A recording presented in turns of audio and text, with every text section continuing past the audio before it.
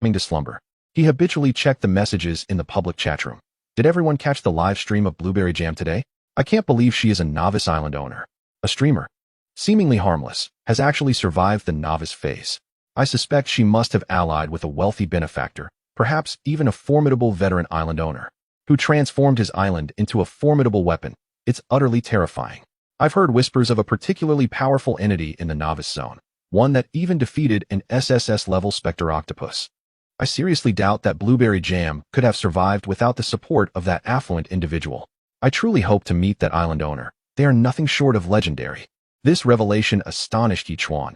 He had not anticipated such fervent discussion surrounding him. Indeed, the influence of internet celebrities is profoundly potent, and Blueberry Jam possesses numerous admirers in the oceanic realm. If he ever found himself in a challenging battle, wouldn't it be prudent to enlist the aid of those formidable figures from the oceanic world? With no pressing matters at hand, Yichuan soon drifted into the realm of dreams. Host has not yet checked in. Would you like to check in? Unbeknownst to him, the system's voice emerged once more. Check in. Yichuan mumbled drowsily before returning to his dreams. Check-in successful. Congratulations, host, for receiving 2,000 evolution points and 1 battleship optimization card. The system's voice followed suit. Yet, Yichuan truly fell back into slumber again. It was not until after 8 in the morning that Yichuan finally awoke, stretching lazily. That was a delightful nap. It has been ages since I enjoyed such a refreshing rest. He took out 100 g of jam to savor while exiting his room. At this hour, the 6 others had already finished their breakfast, and Liang Hongying and the others were still engaged in selling their useless items. Yichuan nodded, noticing the optimization card. His expression shifting. A battleship optimization card? Upon further inspection, he discovered that it could significantly enhance a battleship's weaponry, defense, speed, and other attributes, filling him with immense joy. This clearly indicated preparations for the impending ultimate battleship. Excellent. This is promising. Everyone was preoccupied with their respective tasks, so Yichuan chose not to intrude. Leisurely making his way to the turtle's head, where he observed the accumulated supply boxes from the past few days. Though the number of supply boxes had dwindled in the outer sea, there were still over 20 remaining. With time to spare, Yichuan promptly opened all the supply boxes: 44 planks, 13 metal sheets, 5 sausages, 33 cloth pieces, 17 planks, 13 stones, 27 planks, 2 blueprints for large aircraft, and 500 g of bread. Furthermore, he was pleasantly surprised to find 3 blue steel essence stones among the loot. Indeed, the odds of their appearance were quite favorable. System. Is it possible to add blue steel essence to weapons crafted with spider step feet? Yichuan inquired immediately. As long as it is a weapon, it is indeed feasible. The system promptly responded, suggesting that the host wait until the battleship is upgraded to an ultimate battleship before incorporating the blue steel essence. This addition would enhance both the defense and attack power of the ultimate battleship, with a single piece of blue steel essence providing a 1% increase. Why wasn't this mentioned sooner? Yichuan exclaimed, his expression shifting as he called out. Yugu, please gather any available blue steel essence immediately from the island masters. Whatever it takes. Chapter 322. The fleet arrives. Encountering the sea dragon again. Upon hearing this, the 6 individuals sprang into action, broadcasting a message across the entire Ocean World channel. Purchasing blue steel essence. Bring your offers. The previously quiet Ocean World channel erupted with activity. Blue steel essence, while not exceedingly rare, is certainly not commonplace. Why is there suddenly a demand for this? I've got a piece that I've been trying to melt for 2 days without success. I've given up on it. I've got several pieces, and I was just wondering what to do with them. Perfect for selling. Simultaneously, many island masters began reaching out to Zhao Feiyu and his companions privately, seeking high-grade food, fresh water, and weaponry. As long as the offers did not exceed Yichuan's limits, he accepted them without hesitation. In just over half an hour, Yichuan managed to collect over 30 pieces of blue steel essence, though acquiring a full 100 seemed a daunting task. Bro, there's someone claiming to have 10 pieces. Xiao Feilong suddenly exclaimed, but the individual wanted to know the utility of the blue steel essence. Yichuan, upon hearing this, quickly consulted the super tablet and replied, what do you want to trade for this blue steel essence? Once the transaction is complete, I will inform you of its uses. Tell me its uses first, and then I will trade, the other party insisted. Let us trade first, or we can forget it. I'm not in desperate need of these few pieces. Yichuan replied without hesitation. I intend to trade for a battleship. After a brief pause, the other person responded, my battleship was attacked, and I can only remain in a submarine for now. Not an issue. Yichuan replied, and then turned to his companions, asking, do any of your battleships arrive today? My fleet will rendezvous with us in about 3 hours. Lu Shuai immediately responded. It will take 3 hours for my fleet to arrive. I'll contact you then. Yichuan acknowledged, and after that, he fell silent. 3 hours later, a fleet swiftly approached Turtle Island. This fleet comprised 7 battleships, each manned by 3 crew members, all of whom disembarked at Turtle Island. Young master, you all have worked hard. Lu Shuai smiled and nodded at everyone, adding, you may leave the fleet here. You are free to return. Young master, do you not require our assistance in piloting these battleships? The leading man couldn't help but express his confusion. This is unnecessary. I have other uses for these warships, Lu Shuai replied with a smile. Please take your leave. Very well. The group exchanged glances but refrained from further comments, promptly departing. Initially, they had been sent by the family head to observe this remarkable island lord, who could casually produce Han Emperor Maotai and offer a mineral as a gift. Yet, upon merely approaching the island lord's territory, they were all swiftly dismissed, leaving them with a sense of mild frustration. However, since the young master had spoken, to linger any longer would be to defy orders, and they ultimately left in compliance. Yichuan immediately contacted the previous ID, requesting Lu Shuai to place the trading rights for a warship in the trading slot. The island lord offered no further words and promptly completed the transaction. Now, can you enlighten me on the uses of the blue steel essence? It can be melted and poured onto weapons to enhance their sharpness and flexibility, Yichuan replied candidly. Come now, I am not unaware of that. My inquiry pertains to the melting process. The other party seemed somewhat flustered and angrily questioned him. Just keep melting it. It will soon be fully liquefied. Yichuan reiterated, if it hasn't melted, perhaps your duration was too short. Try heating it for several more days. Are you certain? The other party still sounded skeptical. Absolutely certain. Yichuan replied earnestly. If it hasn't melted after 3 days, then come back to me. After this, there was no further response from the other side. Yichuan took a moment to reorganize the items in his storage, accommodating all 5 warships. He shook his head, stating, in our studies, we learned that only 1540,000-ton warships can constitute a fleet, yet upon entering the maritime world, I discovered that even 5 warships can form a fleet. After all, practice is the sole criterion for testing truth. There is always a discrepancy between theoretical knowledge and reality. Lu Shuai replied with a smile. According to our family's island lord, he has even witnessed a fleet composed of 360,000-ton warships. Yichuan shrugged slightly and calculated the time. Let us remain here for now and refrain from advancing. Once the other fleets arrive, I will upgrade the warships before we proceed. Agreed.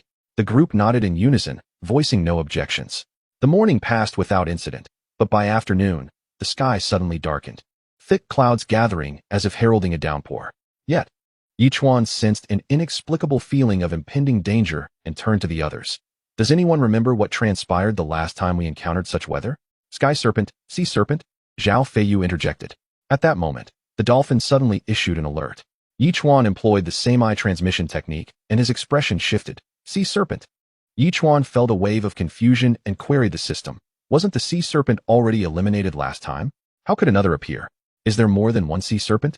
In the vast expanse of the ocean, there are 2 creatures, a male and a female, as indicated by the system. The male is the one that has been singled out. What are you talking about? Yichuan exclaimed, momentarily taken aback. This is utterly ridiculous. Last time, we lost the female, and now her mate has come seeking vengeance? Surely, there must be no other issues at hand. Brother, look. A massive whirlpool has suddenly appeared on the ocean's surface.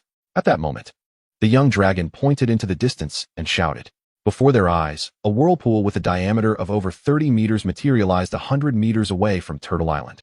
Spinning swiftly, the sea dragon emerged from this vortex, but after rising about 50 meters, it could no longer breach the surface and, after a few rotations, plunged back into the water. As the transmission of thoughts continued, Yichuan was astonished to discover that there was a creature in the water that was half shark and half octopus, entangled in a fierce struggle with the sea dragon. This enormous whirlpool was the creation of this monstrous entity. Chapter 323. The Sea Dragon's Defeat. Confrontation with Ruska. What is happening? The young dragon asked in confusion. It doesn't seem to be targeting us. System, why does it feel as though 2 sea beasts are engaged in battle? Yichuan inquired solemnly. What is that creature that is half octopus and half shark? Ruska, an S-rank marine creature, reaches a peak adult length of 32 meters. Its temperament is ferocious, with an astonishing biting force, capable of executing a deadly entanglement. The system promptly provided its introduction. Indeed, Perhaps the sea dragon was initially aiming for us. But it is now preoccupied with another S-rank marine creature, Yichuan stated gravely. This creature is known as Ruska, a marine monstrosity with a shark's upper body and an octopus's lower body. Ruska? Lu Yue immediately responded. It is said to be an exceedingly brutal marine creature. But no island master has ever encountered it. Everyone thought it was merely a legend, yet it truly exists. Of course, the ocean world is boundless. Surely, all manner of existence must dwell within it, even if we have yet to witness it. Zhao Feiyu remarked solemnly. I believe we should temporarily withdraw to avoid being caught in the crossfire. System, what is your perspective? Yichuan unusually sought the system's opinion. However, the system remained silent, ignoring Yichuan entirely. Yichuan initially furrowed his brow but soon chuckled, saying, since we have encountered this situation, why should we retreat? Let Turtle Island take a step back while we board a large submarine to observe the spectacle, waiting for the opportune moment to intervene. Isn't it akin to the clam and the snipe contending, with the fishermen benefiting? How thrilling! The young dragon chuckled. In no time, except for Lu Yue and Blueberry Jam who remained on the island, the other 5 entered the large submarine. To prevent any unforeseen events, Yichuan also brought Friday and Saturday along. After all, with the Boo family giant ape and the 3 little ones guarding the island, the safety of the 2 girls was assured. As they ventured into the depths of the sea, the onlookers finally beheld the fierce clash between the 2 adversaries. Yichuan began to grasp the true meaning of a deadly entanglement. The creature, with its elongated tentacles, was tightly coiling around the sea dragon, creating a mutual struggle for survival. Despite the sea dragon's relentless grip, the form of Ruska was exceedingly malleable, rendering the dragon's efforts futile. Instead, it was the sea dragon that found itself ensnared, hindered to the point of immobility. In the next moment, the sea dragon commenced a vigorous struggle, lowering its head to viciously bite into Ruska's body, injecting a torrent of venom into it. This assault caused the octopus-like lower half of Ruska to shift in color, while the fearsome jaws of the shark-like creature clamped down with ferocity. Even as the sea dragon fought with all its might, the immense jaws seized its throat, making its desperate struggles ultimately ineffective. Brother, this creature appears formidable, yet it pales in comparison to Ruska, exclaimed the small dragon with a grave tone. If we engage it, we may not stand a chance. After all, it was merely an S-class marine organism. Yichuan replied solemnly, let us observe for now and intervene when necessary. Meanwhile, the small dragon and Lu Shuai had reached the command platform, poised to launch tracking missiles and torpedoes, eager to eliminate the threat at the earliest opportunity. Just as Ruska seemed on the verge of vanquishing the sea dragon, the latter's tail appeared to elongate by several meters, delivering a fierce strike to Ruska's head. Despite its colossal size, this blow momentarily halted Ruska, loosening its deadly grip considerably. Seizing the opportunity, the sea dragon once again thrashed violently. This maneuver drove Ruska into a frenzy, as its 8 tentacles lunged simultaneously toward the sea dragon's form. Just as the sea dragon was about to escape, the tentacles transformed into lethal spikes, piercing deep into the creature and sealing its fate. After defeating the sea dragon, Ruska, perhaps driven mad by the battle, charged directly towards the large submarine. Goodness, this creature truly intends to attack us, shouted the small dragon. Brother, shall we strike? If we don't, we might meet our doom. Yichuan retorted impatiently, hurry. In an instant, 3 torpedoes were unleashed toward Ruska. With a swift turn, Ruska presented its octopus-like appendage to the torpedoes, enveloping them entirely. With a muted explosion, all 3 torpedoes detonated within its body, transforming the octopus section into a massive sphere several hundred meters in diameter. As the force of the explosion was expelled, Ruska's body rapidly contracted, emerging unscathed. Is it truly capable of such a feat? Little Flying Dragon gaped in astonishment at Ruska in the distance, exclaiming in disbelief, Brother, is it immune to explosive substances? I've already seen it, Yichuan replied curtly. Meanwhile, Ruska surged forward once more, its enormous octopus body expanding rapidly like a mass of water, enveloping the entire submarine within its grasp. Subsequently, it seemed to begin a violent contraction, intending to compress the large submarine into an infinitesimal size. With a series of cracking sounds, the large submarine was astonishingly compressed. Zhao Feiyu's voice turned grave as he remarked, its body may be soft and highly accommodating, but it may not withstand sharp objects. I can handle this. Before Zhao Feiyu could finish, Yichuan had already drawn his long knife, asserting, perhaps I can exert brute force to cleave through its body. Brother, seeing Yichuan's intent to proceed, Zhao Feiyu swiftly grasped his shoulder, cautioning, be careful. Yichuan waved his hand and made his way to the torpedo launch bay.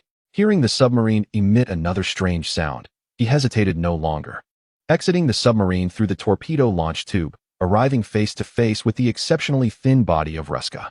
Yichuan took a deep breath and gently placed his long knife against the octopus's body. To his surprise, before he even unleashed absolute gravity, merely employing his own strength combined with the knife's several hundred tons of force, he opened a gash in the octopus's body.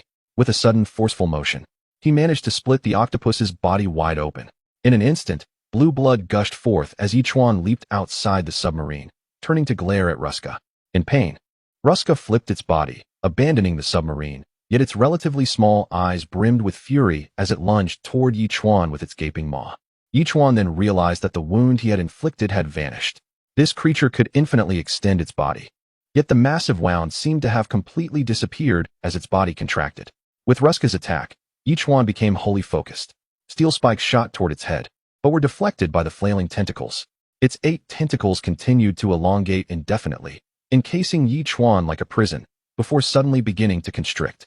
Yichuan furrowed his brow, quickly locating a weak point, and with a swift slash of his long knife, severed one tentacle in two, breaking free from the confines. In that moment, several tentacles lashed out at him like steel whips. Yichuan agilely dodged in the water, continuously swinging his long knife, occasionally severing tentacles. However, each time a tentacle was cut, it would regrow, seemingly immortal. This relentless regeneration vexed Yichuan immensely. It appeared that striking its upper body was the key to its defeat. This prompted Yichuan to focus on the upper half of the creature. But with 8 tentacles obstructing his path, inflicting damage on its upper body proved to be a formidable challenge. After 10 minutes, Yichuan had successfully severed 11 tentacles, only to hear a subtle sound as a long spear shot forth from the surface of the sea, aimed directly at Karuz. The sea turtle had not retreated. Rather, upon noticing the spear, a tentacle immediately coiled around it. Yichuan furrowed his brow and dashed forward, employing absolute gravity to propel himself nearly 5 times faster. Colliding directly with Karuz's octopus body, the tentacle that had entangled the spear was thrust aside, creating a gash over 10 meters long in the octopus's body, while the spear pierced through its shark-like head. In that instant, Karuz shuddered, and 4 tentacles rushed towards the spear as if they were free of cost, attempting to wrench it from its body. However, the barbs had already opened, and any force applied resulted in excruciating pain, causing it to momentarily lose its composure. Meanwhile, a dolphin, lurking in the shadows and poised to strike, suddenly surged forth, its elongated fateful horn piercing into the octopus's body, prompting it to shift colors once more. Despite being an S-class marine creature, the paralysis toxin from the horn induced a brief period of unconsciousness. Seizing that fleeting moment, Yichuan charged forward, bringing his long sword down with ferocity between the shark's body and the octopus's body. To his astonishment, this spot turned out to be Karuz's vital point. The blade sliced through its body with ease, leaving only a meter of connection. Karuz instantly regained its senses, and the 2 remaining controllable tentacles lashed out at Yichuan. This time, Yichuan did not evade. Instead, he sheathed his sword and grasped the incoming tentacles with both hands. After a moment of tingling numbness, he began to pull with all his might. Little did he know that his older brother had become remarkably formidable, and the gap between them was becoming increasingly evident. Observing Yichuan, who resembled a god of war, the little dragon could not help but sigh. Currently, the connection of Karuz's body was no thicker than a meter. They could launch missiles to sever it in 2. Liang Hongying decisively declared that relying solely on his brother to break it would likely prove unrealistic. Then what are we waiting for? Let us act, the little dragon exclaimed, promptly aiming at the connection and launching missiles without hesitation. With Yichuan exerting all his strength in pulling, the healing of the wound was agonizingly slow, but if this continued, it would inevitably fully recover. The dolphin, initially planning to strike the connection once more, swiftly evaded to the distance. Moments later, missiles, accompanied by a flurry of bubbles, soared from afar, crashing into the connection, followed by a resounding explosion. Yichuan immediately activated the reverse flow technique and, with the dolphin's assistance, retreated towards the distance. In the distance, Karuz's body finally split into 2 halves, with its 8 lifeless tentacles drifting towards the seabed, leaving only the colossal shark head being tugged by the harpoon. At this moment, Yichuan finally breathed a sigh of relief and swiftly swam towards the large submarine. Congratulations, host, on your first kill of an S-rank marine creature. You are rewarded with a lucky gift package. Would you like to open it? Simultaneously, the system's voice emerged. Wasn't it an S-rank marine creature? Yichuan was momentarily taken aback, but soon understood. After all, this creature had effortlessly slain the S-rank sea dragon, indicating it was no ordinary S-rank marine entity. System, do you also encounter bugs? Yichuan jested, realizing that before witnessing its strength, it had only classified it as S-rank, yet now it had upgraded its designation to S. Would you like the gift package? The system promptly issued a warning. Yes, open it. Yichuan chuckled and declared. Successful opening. Congratulations, host. For obtaining 200 kilograms of fertile black soil, 10 units of medium nutrient solution, 2 S-rank marine creature cores, 1 experience gift package, 1 resource gift package, 2 absolute defenses, and 1 miraculous pill. The rewards were akin to those received from the previous hunt of the sea dragon. Perhaps it was because this creature had just slain the sea dragon, hence the acquisition of 2 marine creature cores. This was indeed quite delightful. Upon returning to the submarine, Little Flying Dragon exuberantly exclaimed, Big brother, we have slain another S-rank marine creature, huh? It's alright, but it was also to prevent it from targeting us. Yichuan shrugged. We did it for self-defense. Exactly. Little Flying Dragon nodded vigorously. They then returned to the island, where the 2 women rushed over. Brother, we noticed the situation below, so we activated the harpoon. Well done. If it weren't for this harpoon's rapid fire, fully defeating that creature might have required Saturday and Friday to dive in. Yichuan remarked with a smile. It's just a pity we didn't stream it. Blueberry Jam pouted. Otherwise, we would have had tens of billions in our accounts by now. We can't always stream, though. We just started streaming a couple of days ago. Doing it again so soon might not yield favorable results, Yichuan analyzed. Only by spacing it out can we attract more viewers. True. Blueberry Jam pondered for a moment and then grinned. I'll take a break now. Yichuan waved his hand. Saturday. Investigate this shark head and see if it has any culinary value. Chapter 325. Unbounded Entry, Ultimate Battleship. Got it, Brother Chuan. I'll make sure you are satisfied. Saturday promptly replied with determination. Yichuan then returned to his room and swallowed the miraculous pill. 5 minutes later, the system's voice followed. Congratulations, host, on achieving unbounded entry. Once again, unbounded entry? Yichuan felt puzzled and immediately inquired, System, what does unbounded entry mean? No response was forthcoming. The system appeared disinclined to inform Yichuan of this matter. Yichuan furrowed his brow slightly, then spoke in a low voice. Elder brother, the forbidden gun requires entry into the realm to wield it. Now, as for this miraculous little pill in my possession, it too poses no barriers to entering the realm. Yet, you must elucidate what entry into the realm truly signifies. Entry into the realm is a pivotal threshold for the island masters to grow stronger. At last, the system provided an answer. Upon entering the realm, one could engage in single combat with SS-grade marine creatures. Such astonishing prowess. Yichuan's expression shifted. He suddenly pondered whether this bore resemblance to the cultivation practices described in fantasy novels, such as chi training or foundation building. Never mind that. Since there are no bottlenecks for entry into the realm, it indicates that he is on the verge of entering. In due time, he shall come to know. The rain, after all, did not descend. Soon enough, the skies cleared, though the sun had already set, and twilight gradually enveloped the surroundings. A rich aroma wafted through the air. Saturday had prepared the shark fin soup, braised shark meat. The enormous shark head had been transformed by Saturday into over 10 exquisite dishes, each one a feast for the senses. Elder brother, Saturday's culinary skills are truly unparalleled. It smells absolutely divine. Little Flying Dragon rubbed his hands together eagerly, grinning as he exclaimed, Let us dig in.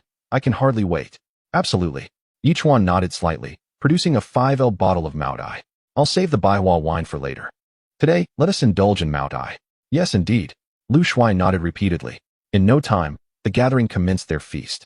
As the night deepened, with the bright moon hanging high, those seeking respite in the villa's courtyard finally retreated to their chambers.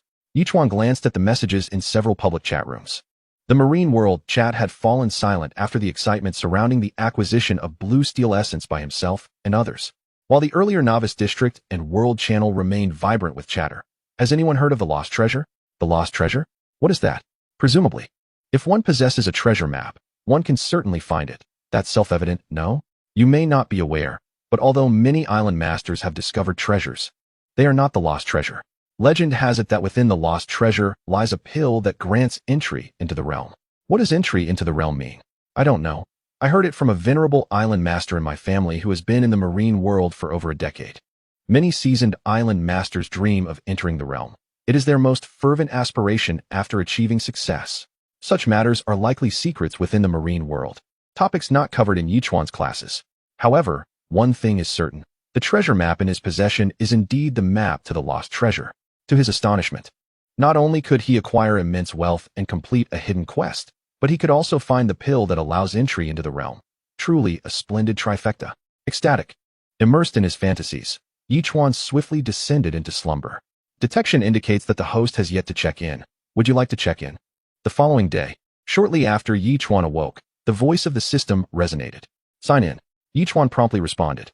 Sign in successful. Congratulations, host.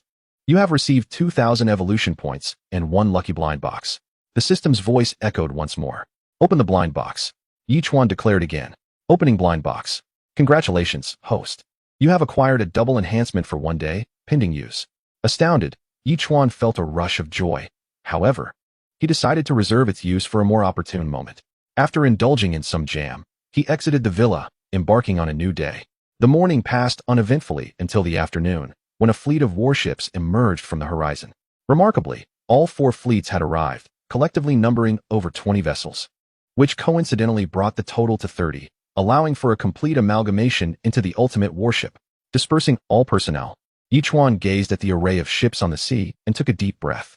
He first activated the double enhancement and then commanded, System, immediately combine all warships and upgrade them to the ultimate warship. Currently, the host possesses 46 blue steel essence stones. Shall all be utilized? The system promptly inquired. Use them all. Yichuan replied without hesitation.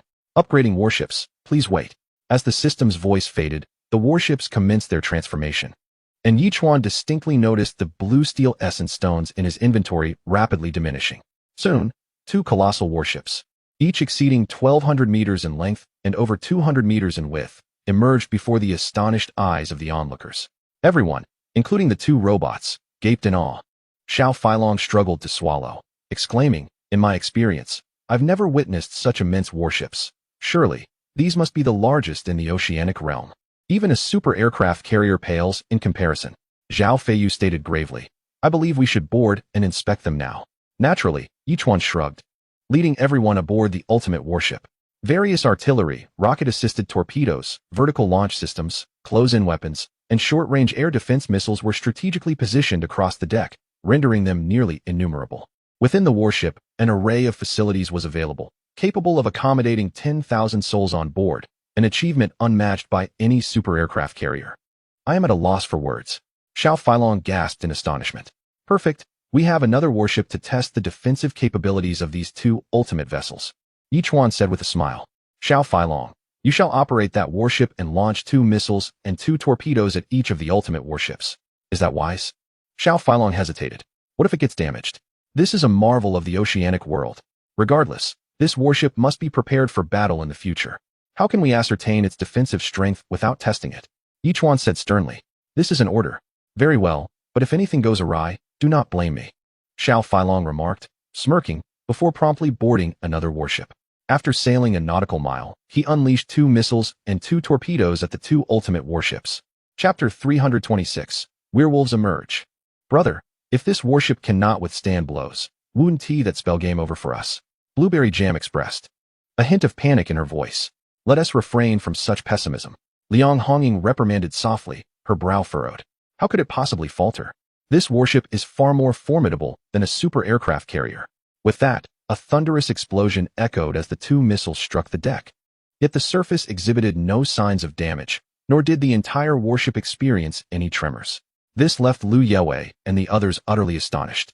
They had previously maintained a skeptical stance, as such defensive capabilities seemed almost beyond belief. Surely, even an aircraft carrier would sustain significant damage from such an assault. Wouldn't it?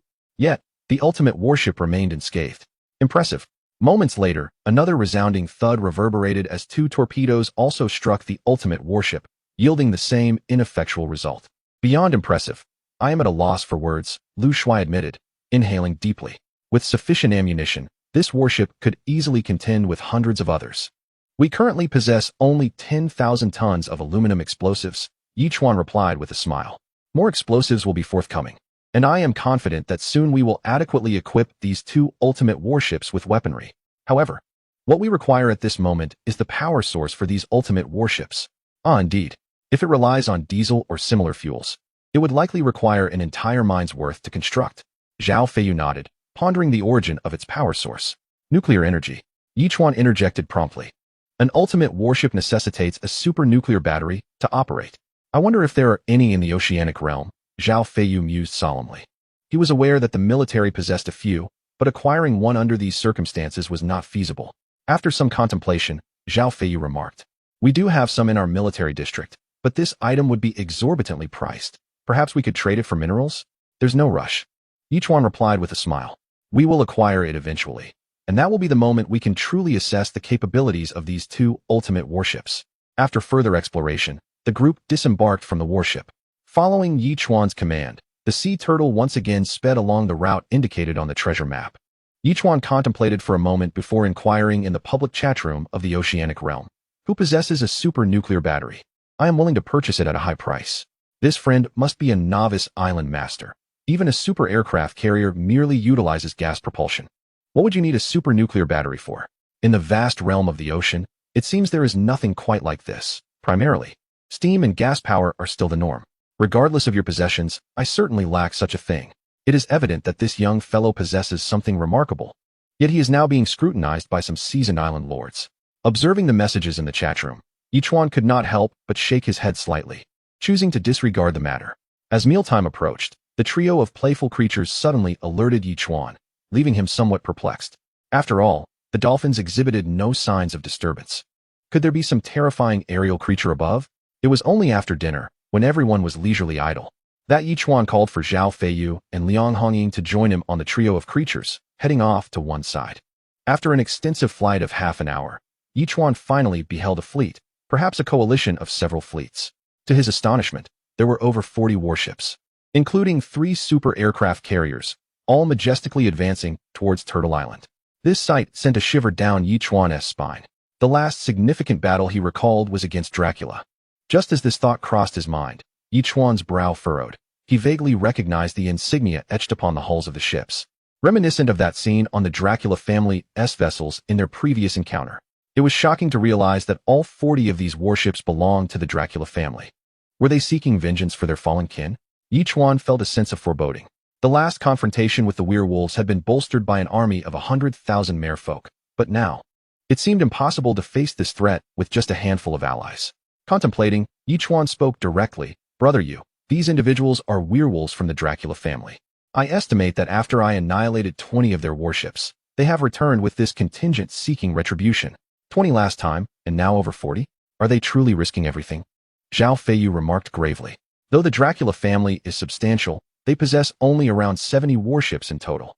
With over 40 deployed now, they are left with merely 10 as a safeguard.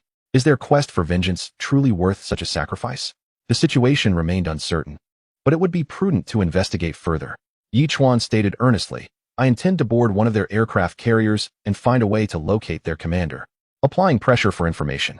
An aircraft carrier houses at least 2,000 to 3,000 personnel. If discovered, Liang Hongying whispered, "Brother, I will accompany you." "There is no need. Too many people will only increase the risk. Be prepared to support me at a moment's notice."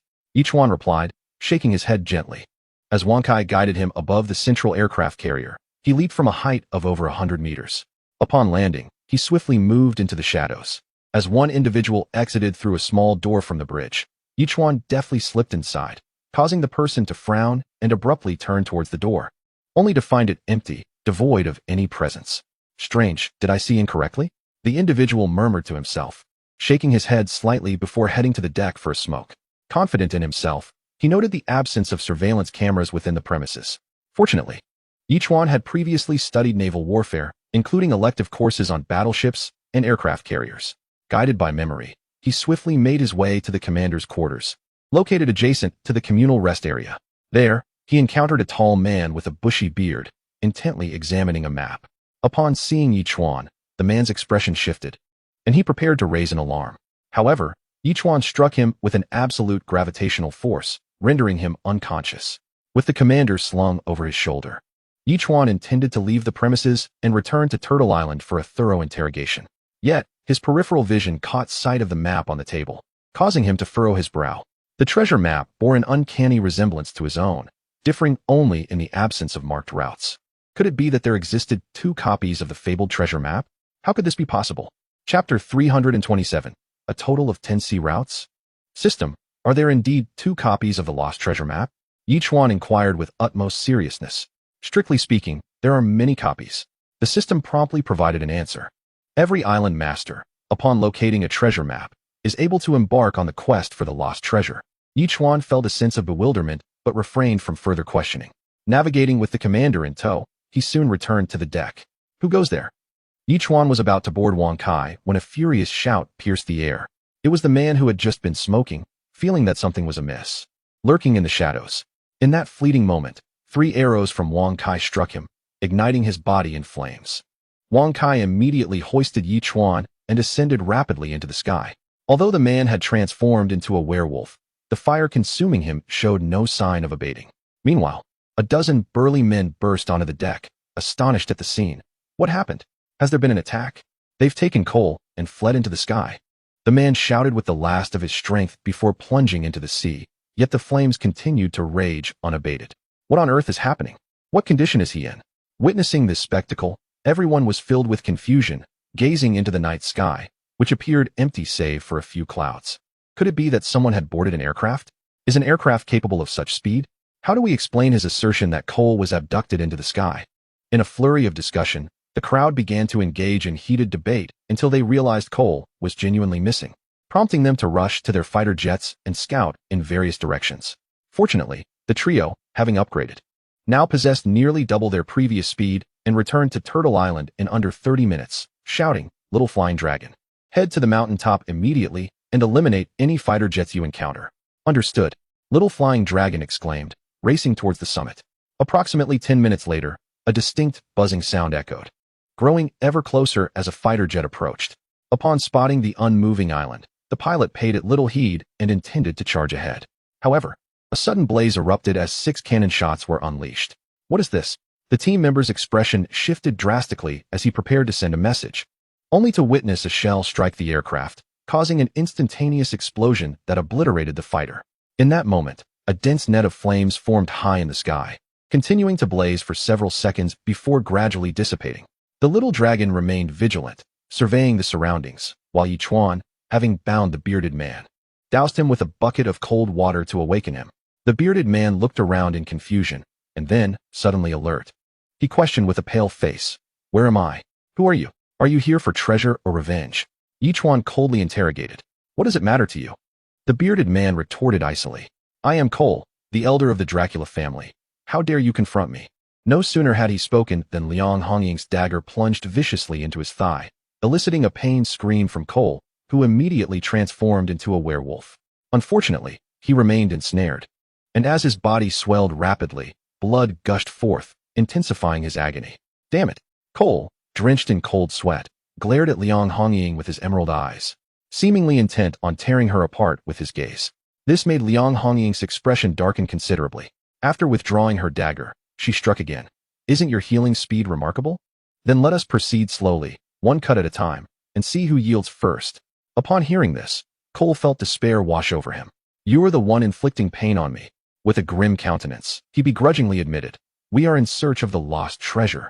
When the novice area was first opened, your 20 ships sought revenge, only to be entirely annihilated. Do you not plan to retaliate?" Yichuan inquired once more.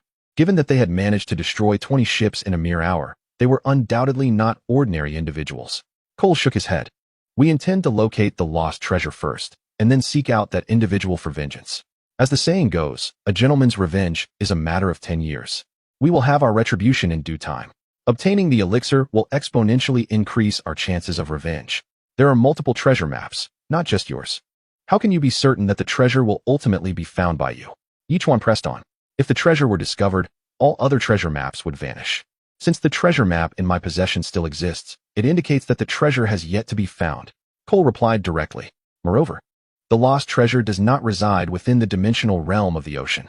If it were so easily located, it would not be called lost treasure, would it?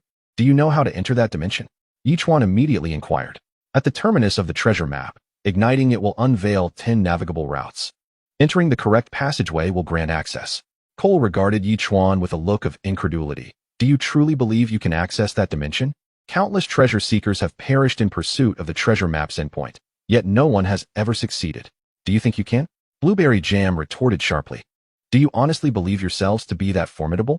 Indeed, we possess over 40 warships, and with every 4 vessels entering a single passage, we shall surely uncover the long-lost treasure. Cole boasted, exuding confidence. That treasure is destined to be ours. Brother, we know all that we need to. Shall we dispatch him? Liang Hongying remarked, drawing her dagger. Do you dare? Cole's expression darkened. I am a senior elder of the Dracula family. Any assault against me will invoke the wrath of the entire clan. Seize him, and return him to our ship. Drop him from 300 meters above. Landing him on the deck, let him meet his demise. Yi Chuan commanded decisively. To avert any unforeseen outcomes, Liang Hongying severed his limbs and extracted his tongue, instructing Wang Kai to hastily depart from the scene. Half an hour later, as Wang Kai navigated through the fleet of warships, the unfortunate and incapacitated Cole struggled futilely against his fate, yet was ultimately cast down. His eyes widened in horror as his body crashed against the bridge, his heart bursting upon impact, leaving him lifeless. The crew aboard the aircraft carrier emerged hastily, their expressions a mix of shock and fury upon discovering Cole's lifeless form. Most astonishingly, they realized that the one responsible for his demise was none other than a bird. Chapter 328, Pirates of the Caribbean? Ascending to a new level. An albatross. How could it possibly have slain Cole? One individual glared coldly at Cole's mangled remains, their fury reaching a boiling point. His limbs had been severed. It was evident that this could not have been the work of a mere bird. Captain Robert conducted a thorough examination and swiftly arrived at a conclusion, lamenting, regrettably, we cannot trace the true culprit behind this avian act. Nonetheless, our mission remains to seek the lost treasure. Clearly, they have subjected Cole to severe torture. Any information extracted may pertain to the treasure. Are you suggesting? Several faces shifted with understanding. We need not search far. If we follow the original plan to the treasure map's conclusion, we shall undoubtedly uncover their trail.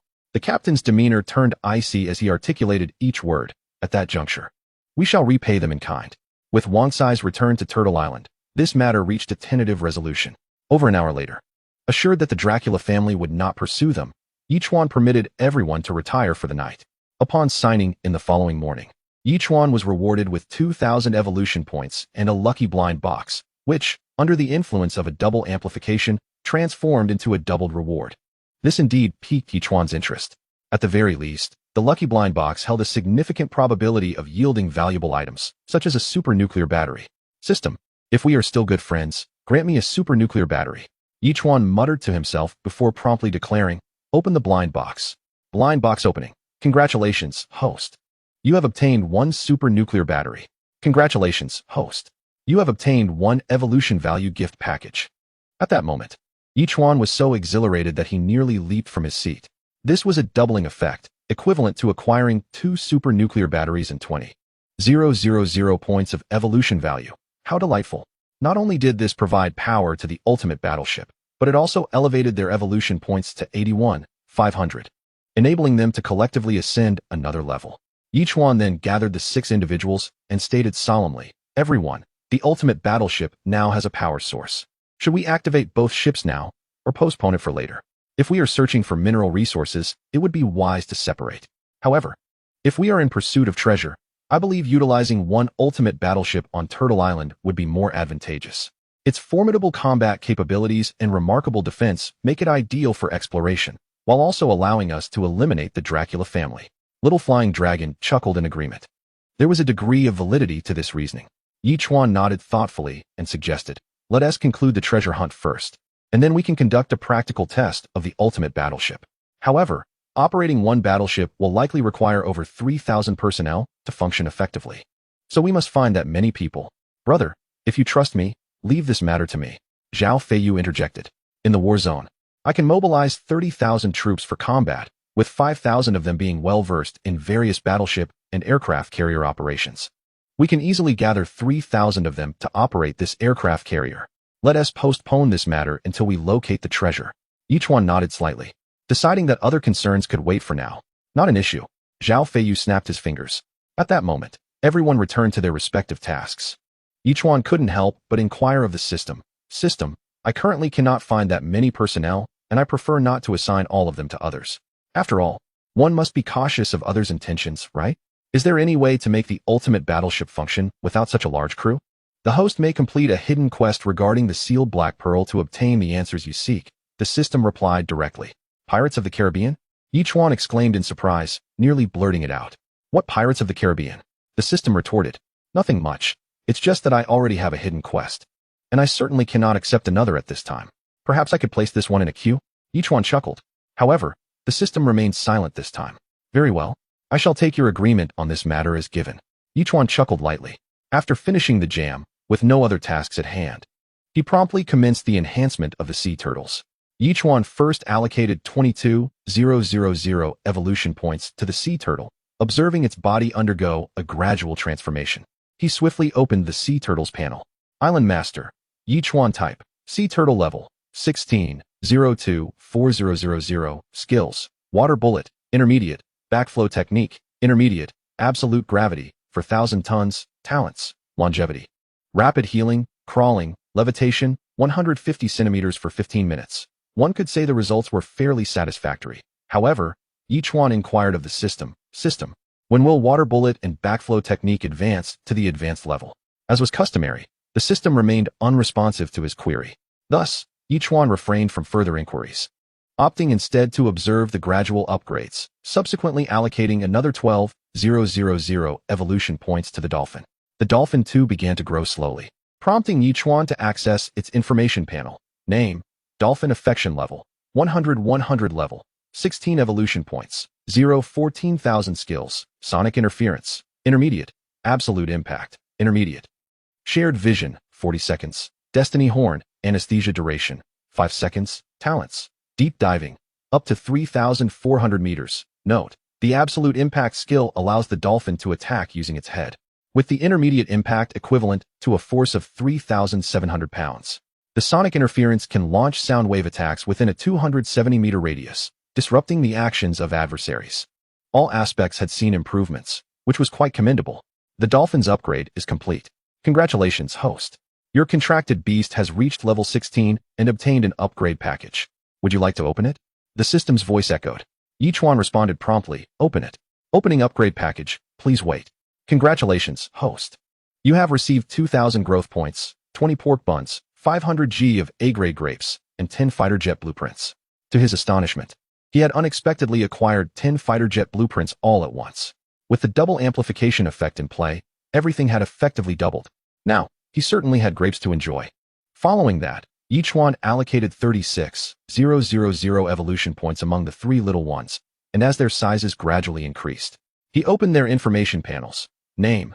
Albatross level. 16. Maturity. Evolution points. 14,000 skills. Diving talents. Capable of lifting objects weighing up to 360 kilograms. Fiery feather arrows. 16 units. Manned ascension. Talents. Diving, fishing, flying long haul. Chapter 329. Armor launcher. Excellent and powerful. Albatross's upgrade is complete. Congratulations, host. Your pet has reached level 16 and obtained an upgrade package. Would you like to open it? The Albatross upgrade has been completed. Congratulations, host. Your pet has leveled up to level 16 and received an upgrade gift pack. Would you like to open it? Yichuan promptly responded, open all. Congratulations, host. You have obtained 2,000 growth points, 77 wooden planks, 43 glass pieces, and a blueprint for a bomber. Congratulations, host. You have obtained 2,000 growth points, 64 stones, 45 metal sheets, and 10 large automatic shooters. Congratulations, host. You have obtained 2,000 growth points, 97 plastics, 71 glass pieces, and 1 lucky blind box. Yichuan felt a genuine sense of satisfaction with the gift pack. Each reward surpassed the previous ones significantly, and the appearance of a blind box piqued his curiosity. However, he was still uncertain about the contents of the 2 blind boxes. Without further hesitation, Yichuan swiftly opened the blind box. Opening blind box. Congratulations, host. You have received an evolution value gift pack. Congratulations, host. You have received a mech starter. A mech starter? The giant ape mech starter? But the giant ape mech requires no activation. Could it be Zhao Feiyu's high-tech intelligent armor? Yet, wasn't he their only one set? Now, under the influence of a double amplification, it has transformed into 2. Could there be an additional set of armor? Yichuan did not dwell on this question for long and immediately called for Zhao Feiyu. Brother Yu, Where is your wristband? Though puzzled, Zhao Feiyu promptly extended his hand. Yichuan placed the starter onto the wristband, and a ring of white light suddenly radiated from it. Zhao Feiyu frowned slightly as the previous voice echoed again. Blood comparison completed, armor activated, determining the optimal activation method for the user. Accompanied by this declaration, a series of beeping sounds followed. Within mere seconds, a black suit of armor enveloped Zhao Feiyu completely. However, his physique did not change significantly. It seemed that this armor fit the body closely, unlike Iron Man's armors that exuded a mechanical and metallic feel. Is this truly the most advanced high-tech intelligent armor in the world? Little flying dragon circled Zhao Feiyu, curiously commenting, "Why is it so dark? It doesn't seem particularly special. I feel that this armor is exceptionally compatible with my body, and using it also grants me additional strength," Zhao Feiyu replied, extending his hands. As he did so, a faint clicking sound resonated, and sharp claws sprang forth, glistening ominously in the sunlight. "I believe that even if a missile were to strike me, I would remain unharmed," Zhao Feiyu declared earnestly. Yichuan instantly drew his Desert Eagle and fired several shots at him. Yet, Zhao Feiyu's hands moved with incredible speed, catching all 5 bullets effortlessly. "That fast? You caught the bullets with your bare hands?" Blueberry Jam exclaimed in astonishment. "It seems I can even be faster," Zhao Feiyu responded confidently. Zhao Feiyu spoke, then turned his gaze towards the little dragon. "Little dragon, I am heading out to sea now. Shortly, you shall strike me with a missile. Are you serious?" The little dragon exclaimed in astonishment. "What if I shatter you into pieces? Would I not become a criminal?" "Do not worry, I know my limits," Zhao Feiyu declared. And with a sudden leap, he soared over 100 meters, landing directly in the sea. The little dragon glanced hesitantly at Yichuan. After receiving a nod of encouragement, he dashed into the woods, activating a ground-to-ground missile, and launched it. In an instant, a colossal missile ascended into the sky. Then, after reaching several hundred meters, it turned its warhead towards the ground. Subsequently, it split into 10 separate warheads, raining down upon Zhao Feiyu from all directions. The little dragon had returned to the group, swallowing hard. This is equivalent to 10 missiles striking him simultaneously. "If he truly perishes, I am finished." Boom. Just as those words left his lips, the 10 warheads collided with Zhao Feiyu, and a massive mushroom cloud erupted into the sky. The sea was blasted into a deep crater, creating waves that surged outward, igniting a small tsunami. "Where is he?" The little dragon stared intently at the surface of the water, yet he found no trace of Zhao Feiyu. He couldn't help but mutter, "Has he really been obliterated?" No sooner had he uttered those words than a figure soared into the air, landing before the group, retracting his battle armor, and spitting out a mouthful of blood. Wow, the explosive power equivalent to 10 missiles is no joke. Even clad in such formidable battle armor, I was still knocked back. "How do you feel?" Yichuan inquired with a smile. "Excellent, incredibly powerful." Zhao Feiyu laughed heartily. "Not only is the defense astonishing, but the offense is also fearsome. My 4 claws struck fiercely, and I wielded a laser sword. At the moment of the missile's impact, I severed one warhead, rendering it incapable of exploding. After all, this represents the pinnacle of technology in Blue Star. If it didn't possess such capabilities, would that billion be squandered?" Liang Hongying remarked thoughtfully. "I just wonder if this armor has tracking capabilities. If we encounter the Yin family again, it could be quite troublesome. Fear not, with this armor. Should they dare to trouble us, I will ensure they personally experience its prowess," Zhao Feiyu asserted confidently. "Now that is something to look forward to," Yichuan replied, prompting laughter from the group. The night passed without incident. After dinner, they listened to the melodious duet of Blueberry Jam and Lu Yue, and after sharing the video of their battle against Karus on a short video platform, they retired for the night. Before sleeping, Yichuan glanced at the public chatroom messages, curious if anything noteworthy had emerged. "Does everyone remember the lost treasure I mentioned? Someone actually messaged me claiming to possess a map and is currently on a quest to find it. I was taken aback when he sent you a private message. Does he wish for you to accompany him? Wouldn't that mean you were destined to go? I'm not quite certain, yet it seems rather unlikely. Furthermore, I have noticed that numerous island masters possess maps, yet despite the passage of time, no one has managed to locate them. This remains a mystery to me, as I am unaware of the precise location. Even if one were to venture forth, it appears there would be no means to explore. Perhaps a fellow traveler is en route, and we could request a live broadcast from him when the time comes. Once again, it pertains to the matter of the elusive treasure." Yichuan slightly shook his head, choosing to disregard it and retiring for the night. Chapter 330, Not Friends, but Enemies. Detected that the host has not yet checked in. Would you like to sign in? At 6 o'clock the following morning, the system's voice resounded on cue. Yichuan had already awakened and, while stepping outside, declared, "Sign in. Sign in successful. Congratulations, host, you have received 2,000 evolution points and an evolution value gift pack." The system's voice echoed once more. "Another evolution value gift pack? Is the system intent on hastening my ascension to level 17? Yichuan pondered as he exited the villa and gradually made his way toward the summit of the small hill, gazing at the distant forest. Nearly 6,000 square meters in expanse, still lush and vibrant. The melody of birds filled the air. The Bu family giant ape, after spending a day in the warehouse, had already ventured into the woods. This surprised Yichuan. Previously, at level 16, they had vanquished a Tyrannosaurus rex, and now this creature had entered the woods alone. Was it truly attempting to challenge an SS-level terrestrial being? Nevertheless, since the Bu family giant ape possessed the confidence to enter, Yichuan chose not to dwell on it excessively. If need be, he could explore the situation later that evening. At that moment, the system's voice chimed in. "Island upgrade completed. Congratulations, host. Your island has been upgraded to level 16, and you have received an upgrade gift pack. Would you like to open it?" "Open," Yichuan promptly replied. "Opening. Congratulations, host. You have received 2,000 growth points, 500 G of A-grade grapes, 10 units of exclusive nutrient solution for the magical tree, and 3 blueprints for a speedboat." The rewards had indeed increased significantly, yet Yichuan was puzzled. The system had determined that the magical tree would only reach a height of 180 meters, so why had it provided him with exclusive nutrient solution for the magical tree? Curiously, he approached the magical tree and observed that the first segment, measuring 30 meters, was surprisingly thicker than the trunk above. This revelation enlightened Yichuan. Though the magical tree ceased to grow taller, it began to expand in girth. Almost with each application of the exclusive nutrient solution, the magical tree would thicken a layer. System, surely the Sky City cannot be merely 150 meters high? Yichuan scrutinized the magical tree and posed this question. However, as per usual, the system offered no response. Yichuan couldn't help but slightly shake his head, deciding to set this matter aside for the time being. Currently, following the designated route, Turtle Island has advanced for approximately 7 days, with just over 1,000 nautical miles remaining to the location marked on the treasure map. It will take about another day to reach the destination. The journey has been remarkably calm, with no dangers encountered aside from an occasional treasure-seeking fleet. However, at this moment, the 3 little ones and the dolphins simultaneously alerted Yichuan. Upon utilizing the technique of sympathetic transmission, Yichuan discovered a formidable fleet. Although the number of warships was not as numerous as that of the Dracula family, there were still over 20 vessels, with a particularly prominent aircraft carrier at the center. Coming from the southeast direction of Turtle Island, it could be inferred that this fleet was heading straight for Turtle Island, indicating their intentions were indeed directed at it. Could this possibly be the Yin family?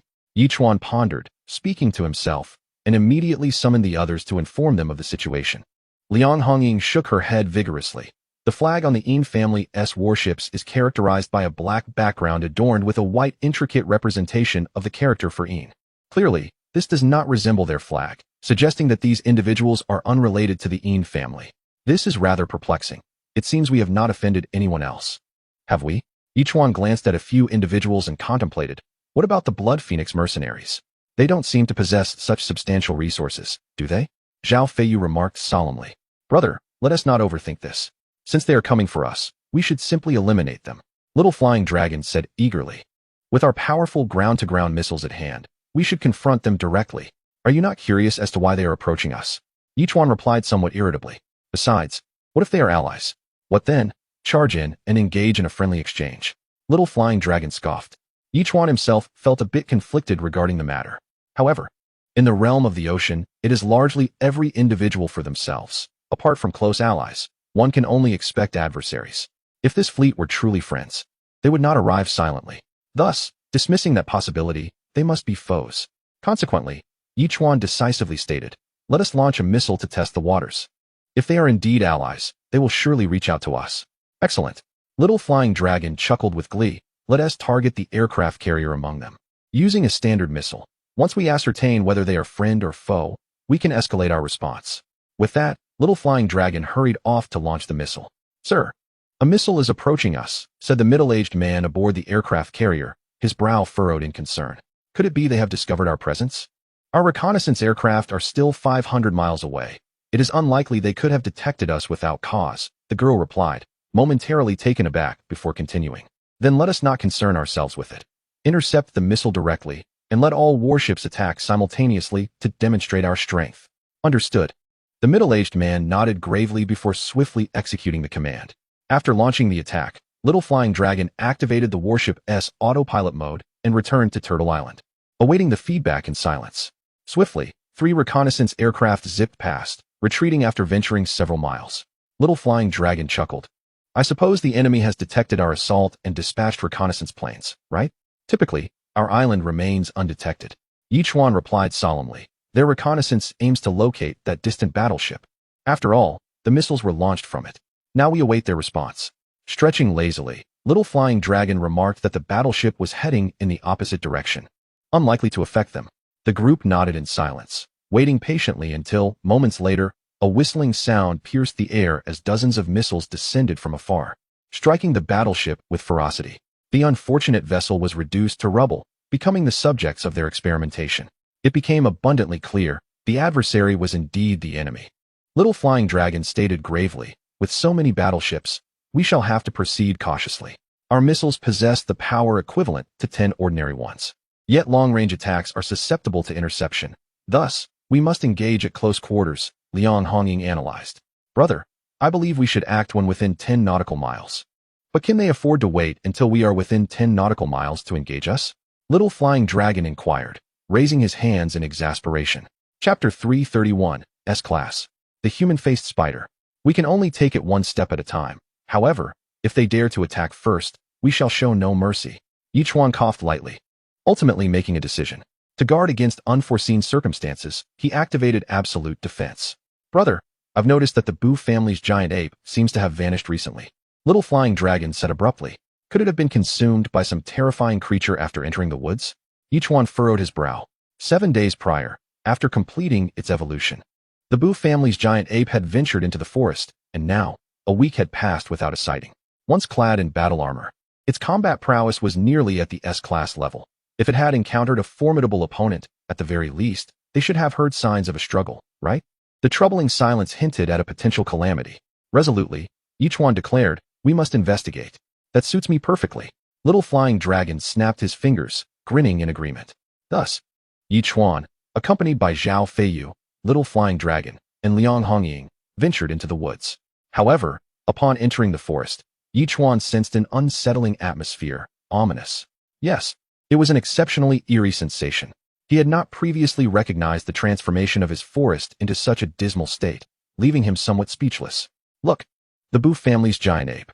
After traversing roughly 200 meters, Little Flying Dragon suddenly pointed to one side. Amidst a cluster of towering trees, a colossal spider's web lay ensnared, with the formidable Bu family giant ape ensnared within it, its form entwined and reduced to mere feeble struggles. Had he arrived a moment later, this unfortunate creature would have surely perished. Infuriated, Yichuan let out a cold huff, his hand sweeping through the air as a blazing feathered arrow shot forth, igniting the web in a fierce conflagration, which swiftly consumed it. At last, the pitiful Bu family giant ape was liberated. Now, it was but skin stretched over bones, likely protected by its battle armor, which had thwarted the spider's lethal embrace, thus granting it a reprieve from death. Yichuan promptly produced 500 milliliters of S-grade freshwater to nourish the giant ape, allowing it to regain its strength. Brother, the Little Flying Dragon suddenly exclaimed. The others followed the direction of his gaze and beheld a spider, measuring 7 to 8 meters in length and 3 to 4 meters in height, adorned with 8 spindly legs. Most unsettling was the visage of a human face that the creature bore. A human-faced spider? Yichuan grasped the situation. It was no wonder the Bu family giant ape had fallen victim to this creature, for it had made no sound nor emitted any presence. An unsuspecting observer might easily mistake it for an ordinary spider. Presumably, the giant ape had entered the woods without sensing any threat, leading to its unfortunate starvation over the past 7 days. How tragic. System, what manner of creature is this? Yichuan inquired.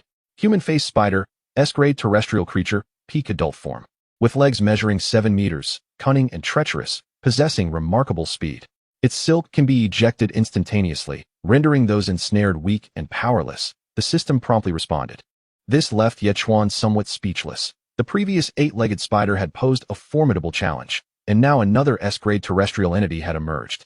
Its combat capabilities were surely on par with that of its predecessor. Brother, be cautious, this creature. Poof. The little flying dragon's eyes narrowed as he began to speak, but a strand of silk suddenly shot forth, ensnaring him without a chance for resistance. Fortunately, Yechuan's reflexes were unparalleled. He swiftly unleashed another blazing feathered arrow, freeing the little flying dragon from peril. Yechuan exhaled in relief.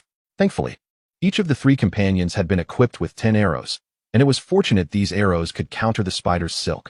Otherwise, they would have been in grave trouble. Hongying, little flying dragon, you two form the front line while I and Yechuan confront it. Zhao Feiyu quietly commanded, his body leaning slightly as his battle armor manifested around him.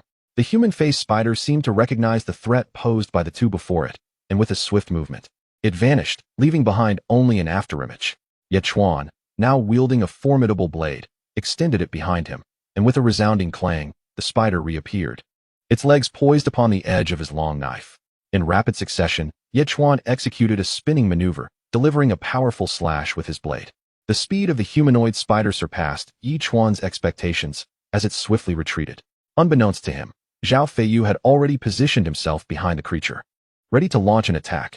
In an instant, the spider unleashed a stream of silk from its abdomen, nearly ensnaring Zhao Feiyu.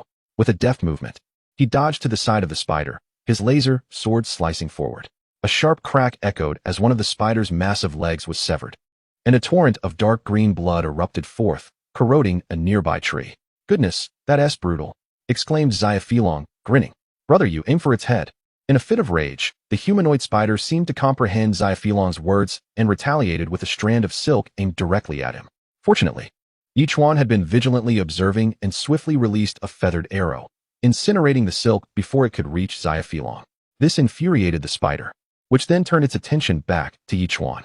The creature, demonstrating remarkable intelligence, recognized that Yechuan was not only the backbone of the group, but also that the feathered arrows were its only countermeasure against its silk.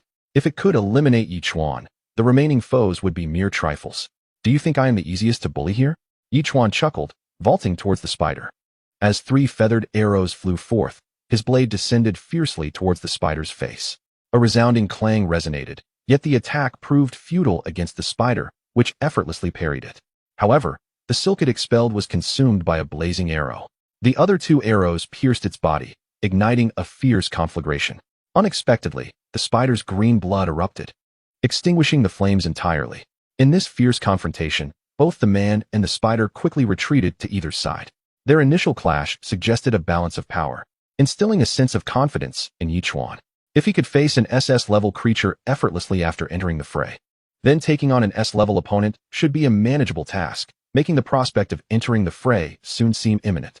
Chapter 332, The Most Powerful Strike on Saturday. With only 7 legs remaining, the humanoid spider paced back and forth, seemingly weighing its options. After a tense silence of several seconds, it suddenly turned and charged at Liang Hongying, releasing several strands of silk. Yet, in this moment, Liang Hongying stood her ground, unwavering as she watched the spider approach. At the instant Yechuan's arrows struck and incinerated the silk, a dagger materialized in her hand, and she lunged fiercely towards the spider's face. At that moment, it was evident that the spider closed its eyes, its front legs bracing against its body to prevent its face from reaching Liang Hongying. Immediately, a strand of spider silk ensnared Liang Hongying, binding her securely, rendering even her short blade incapable of severing it. Clearly, she had caught sight of the grotesque maw of the human-faced spider, its numerous menacing black fangs glistening ominously, accompanied by various delicate appendages quivering in an unsettling manner. In the following moment, the human-faced spider could advance no further. Zhao Feiyu had seized one of its legs from behind, exerting sheer strength to pull it backward. Simultaneously, Yechuan leaped into the air, descending with formidable force, utilizing absolute gravity as he gripped his long blade and struck fiercely at the spider's back. The impact of nearly 4,000 tons of force collided with the creature's back, producing a sharp crack that resonated through the air. A minute gash appeared, and as green blood spurted forth, Yechuan executed a series of agile flips, retreating several meters away from the spider. With a crisp sound, Liang Hongying freed herself from the silk-esque grasp. The 4 of them stood united, coldly gazing at the human-faced spider. Surely, this creature was on the brink of destruction? The spider's body convulsed repeatedly, and after spewing forth blood for several seconds, it eventually ceased, exuding an aura of impending doom. However, Liang Hongying furrowed her brow. Something felt amiss. This did not seem like an impending death, but rather a transformation? Just then, a loud crack echoed as a colossal tear appeared in the spider's back. And an entirely new human-faced spider erupted from the wound, not only regrowing the severed leg, but also rendering the back injury non-existent. Is this even possible? Yichuan's eyes widened in disbelief. He found it hard to fathom that his strike using absolute gravity had inadvertently facilitated its molting, allowing it to recover from all injuries. Yichuan recalled the system's explanation that previous S and A-class creatures had their combat abilities suppressed in the novice zone, making them relatively easy to defeat. However, now that they had ventured into the open sea, the combat prowess of all classified creatures had been fully unleashed. Thus, the S-class human-faced spider could not be compared to the previously assumed strength of its kind. It was at least 50% stronger than he had anticipated. This is absurd. After all that effort, it merely molted and recovered. Xiao Feilong expressed his exasperation, saying, Yuga, you might need to utilize your laser sword more frequently. Everyone, devise a strategy to attack its face, Yichuan suggested, his voice grave. Earlier, when Hongying targeted its face, it managed to evade by bracing its body. I suspect its face is its Achilles heel. If we can destroy it, victory should be within our grasp. All right, let's give it a try, Xiao Feilong exclaimed, eagerly preparing his weapon. On this occasion, the humanoid spider let out a piercing scream and swiftly charged towards the four individuals. After shedding its exoskeleton, its speed seemed to have increased significantly, and its strength was likely formidable. With a low growl, the four simultaneously unleashed their powerful techniques, engaging in a fierce struggle with the humanoid spider. After a protracted battle lasting over 10 seconds, Yichuan finally discerned a flaw in the creature's defense. With a swift motion, his long blade pressed against its front two limbs. You go. Now, Zhao Feiyu bellowed as he charged in from Yichuan's side, delivering a devastating punch to the spider's face. The humanoid spider immediately closed its eyes, displaying a remarkably human-like expression of fear, its features contorted in terror. Silk was indiscriminately expelled towards Zhao Feiyu. Despite being ensnared by the webs, Zhao Feiyu held his breath and managed to land the punch. The creature's face was grotesquely deformed from the impact, and in a desperate move, it severed its own limbs to retreat rapidly, emitting a wailing sound akin to human cries, resonating eerily in the sinister forest. Is that a scream or a cry? This animal's anthropomorphism is truly unsettling, Xiao Feilong murmured beside Yichuan. After all, this was an S-class entity. If it lacked any peculiarities, could it truly be classified as a humanoid spider? Yichuan shrugged and remarked, however, we have now confirmed one thing. Its vulnerability indeed resides in its face. If that punch had been a slash, it would likely have met its end. The humanoid spider glanced at Yichuan, seemingly unwilling to engage further with the four, and turned to flee towards the edge of the forest. Block its path, Yichuan shouted. Outside lay their home, where Blueberry Jam and the others were still present, their combat capabilities obviously lacking. Engaging them would be tantamount to sending them to their doom. In an instant, the four hastily pursued the creature. Crunch! As they chased. Just as they were nearing the forest's edge, a flash of blade light appeared, and the humanoid spider abruptly halted. In the next moment, its body was cleaved in two, lifeless. It turned out to be Saturday and Friday entering from outside. Upon spotting the fleeing spider, Saturday activated combat mode and effortlessly sliced the humanoid spider in half. In that instant, the group was taken aback. Although the creature was severely injured, it was still an S-class entity. How could Saturday so easily dispatch it with a single strike? Was this robot's combat prowess truly that formidable? What a massive spider! Saturday exclaimed, grinning. Brother Chuan, why were you all chasing after this spider without killing it? Saturday, is your blade perhaps a bit too sharp? Yichuan inquired, circling around Saturday. What level of beings is your combat program designed to handle? S-class, Saturday promptly replied. S-class. Yichuan regarded Saturday with a hint of suspicion, then turned to glance at the split-faced spider, gaining some clarity. Saturday should have been able to effortlessly engage with an S-class creature. However, this particular S-class had likely already endured a significant beating and was in the vulnerable state of having just molted, which severely diminished its combat prowess, allowing Saturday to dispatch it with ease. One must admit, the creature's silk was indeed formidable. If not for our feathered arrows capable of igniting the silk, subduing it would have required an immense amount of effort. The little dragon remarked, still feeling a twinge of trepidation. Regardless, it was all over now.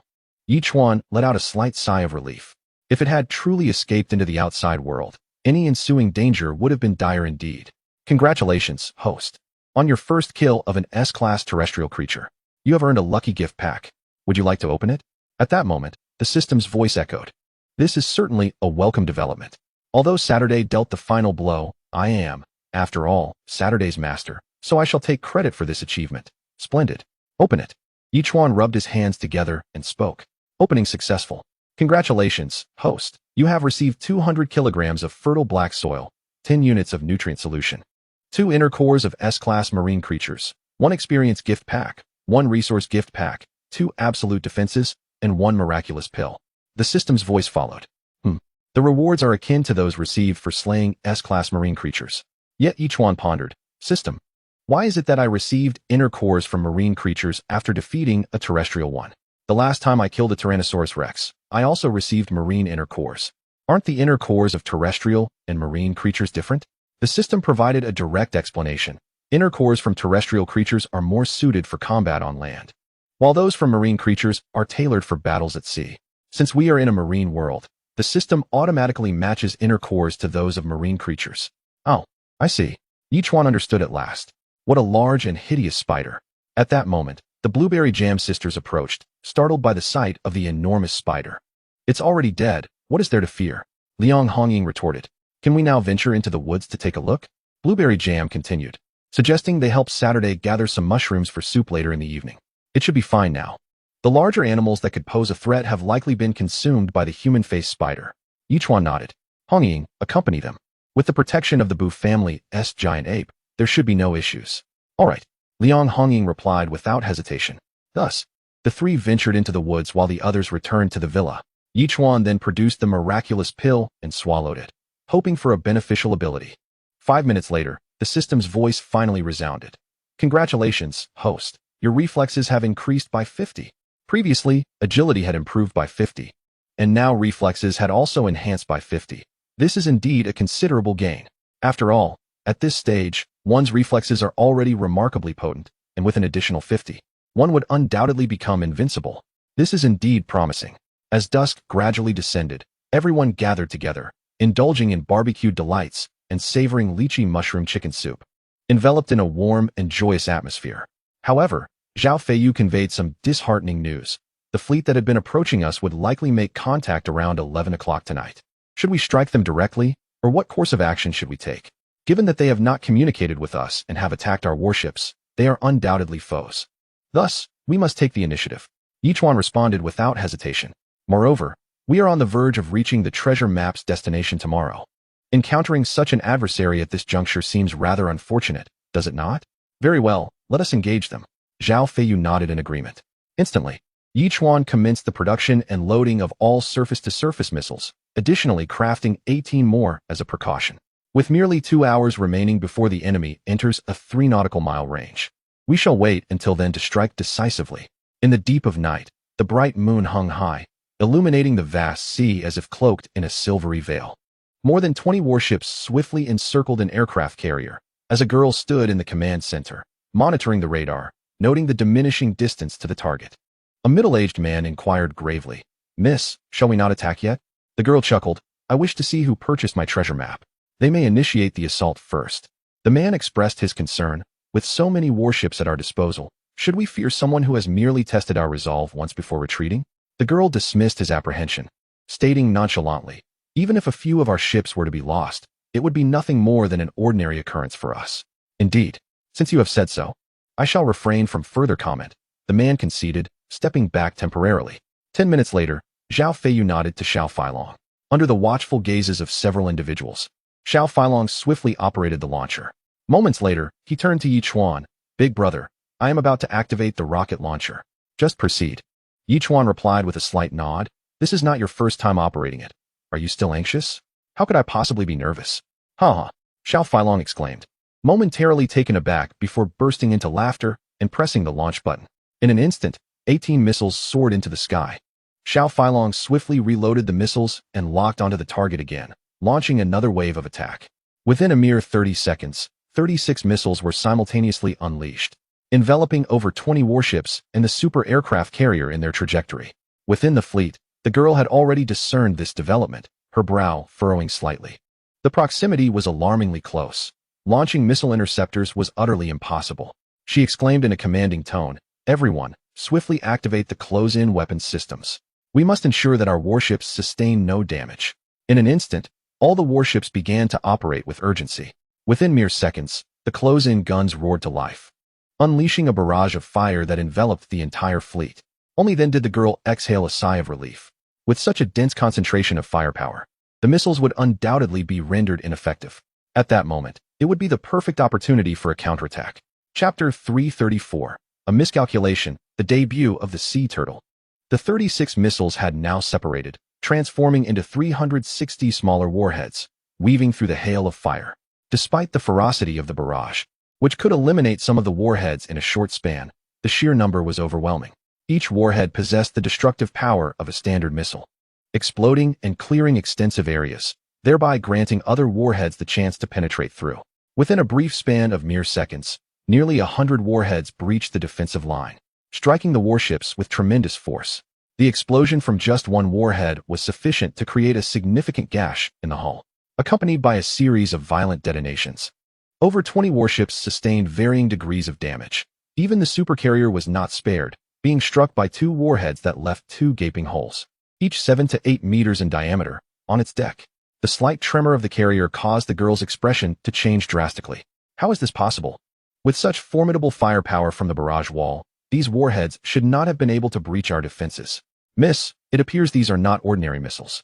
Each has the capability to split into 10 smaller warheads, and each possesses extraordinary destructive potential, a middle-aged man stated gravely. Currently, 11 of our warships are incapacitated and could sink at any moment. 7 are severely damaged and on the brink of sinking, while 5 remain unscathed. Infuriating. The girl gritted her teeth, realizing the extent of her miscalculation. The earlier tentative exchanges of fire had not been out of fear. They were merely probing the strength of her firepower. The misjudgment had led to the current predicament. Immediately mobilize all operational warships to open fire on the target. In the next instant, she issued the command. At that moment, all warships commenced their operations, launching missiles towards Turtle Island as if they were worthless. The absolute defense remained active. Yichuan was unperturbed by the cannonade, and at that moment, the little flying dragon had reached the mountaintop, locking onto the enemy with heavy artillery, poised to enter firing range. Soon, they would likely question their very existence. Boom. Over 100 missiles rained down upon Turtle Island, all of which were successfully withstood by the absolute defense. However, the sheer multitude of incoming missiles caused a brief, yet palpable tremor on Turtle Island. Now showtime. At this moment, the little dragon grinned wickedly and unleashed the assault of heavy artillery. A relentless barrage of cannon fire ensued. And although the adversary's warships attempted to retaliate with close-range defenses, the explosions and flames still wreaked havoc upon them.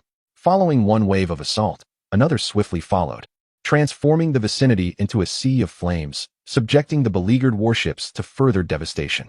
After 2 rounds of bombardment, only 4 warships encircling the super aircraft carrier remained, along with the carrier itself still holding strong, while the rest of the fleet had met their doom.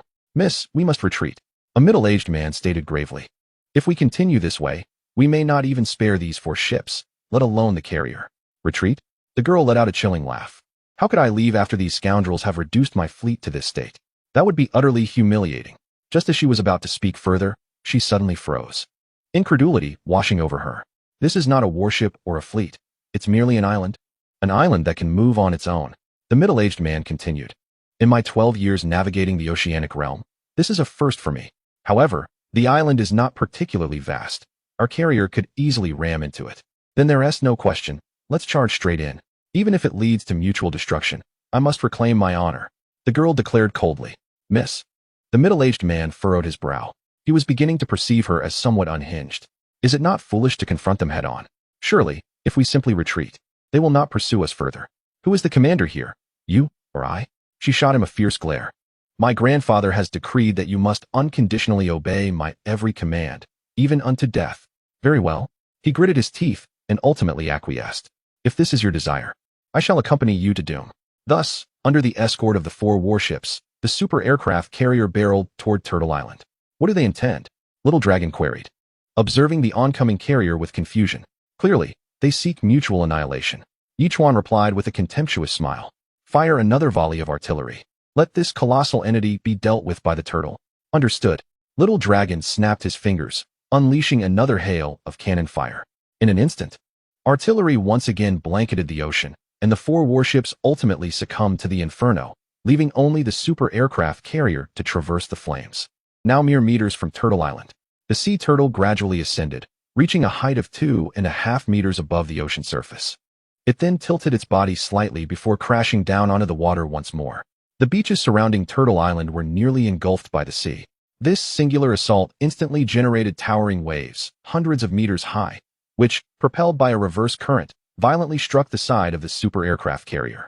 In an instant, the vessel plunged into the depths, with 4/5 of its hull submerged, while the turtle floated back to a height of 1.5 meters, its forebody gently raised, pressing down heavily upon the carrier. What had once been a super aircraft carrier with only 1/5 of its structure exposed above the surface was now completely submerged. What is happening? The girl was taken aback, gasping in disbelief. No wonder this island could move. It was, in fact, an enormous sea turtle. Watch out. The middle-aged man gritted his teeth and immediately pushed the girl to the ground. The turtle unleashed a barrage of water spheres, propelled by the reverse current, striking the aircraft carrier's glass and doors with tremendous force. These water spheres possessed astonishing power, akin to that of small missiles, shattering the glass and allowing vast quantities of seawater to pour into the carrier's interior. Chapter 335. Is it an Ultra S-class marine creature? How infuriating. This turtle is astonishingly powerful. It must be at least an SSS-level sea beast. The girl exclaimed in terror. This is clearly a juvenile sea turtle, with combat capabilities at least at the SS level. The middle-aged man replied solemnly. If it reaches its peak maturity, it could very well attain Ultra S status. What? The girl was visibly shocked by this revelation.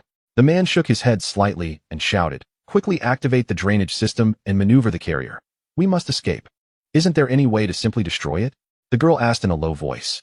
If we could destroy it, a single barrage of missiles would have obliterated it long ago. It wouldn't still be so vigorous now. The man retorted. As long as we can leave safely, we should be grateful. Following the man's orders, the drainage system was swiftly activated, and the massive carrier began to rise slowly toward the surface. The turtle descended from the carrier, once again hovering at a height of 2.5 meters. Just as the carrier's deck emerged above the water, the turtle unleashed its second devastating attack. This time, half of the turtle's body collided with the deck, penetrating over 2 meters inward, causing the entire vessel to tilt perilously. As the turtle accelerated away from the carrier, several hundred meters distant, the carrier capsized completely, and the recently expelled seawater began to flood back into it. In disbelief, the little dragon exclaimed, "This turtle, in its first true battle, is astonishingly fierce, effortlessly overturning such a massive and heavy carrier." After all, the sea turtle had scarcely engaged in battle, having only utilized absolute gravity a few times. In the eyes of everyone, this creature was merely a gentle sea turtle. Yet, in its inaugural performance, it managed to overturn an aircraft carrier, an event that was simply unbelievable. It was astonishing that such a massive vessel could be toppled so effortlessly. Zhao Feiyu felt an overwhelming sense of incredulity. "Brother, what caliber of marine creature is this sea turtle?" He pondered. "Indeed, system, what level is my turtle?" Yichuan inquired as well. "Super S-class, in its growth phase," the system promptly responded, though it offered little elaboration. Was there another identity hidden within? However, seeing that the system remained taciturn, he chose not to press further, trusting that the answers would soon emerge. "You go. You and Xiao Feilong descend in the submarine to see if there are any stragglers. Eliminate them without mercy," Yichuan commanded decisively. "We cannot leave any survivors, lest they prove as resilient as Wang Sanrui." Understood. Zhao Feiyu nodded, immediately calling for Xiao Feilong to pilot the large submarine swiftly into the depths of the ocean. Regrettably, there was no live broadcast. Blueberry Jam sighed, lamenting, "Our little fortune. However, we do have videos of these battles. You can upload them to prepare for the next live stream," Yichuan suggested promptly. "You're right," Blueberry Jam mused, tilting her head before cheerfully heading toward the villa. "I'll go upload the videos now." The colossal super aircraft carrier was flipped over, surpassing the imagination of everyone aboard, especially given the circumstances where the drainage system had completely failed and water surged into every breach. There was no choice but to slowly sink. A middle-aged man, grasping a girl, hurriedly dashed toward the backup submarine. The girl's complexion was ashen. Her family had dispatched 11 novice island lords to ensure her survival through the novice zone, all of whom had sacrificed themselves for her life. Yet, the first battle she commanded ended in such a catastrophic manner. Over 20 warships and a super aircraft carrier had been sunk without exception, resulting in losses exceeding trillions. This time, she would undoubtedly face punishment from her family. Perhaps even be offered to that terrifying entity. The thought of it made her shudder, her face filled with dread. Miss, I don't know if we can truly escape. But given the current situation, I can only say that everything lies in fate. The man said darkly as they boarded the submarine, swiftly maneuvering away from the super aircraft carrier. Do you see that? In the large submarine, Zhao Feiyu fixated on the escaping vessel, suspecting that the main target was aboard it. Fire! Xiao Feilong chuckled, having already locked onto the submarine, launching 3 torpedoes and 3 missiles, each spaced 100 meters apart to counter any interference that might render the attack ineffective. Damn it! A few seconds later, the man sensed impending danger and immediately dropped the interference bomb, which only succeeded in destroying 2 torpedoes, leaving 1 torpedo and 3 missiles that ultimately struck the submarine with tremendous force. The girl, who fancied herself a master strategist, was thus sent to her demise. Meanwhile, the little dragon harbored no doubts and launched 6 missiles, which, along with 6 torpedoes, directly bombarded the super aircraft carrier, ensuring that no one escaped before departing. The battle concluded shortly after midnight, and the group finally returned to rest. Habitually, Yichuan opened the public chatroom for a glance. Although it was already past midnight, the chatroom remained bustling. Wow, it's getting late. Are you all still awake, practicing cultivation? No time for sleep. I found a mineral deposit and just informed my family. They're rushing over. I can't afford to doze off, otherwise it might be claimed by someone else. Well, with this news, many island owners have likely activated their super locators. You may very well be finished. Who dares come? Let them come. My family's fleet will arrive in 3 or 4 hours, and we can deal with it then. Finding no valuable information, Yichuan quickly succumbed to slumber. The next morning, he awoke to find it already past 8. The turtle had come to a halt, and Yichuan stretched lazily before stepping outside. To his surprise, he beheld hundreds of warships and large vessels before him, where Zhao Feiyu and others were gathered at the rear. As he called out for attendance, he strolled forward. Attendance successful. Congratulations, host. You have received 2,000 evolution points and an evolution value gift pack, the system announced, causing Yichuan to feel a twinge of exasperation upon discovering yet another evolution value gift pack. Currently, he possessed 500 evolution points, enough for the trio to upgrade once more, but he decided to wait until the treasure hunt concluded, competing with so many others. Upgrading at such a critical juncture seemed rather ill-timed. Chapter 336. I choose the 11th route.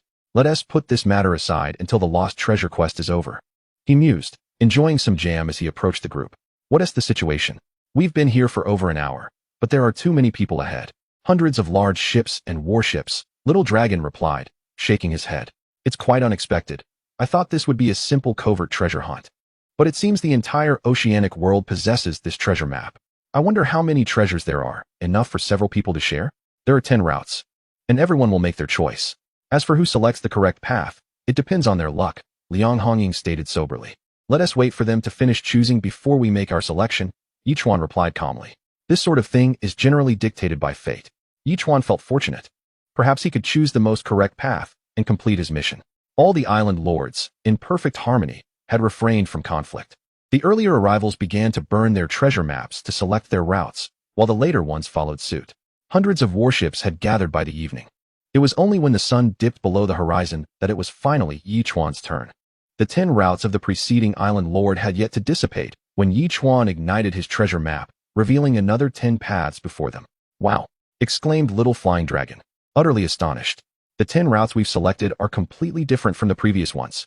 This must be the reason so many island lords come in search of treasure daily, yet fail to find it. Yichuan chuckled. Moreover, I suspect none of these 10 paths will lead us to the lost treasure. Why do you say that? Little Flying Dragon asked, puzzled. Look here. Yichuan pointed to a location. Although the previous routes differ from ours and intersect, this area remains untouched. But this route isn't among the 10. Little Flying Dragon replied skeptically. So what? Many island lords have followed the routes and still failed to find the lost treasure. Yichuan shrugged. Thus, I have decided we shall not follow the 10 routes, but instead take this direct path forward. Are you certain? Little Flying Dragon asked earnestly. Of course. Yichuan replied with a slight shrug. When have we ever been uncertain? With that, the sea turtle set off in the indicated direction. As it advanced, the 10 routes began to slowly fade away until they vanished completely, taking Turtle Island with them. Brother, are we still in the original ocean world? Something feels off. Little Flying Dragon remarked seriously after approximately half an hour. Could we have entered a different dimension? Liang Hongying speculated, sensing the peculiar shift. The mist surrounding them was one thing, but what was that ahead? Is that a river? Little Flying Dragon pointed forward. As the white fog gradually lifted, a triangular mouth of a river flowing into the sea emerged. The sea turtle would soon need to swim upstream. Fortunately, the current was gentle, and the river was over 1,000 meters wide, allowing the sea turtle to navigate effortlessly. This appears to be an enormous jungle. Lu Shuai spoke solemnly. The trees soar over 100 meters high. It seems no one has set foot here in hundreds, perhaps even thousands of years. But we are here now. Little Flying Dragon chuckled. All right, brother, I'll head to the mountaintop. If anything unusual occurs, I'll alert you while launching an attack. I'm coming with you, Lu Shuai shouted, immediately following suit. Regrettably, this place lacks signal. Otherwise, broadcasting live from here might surpass our inaugural stream. Stretching leisurely, Blueberry Jam surveyed the surroundings. Captivated by the breathtaking scenery and the refreshing air, it is imperative to remain vigilant against potential dangers, as this realm exists in another dimension. As Yichuan spoke, he activated his absolute defense, sensing an oddity. Could it be an illusion? It is not an illusion, Brother Chuan. This is indeed a tangible reality, replied Friday, who had by now joined the group.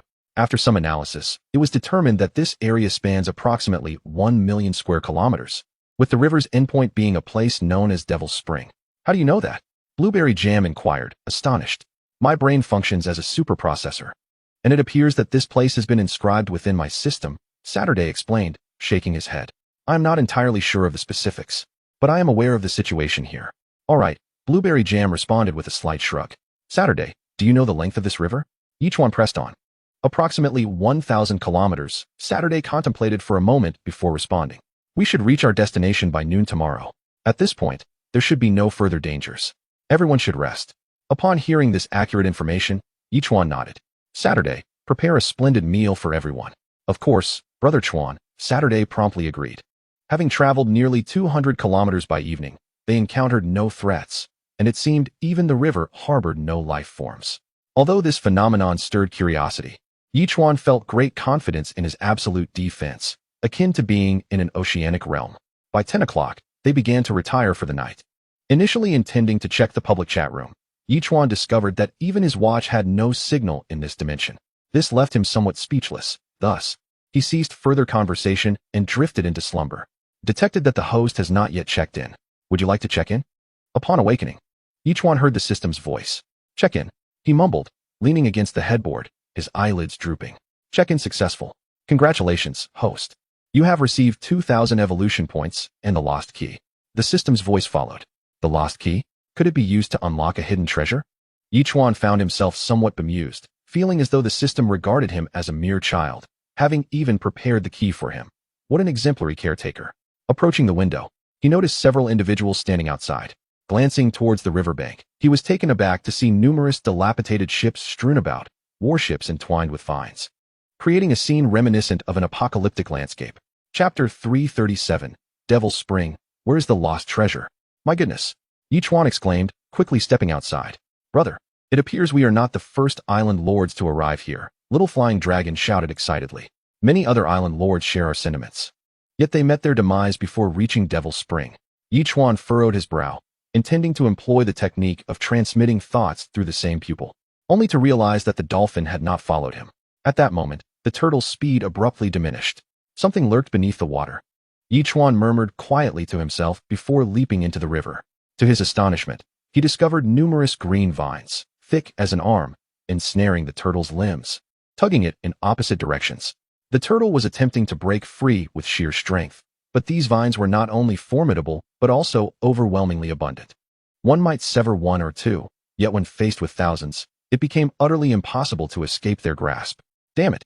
Yichuan scowled and directed a fiery feathered arrow toward the front. The moment those vines encountered the arrow of flames, they immediately recoiled. Within mere minutes, Yichuan had eradicated all of them. However, many more vines lurked in the shadows, seemingly poised to ensnare anyone who faltered. Yichuan swiftly returned to Turtle Island and called out, Little Flying Dragon, unleash cannon fire to the sides. Sure thing.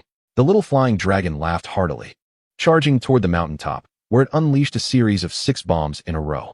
In an instant, the shoreline for several kilometers ahead erupted into flames, and the scattered warships were obliterated, reduced to mere fodder for the inferno. As the little flying dragon bombarded the sides, the turtles swiftly advanced dozens of nautical miles. Yichuan raised his voice, declaring, "I do not know whether you are being controlled or are sentient beings. Regardless, my cannons are poised here. Whoever dares to approach shall test whether they can withstand the flames." There was no response, and it remained uncertain whether anyone could hear him. Nevertheless, after Yichuan uttered these words, all the vines ceased their movements. Still, the little flying dragon maintained vigilance atop the mountain, ready to defend against any vine or unknown creature's assault. They stood guard for an entire morning. Suddenly, a rustling sound echoed, vast and resonant. And even from several kilometers away, the colossal waterfall came into view, estimated to be nearly 1,000 meters high. My word, how magnificent! Soon, the turtle entered the valley, a chasm so lofty it seemed to touch the heavens, approximately 3 kilometers wide on either side, stretching forward as if carved by a gigantic blade. Directly ahead lay their destination, the Devil's Spring. Though referred to as a spring, this site spanned at least 100,000 square meters, filled by the waterfall from above, flowing through the canyon and ultimately cascading into the oceanic realm. Here was the terminus of this place. Surveying the surroundings, Zhao Feiyu pondered aloud, "Surely, the treasure cannot be submerged in the water? We shall ascertain that soon enough." Liang Hongying has always been decisive in her actions. The moment Zhao Feiyu finished speaking, she leaped into the water.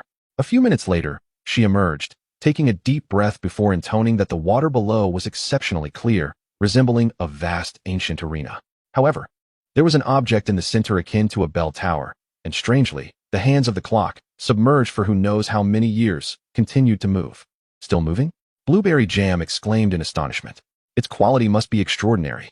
We should bring it to our villa. Not only could we admire it, but we could also tell the time. It's the best of both worlds. This clock tower is over 10 meters tall, and even the clock face has a diameter of 5 or 6 meters. Would it even be harmonious with the villa?" Liang Hongying shot Blueberry Jam a disapproving glance. "Actually, I was pondering whether this might be some sort of mechanism," Yichuan interjected. "Hongying, did you not observe any creatures down there? I have a persistent feeling that this place must have a guardian. Surely, it cannot rely solely on those timid vines outside." "Not at all. There isn't even a single fish." Liang Hongying shook her head. Just then, a somewhat muffled chime resonated, and Liang Hongying exclaimed in surprise, "It is exactly 12 o'clock. This must be the underwater clock tower ringing. Is this clock tower made of stone?" Zhao Feiyu was equally astonished, pondering the mechanism that made it function. "Listen." Yichuan furrowed his brow and immediately whispered. A peculiar sound echoed, and within mere seconds, a massive dragon head emerged from the water, followed closely by a second and a third, towering over 20 meters above the surface. 6 cold eyes fixated on Yichuan and the others, and in the next instant, a gust of chilling breath was expelled towards the sea turtle. Boom. Only when the little flying dragon sensed the sudden chill did it activate its cannon. 6 shells detonated mid-flight, their blazing flames dispelling the icy air. However, the river's surface had formed a thick layer of ice, more than a meter in depth, and the sea turtle lay atop the ice, gradually rising to a height of 2.5 meters, unleashing absolute gravity. In that moment, the thick ice shattered. Enormous shards propelled into the air. Under the combined force of the water bullets and the reverse current technique, nearly all the ice fragments hurtled violently toward the three-headed dragon. With resounding crashes, the ice struck the three-headed dragon, yet it inflicted minimal damage. Finally, the three-headed dragon fully revealed itself before the astonished onlookers. Standing over 30 meters tall, this western dragon boasted immense wings and 3 formidable heads, exuding an air of majesty. "System, what manner of creature is this? It certainly looks intimidating." Yichuan could not help but inquire, gazing up at the dragon. Ice Frost Dragon, an S-class amphibious creature of the peak growth stage. Capable of emitting freezing breath that can immobilize any being, the system promptly provided its introduction. Such a fearsome appearance, and yet it is merely an S-class creature. Is it classified as a terrestrial creature or an aerial one? Yichuan inquired once more, for this was crucial to his prospects of acquiring another gift package. Currently, S-rank terrestrial creatures had manifested, such as the human-faced spider, yet S-rank aerial entities remained elusive. This distinction appeared rather nebulous. Chapter 338. The Frost Giant Dragon of inferior combat skills. If you slay it on land, it is a terrestrial being. If you vanquish it in the sky, it is an aerial creature, the system replied. However, this answer left Yichuan somewhat bewildered. Was this not as nonsensical as a mere flatulence? How could an S-rank being be so effortlessly defeated? Could I truly dictate the location of its demise? Everyone, be cautious. This is an S-rank creature, Yichuan declared with a stern visage. Lu Shuai, operate the missiles. Engage both ground-to-ground and ground-to-air strikes. Hong Ying, maneuver the super high-altitude crossbow. Lu Yi and Jam, handle the harpoons. You go, let us engage it in close combat. As Yichuan spoke, he drew forth his long blade. With Zhao Feiyu's battle armor enhancing his own, the two ascended into the heavens, charging fiercely towards the frost giant dragon. The dragon regarded them as one might observe ants, unleashing a gust of icy breath towards them. Since the system's introduction, Yichuan had keenly monitored the dragon's exhalations and now unleashed several fiery crossbow bolts. Upon contact with the icy breath, the bolts ignited, yet their flames proved feeble, and the frosty gust continued its relentless advance. This prompted a frown from both warriors.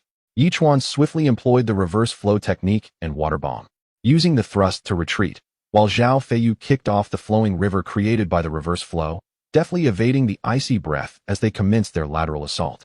However, the tail of the frost giant dragon was immensely powerful. With a vigorous sweep, it struck Zhao Feiyu, who managed to shield himself with his arms. Although he was pushed backward, the damage was not severe. Seizing the momentum, Yichuan leaped onto a chunk of ice, soaring high and bringing his long blade down upon one of the dragon's heads. A resounding crash echoed as the dragon's defenses appeared less formidable than anticipated. The blade sank deeply into its neck, and hot blood erupted forth. The frost giant dragon went into a frenzy, its massive tail sweeping towards Yichuan, while three heads reared skyward, unleashing a torrent of frigid air that coalesced into a colossal icy mass, plummeting downward with urgency. It intends to freeze everything in this vicinity. The small dragon roared, adjusting the heavy artillery's angle to unleash a barrage into the sky. Yet, this icy mass seemed far colder than before. The artillery fired a dozen rounds, and although much of the mass dissipated, it continued its rapid descent, encasing the surrounding mountains in ice. Launch the missiles and obliterate the icy mass, Zhao Feiyu shouted urgently. Upon hearing this, Lu Shuai immediately pressed the launch button. In an instant, 3 missiles surged towards the icy formation, detonating just as they froze at the warhead, triggering the other 2 missiles simultaneously. The explosion unleashed its fury over 500 meters above the ground, causing violent ripples on the water's surface, shattering even the absolute defense with its force. The icy mass was directly dispersed by the blast, as Liang Hongying unleashed a barrage of fire, her enormous crossbow arrows relentlessly targeting the frost dragon. With both sides barely 100 meters apart, the power of the crossbow arrows reached its zenith, and the frost dragon spread its wings, ascending into the sky. However, one arrow pierced through its belly. On the blueberry jam side, Lu Yue decisively activated the harpoon gun, striking the dragon's back. Despite the dragon's vigorous struggles, it found itself in a stalemate against the reinforced steel cable. Ground to air, Yichuan declared decisively. Although this was an S-rank creature, it was still in its growth phase, its strength inferior even to that of an S-rank flying serpent. Otherwise, it would not have been so severely battered. As 3 missiles hurtled towards it, the frost dragon, in a moment of panic, exhaled a chilling breath. However, before it could do much, the missiles had already struck its form. The explosive force was equivalent to 30 ordinary missiles, shaking the entire valley violently. Yichuan immediately activated the absolute defense, ensuring the island remained unscathed. Subsequently, the frost dragon plummeted, free-falling into the river. Congratulations, host, for your first kill of an S-rank aerial creature. Reward, lucky gift pack. Would you like to open it? The system's voice echoed at that moment. Indeed, this creature was deemed an S-rank aerial being due to its demise from the skies. Delight surged through him. Open it. Yichuan responded promptly. Opening successful.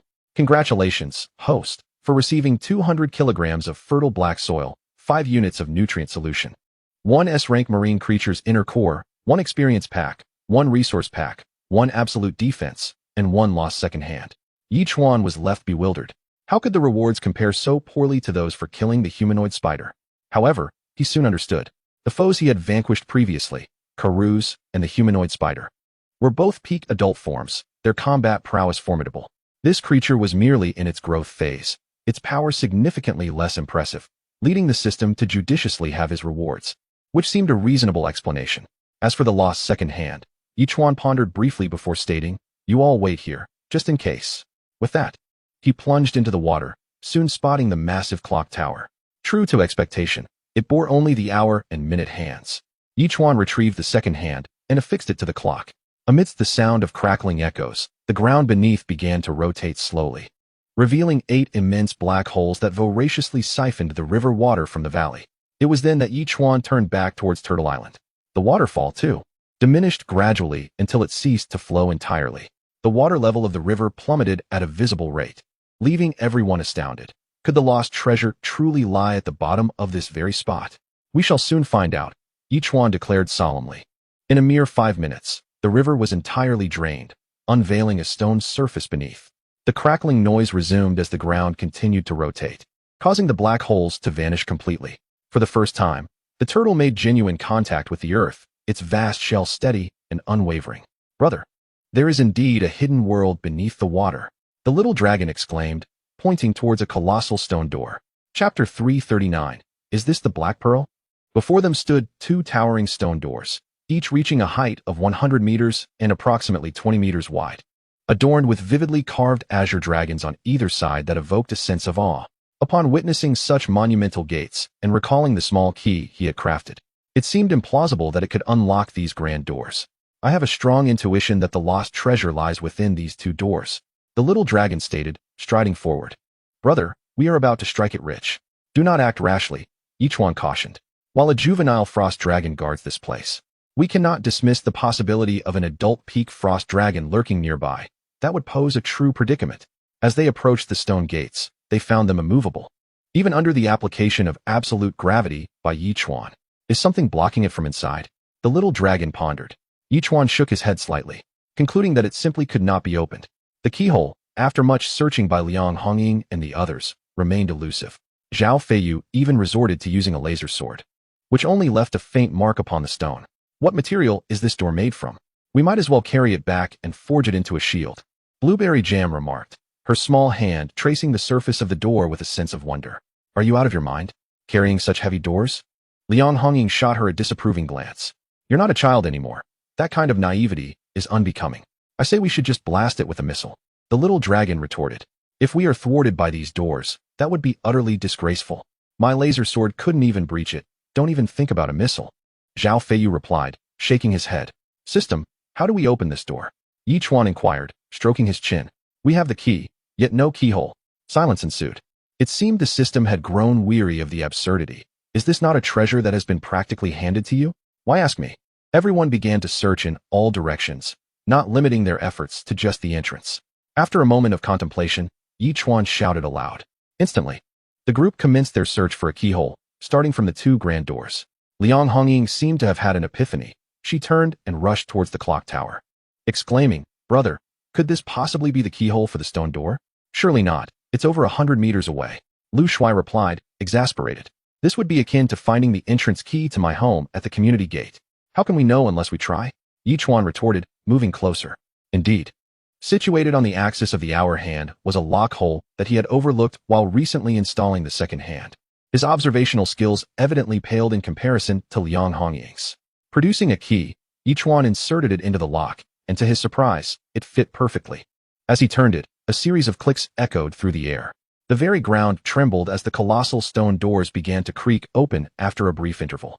A cloud of dust, mingled with the scent of decayed wood and various gases, erupted from within, undoubtedly a sign of centuries of entrapment. As the door swung wide, a somewhat modest ship's stern came into view, albeit in a state of severe decay, appearing as though it could be reduced to splinters with a mere punch. The Black Pearl. As the group ventured inside, the entire vessel was unveiled before them, over 80 meters in length and more than 10 meters in width. The most striking feature was the black flag adorned with 2 crossed swords above a skull, unmistakably heralding the Black Pearl. By heavens! System, I have found the sealed Black Pearl. Reward, reward. Yichuan exclaimed with joy, yet the system remained unresponsive, likely due to an uncompleted prior hidden task. Everyone, continue searching, and report any issues immediately. Yichuan commanded. Guizhong, stay put with Lu Yi. With that, the group dispersed to scour the area. Little Flying Dragon ascended the ship, hoping to discover treasures within. However, as soon as he stepped aboard, he felt a tremendous blow to his chest. Poor Little Flying Dragon had no time to react and let out a cry as he was flung off the ship. Yichuan furrowed his brow, swiftly catching the collar of Little Flying Dragon's shirt. What happened? He inquired softly. I just wanted to take a look aboard, but I received a punch to my chest, and there was no one in sight. Little Flying Dragon replied solemnly. That hit was indeed solid. Is there someone on the ship? Liang Hongying's expression turned icy as she brandished a dagger.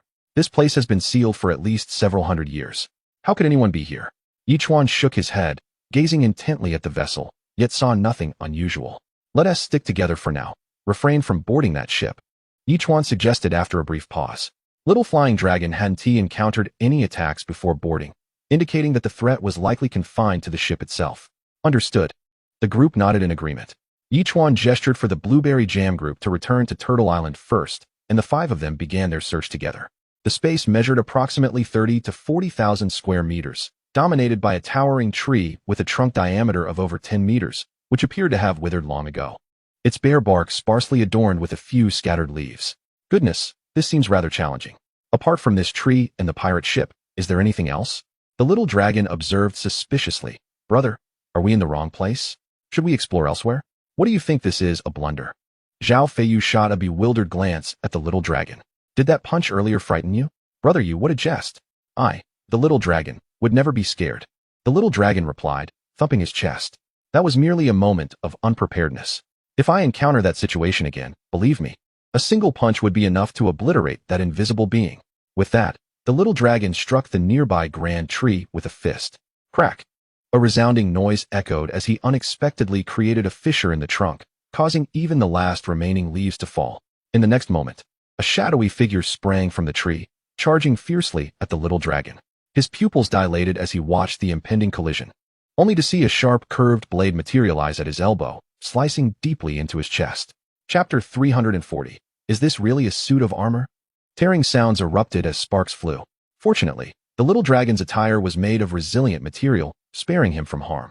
In an instant, Yichuan seized him by the collar and flung him away with considerable force. Coughing, the little dragon, despite the impact, raised his head, eyes burning with rage as he glared at the shadowy figure, shouting, "You wretched creature!" The being stood at around 1.40 meters to 1.50 meters tall, resembling dry tree bark, with sharp curved blades at his heels and elbows. He wielded a glimmering red, curved blade. His posture bent as he coldly fixated on Yichuan and the others, poised for an attack. I see something gleaming. The lost treasure must be hidden within the tree. Liang Hongying exclaimed excitedly. Her words seemed to provoke the treeman, who charged directly at Liang Hongying. Zhao Feiyu, already clad in his battle armor, swiftly positioned himself in front of her, colliding with the treeman. The treeman staggered back from the impact but executed an aerial flip, delivering a fierce kick to Zhao Feiyu's chest. Even in his armor, Zhao Feiyu was pushed back several steps as he extended his laser sword, aiming for the treeman's head. The treeman supported himself with one hand and performed a spinning maneuver, the blade at his heel extending nearly 30 centimeters as it slashed toward Zhao Feiyu's throat. With the battle armor encasing him, Zhao Feiyu allowed the treant to strike towards his throat, while his laser sword relentlessly cleaved towards the treant's head. Clang! Accompanied by 2 crisp sounds, the blade hit Zhao Feiyu's neck, leaving merely a slight mark on the armor, which then began to gradually self-repair. The treant attempted to block the laser sword with its elbow, yet the curved blade was decisively severed, and fortunately, the treant managed to leap back just in time to avoid having its head lopped off. This ugly creature indeed possessed some skill, thought the astonished Xiao Feilong. It must be at least of S-class caliber. I'll hold him off. You all go seek the treasure, Zhao Feiyu declared, his gaze fixed on the treant as he shouted. Be cautious, Yichuan warned softly, and the 4 immediately surged into the giant tree. This infuriated the treant to the utmost. Emitting a sound akin to dry bark scraping against itself, it charged backward into the tree, only to be collided with by Zhao Feiyu, who came rushing from the side. The 2 collided with all their might, staggering back a few paces before engaging in combat once more. Meanwhile, the 4 had already entered the hollow of the tree, gazing in awe at the dazzling array of treasures, gasping in astonishment. Just the gold alone must weigh at least a ton. Simultaneously, the system's voice resonated, detected that the host has discovered a lost treasure within a month. Hidden task completed. Congratulations on receiving a surprise gift package. Would you like to open it? Awesome. Yichuan chuckled and promptly replied, open it.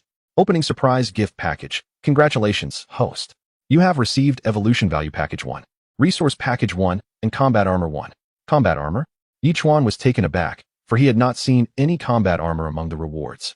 He immediately inquired of the system, did you consume the combat armor? Of course, it's in the heat of battle. The system responded with a hint of disdain. Could it be that the treant currently battling Zhao Feiyu is the one? Yi Chuan asked in astonishment. But the crucial issue was that it certainly did not resemble armor at all. Seeing that the system remained silent, Yi Chuan shook his head and began to store all the lost treasures into the system inventory. Let us examine these treasures after we exit. For now, let us head out. With that, the group rushed out.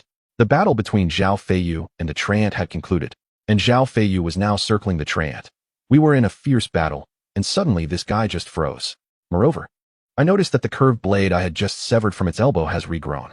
Frozen? Xiao Feilong muttered skeptically, throwing a few punches at the Treant. To his astonishment, the once indestructible armor disintegrated into a pile of wooden fragments, yet Xiao Feilong's fist was grazed, drawing blood. Ouch! What is going on?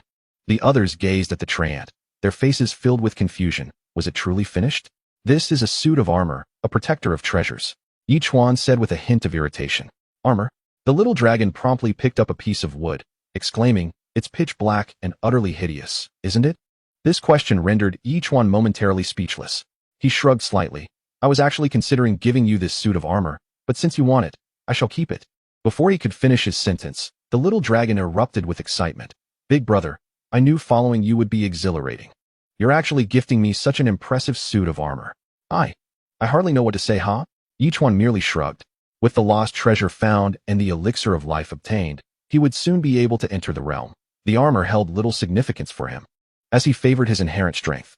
Thus, Yi Chuan tossed the armor key to the little dragon. "You have already bonded with this suit of armor. Now it is up to you to unlock it."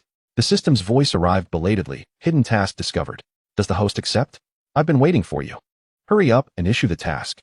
Yi Chuan rubbed his hands, eager to proceed. Hidden task. The host must locate the sealed black pearl within 1 month to receive substantial rewards. "Do you accept?" the system inquired. "Accepted." Yi Chuan chuckled, promptly responding. Detection indicates the host has accepted the hidden task. "Please complete it as soon as possible." The system replied instantly. Detection shows the host has located the sealed black pearl within 1 month. The hidden task is complete. "Would you like to open the surprise gift package?" In the next moment, the system immediately asked. "Damn." Yi Chuan's lips twitched in disbelief. "Why go through all this formal procedure? I've already found it. Just give me the package directly." Is it really that rigid? Complaining internally, he still said, "Open. Surprise gift package opening. Congratulations, host. You have received Evolution Value Package X1, Resource Package X1, Sealed Wraith X100, Sealing Bottle X1. Chapter 341, The Sealed Wraith and the Bottle. The Sealed Wraith? Yi Chuan paused at this reward, suddenly recalling how the little dragon had been struck when boarding the ship. Could it have been by a wraith? Contemplating this, Yi Chuan strode forward and commanded in a deep voice, "All wraiths, come forth." "What wraiths?" Lu Shuai looked at Yi Chuan in confusion. "There should still be wraiths aboard the Black Pearl," Yi Chuan stated solemnly. "Souls of the deceased?" Liang Hongying was taken aback. Suddenly, a clattering sound echoed as, in a matter of seconds, white forms with human outlines floated from various parts of the Black Pearl, neatly gathering before Yi Chuan. A quick count revealed exactly 100. The expressions of these individuals changed dramatically as they incredulously exclaimed, "We were searching for treasure under the gaze of so many wraiths just now. They were previously sealed within the Black Pearl, unable to escape, but now I have liberated them." Indeed, this oceanic realm, where anything is possible, is truly astounding. Liang Hongying is thoroughly impressed. These wandering souls are destined to become the crew of the ultimate battleship, Yi Chuan remarked with a smile. Considering them seasoned helmsmen and sailors who have lived for centuries, it is only fitting for them to command the ultimate battleship. With a wave of his hand, Yi Chuan promptly collected them into his inventory. "Now, with the Black Pearl secure, it is time for an inspection," he declared, beckoning the three to board the ship while retrieving the sealing bottle. This bottle, resembling an ordinary 1-kilogram liquor container, boasts remarkable transparency, containing approximately 2 taels of water. No matter how Yi Chuan manipulated the bottle, the water remained undisturbed at the bottom, exhibiting no ripples. The sealing bottle is designed to confine any entity within water without affecting its essence, merely temporarily imprisoning it. This prompted Yi Chuan to contemplate the sea turtle. In the face of unavoidable danger or when the ultimate battleship is needed, he could simply place the turtle within the bottle and store it in his inventory. A perfect solution.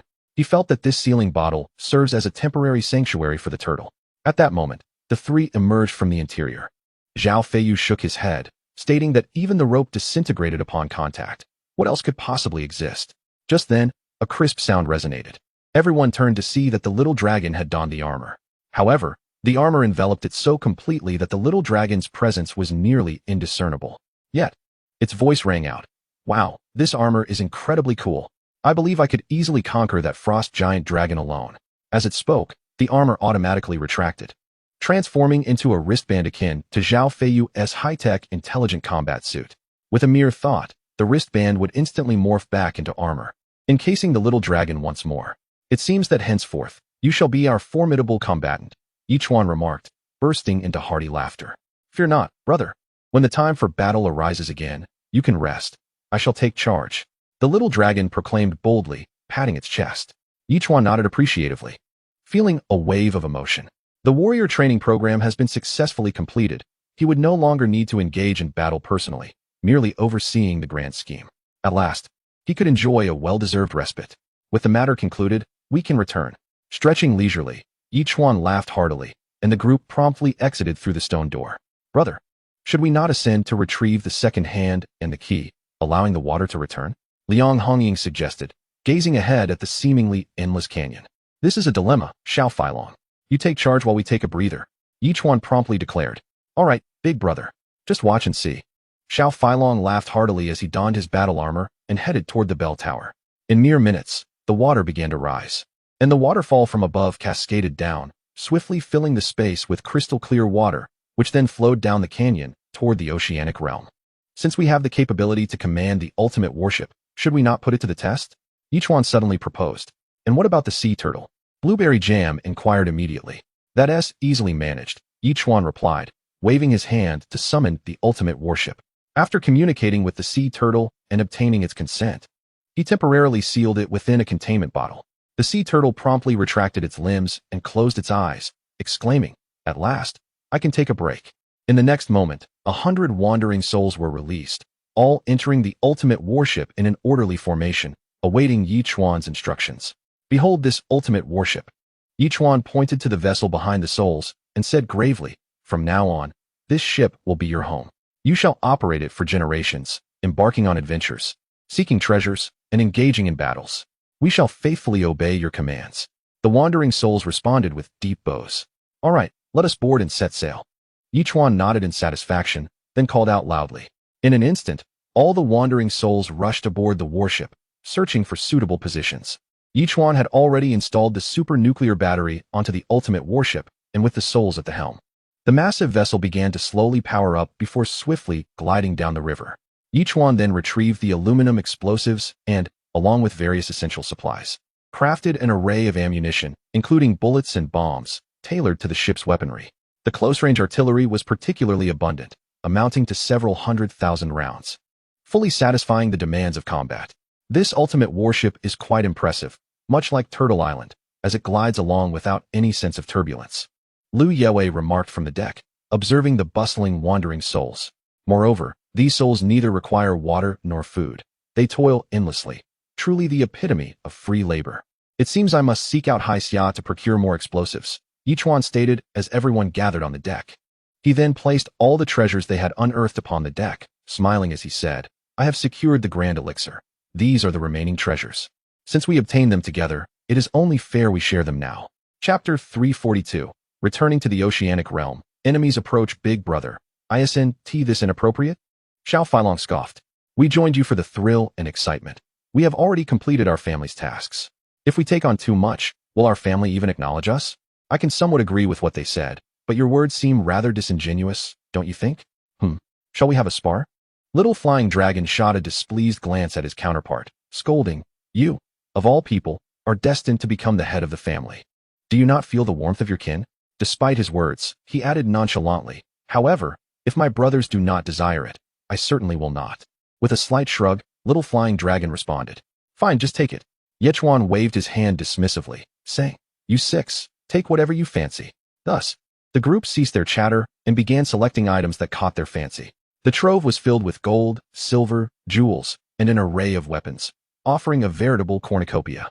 Albeit modest in quantity, sufficient to establish a respectable family. Yet, each individual only claimed what they truly cherished. Blueberry Jam, for instance, selected a pair of exquisite blue crescent-shaped earrings, which she adorned immediately, causing them to jingle delightfully as she twirled, exclaiming, What beautiful earrings. Is that all you're taking? Yechuan inquired, taken aback. Brother, did I not already mention? Lu Shuai began to speak, but Yechuan interjected, let us do it this way. Others may forego their share. But you should deliver this ton of gold directly to your family. I shall keep the remaining treasures for now. We can distribute them as needed. Lu Shuai was momentarily stunned. It is not a matter of disdain. The truth is that you are indeed the least favored within your family.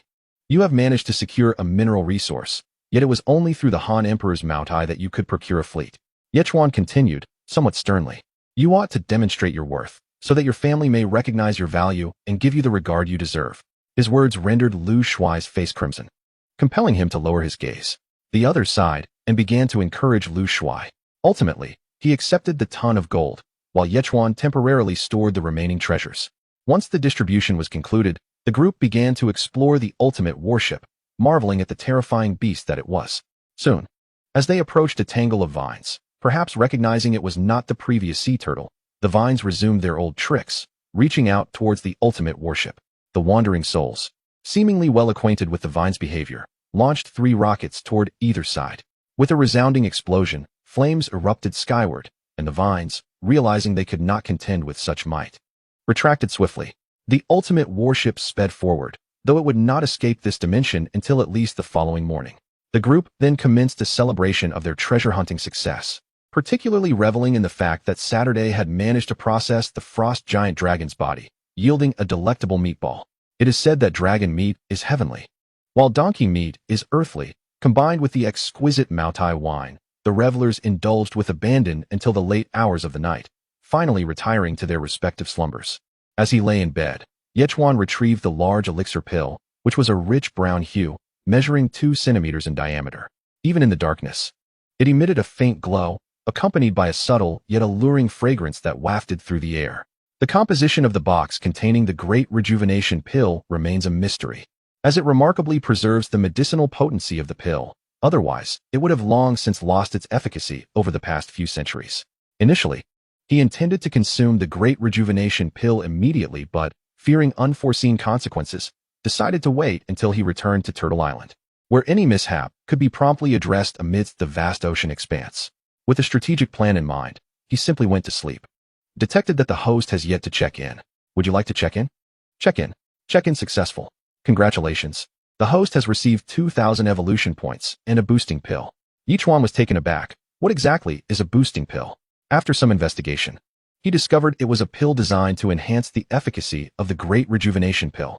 Well, system, although you can be quite troublesome at times, you are also remarkably considerate. Yechuan felt invigorated, laughing heartily. Not bad, not bad. I'll give you a thumbs up. The system remained silent as Yechuan cheerfully exited the room and made his way to the deck. Before him lay a vast, gray expanse, imbued with an air of mystery. The river's surface widened significantly, and the dolphins' warning signals immediately arose. Yechuan's expression shifted. They were back in the oceanic realm. He promptly employed the eye of transmission, discovering that over 40 warships were merely a few nautical miles away. This was the fleet of the Dracula family, who had not taken the 10 available routes, but were instead waiting here. Was vengeance truly more paramount than the pursuit of treasure? Without delay, Yechuan commanded the wandering souls. The warships ahead are our enemies. If they dare to make any rash moves, annihilate them completely. As he descended swiftly, he inquired, System, we found a substantial number of blue steel crystals in the lost treasure. Can we infuse these into the ultimate warship? The system promptly responded. The host currently possesses 82 blue steel crystals. Would you like to use them all? Use them all. Yechuan responded without hesitation. In an instant, the blue steel crystals began to vanish from his inventory, with a total of 128 crystals providing a significant enhancement to the ultimate warship. But that was not all. He swiftly produced a weapon enhancement card and applied it to the ultimate warship, effectively doubling its weapon power. Once these tasks were completed, Yechuan couldn't help but chuckle to himself. Now, I shall see just how formidable you truly are. In truth, the fleet had arrived 2 days prior and had not departed, nor had they burned the treasure map. They had been relentlessly pursuing their enemies, whose coordinates had suddenly vanished, leading them to deduce that Yechuan and his companions had indeed entered the route to the lost treasure.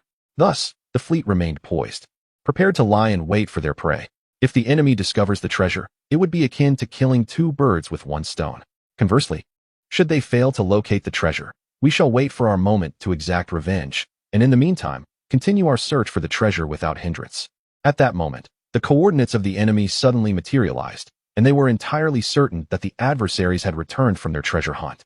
The elders promptly activated the fleet of warships, hastening towards Yichuan to gauge the situation and ascertain the whereabouts of the treasure. However, upon catching sight of the ultimate battleship from a distance, they were left utterly astounded. Chapter 343. The ultimate battleship mobilized, fleet annihilated. Is that battleship truly colossal? An elder questioned through the intercom, unable to restrain his astonishment. It feels more like a super aircraft carrier. This vessel must be at least twice the size of a supercarrier. The elder replied coldly. Had we not dispatched reconnaissance aircraft previously to ascertain the nature of our enemy? It is no wonder that those 20 warships met their demise. It must have been the handiwork of this massive battleship. Then shall we seek vengeance? One of the captains inquired. Even if we forego revenge, they are already aware of our intentions. Do you believe we can escape? The elder scoffed. Now, everyone, direct our most formidable weapons straight at this colossal battleship, exerting our utmost effort to bring it down in the shortest time possible. Affirmative. In unison, all warships responded, advancing towards the ultimate battleship while simultaneously launching their attacks. A veritable storm of missiles, shells, and bullets rained down in a fan-shaped barrage towards the ultimate battleship.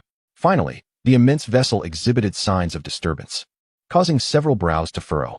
They observed the onslaught on the large screen, confident in the defenses of the ultimate battleship, having previously tested its resilience.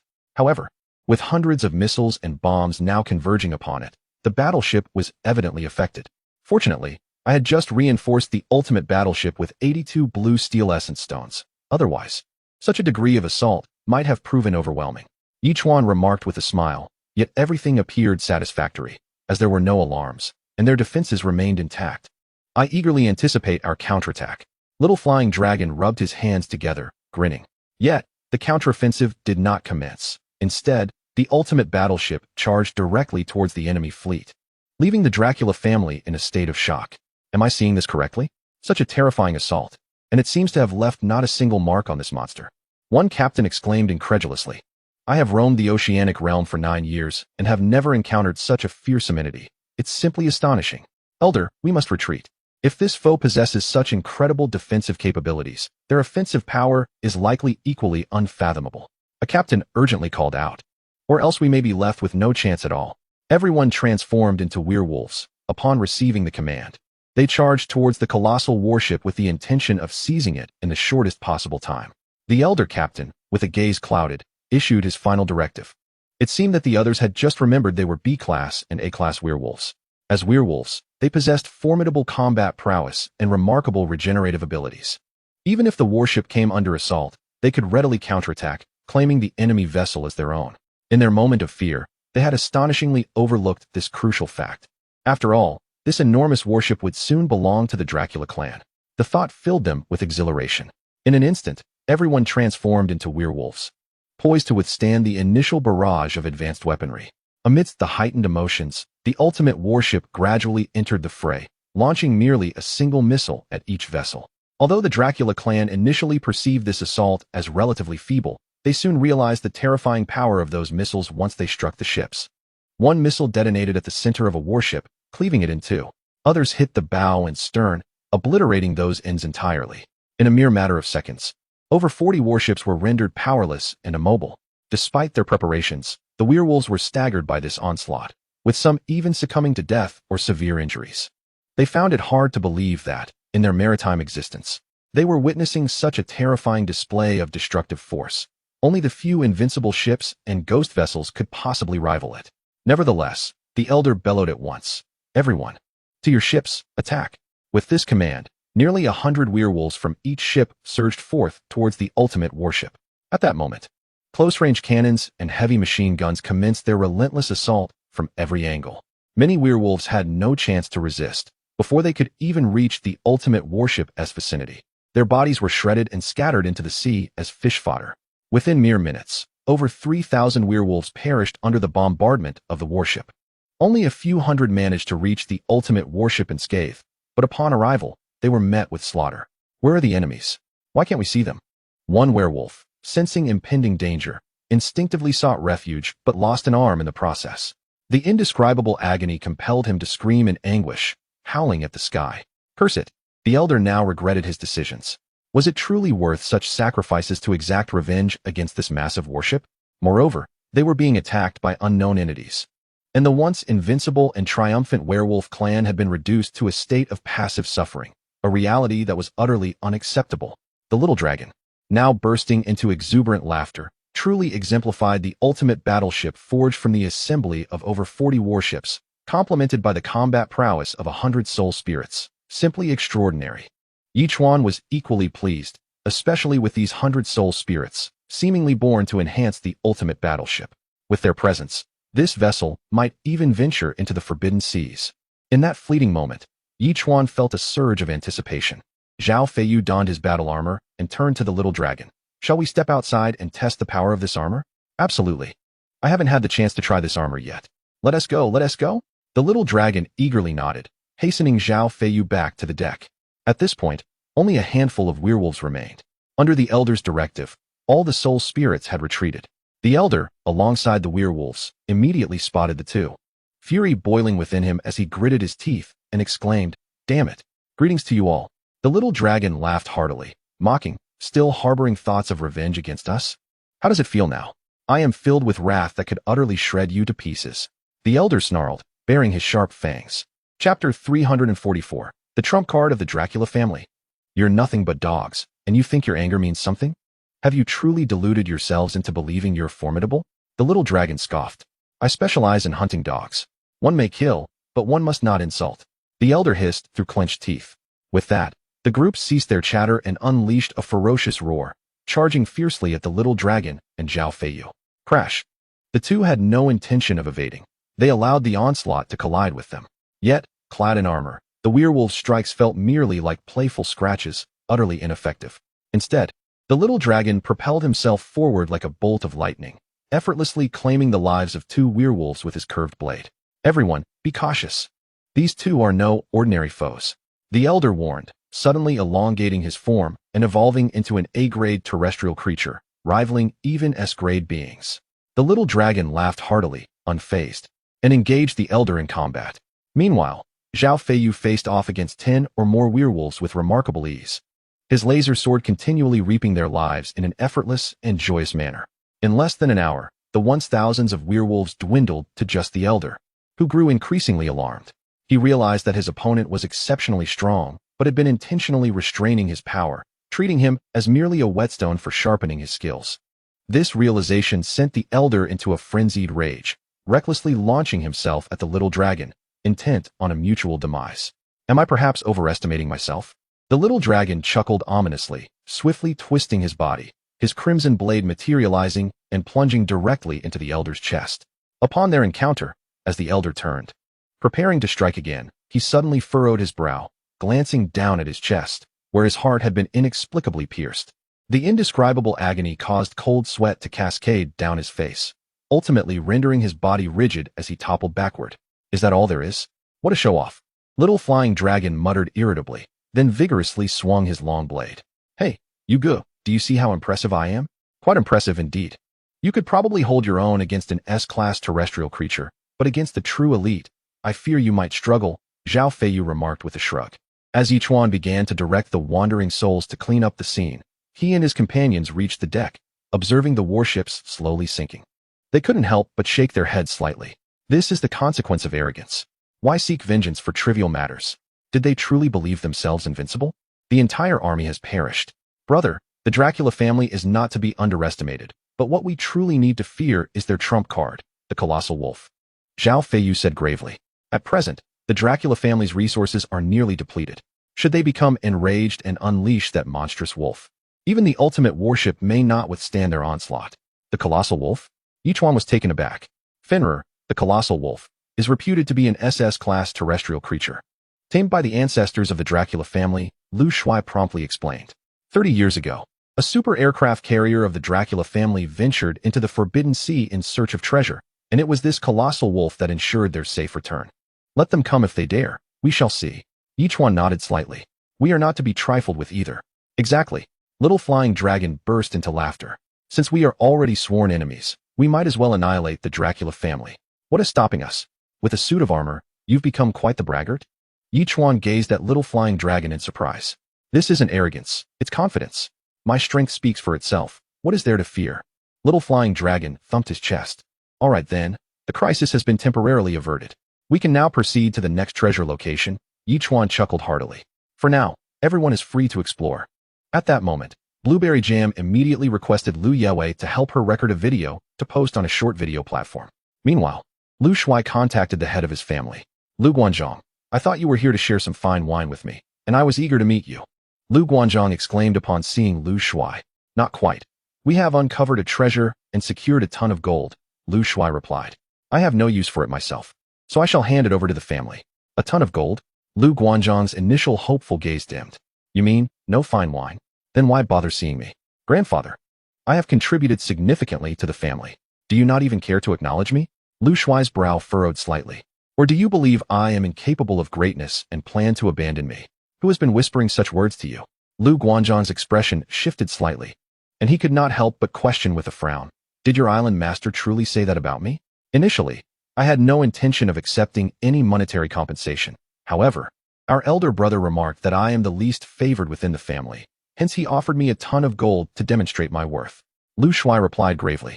Of course, if you wish to decline, I shall have my elder brother reclaim the gold, as I already owe him quite enough. What sort of gold is this?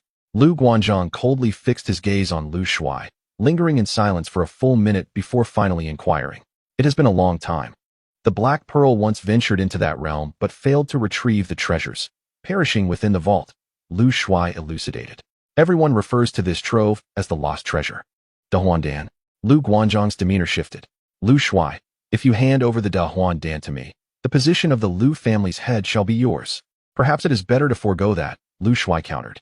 During this treasure hunt, I did not contribute, I merely accompanied. I am already immensely grateful for the ton of gold my elder brother has bestowed upon me. Do you still desire the Da Huan Dan? The light in Lu Shuai's eyes dimmed, and he chuckled. From this point onward, I shall sever all ties with the Lu family. You may proceed as you wish. It matters not to me. Lu Shuai, what do you mean by this? Lu Guanzhong's anger flared. As a member of the Lu family, you do not intend to assist?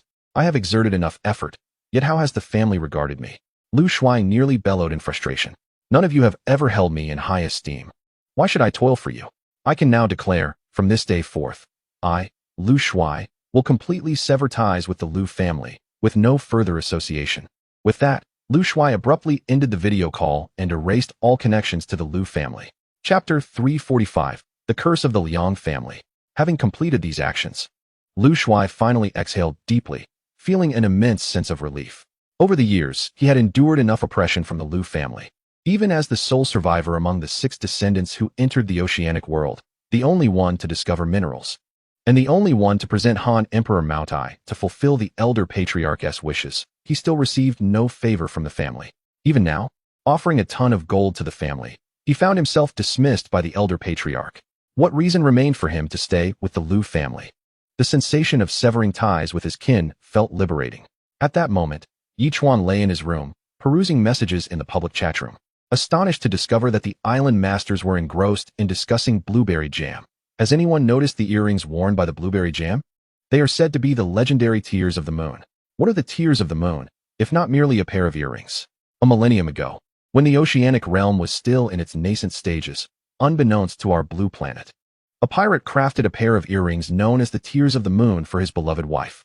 Tragically, upon her passing, he lost all desire for the sea and chose to sink his entire fortune, leaving only these earrings as a clue and a key. As the island lords of the blue planet ventured into this oceanic world, they embarked on a quest to uncover the tears of the moon.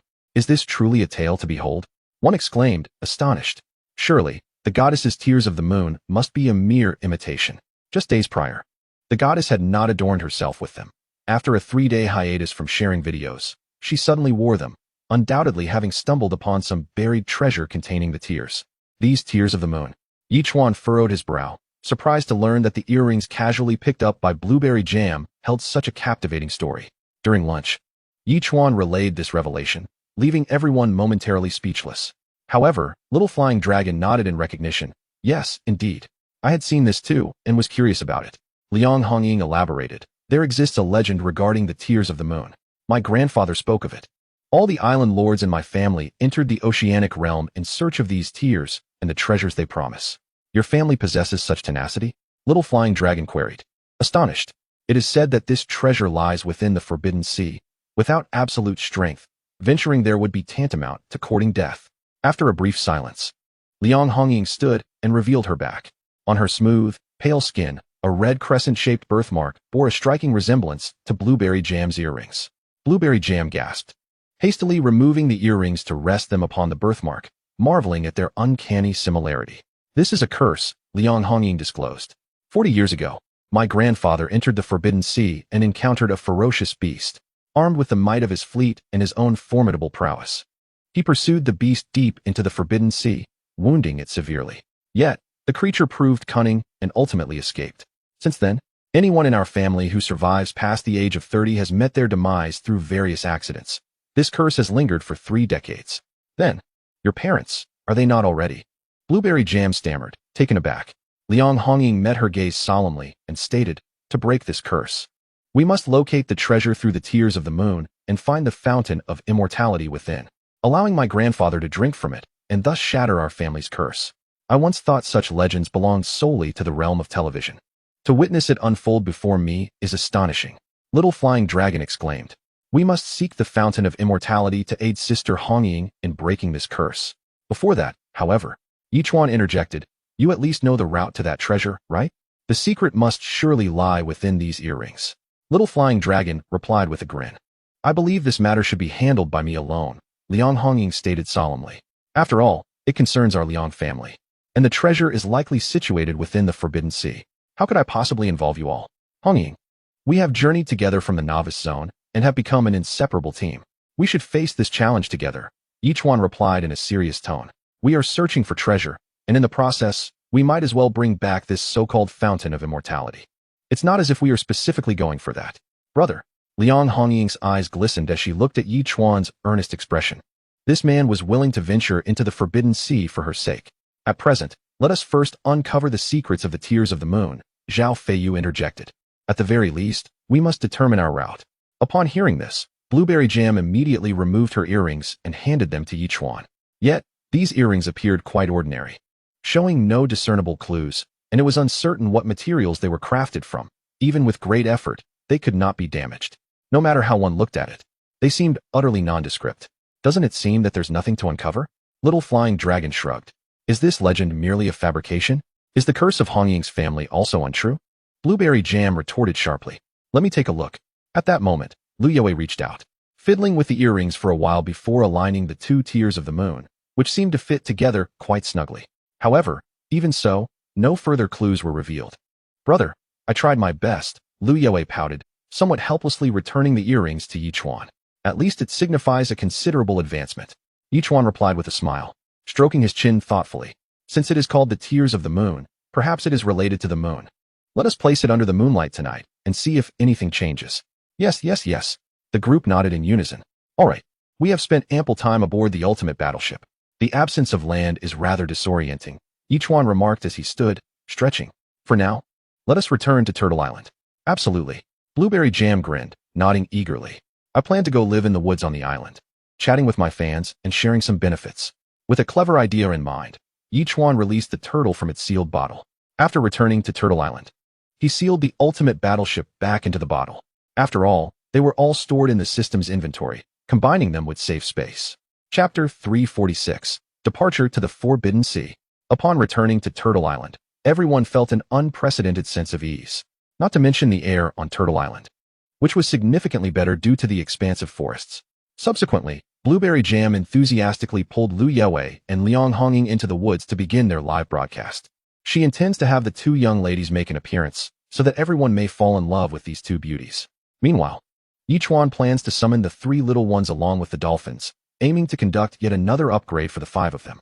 This upgrade, in fact, proceeded at a notably quicker pace than before. It appears that from level 15 to 16, it had barely taken less than half a month.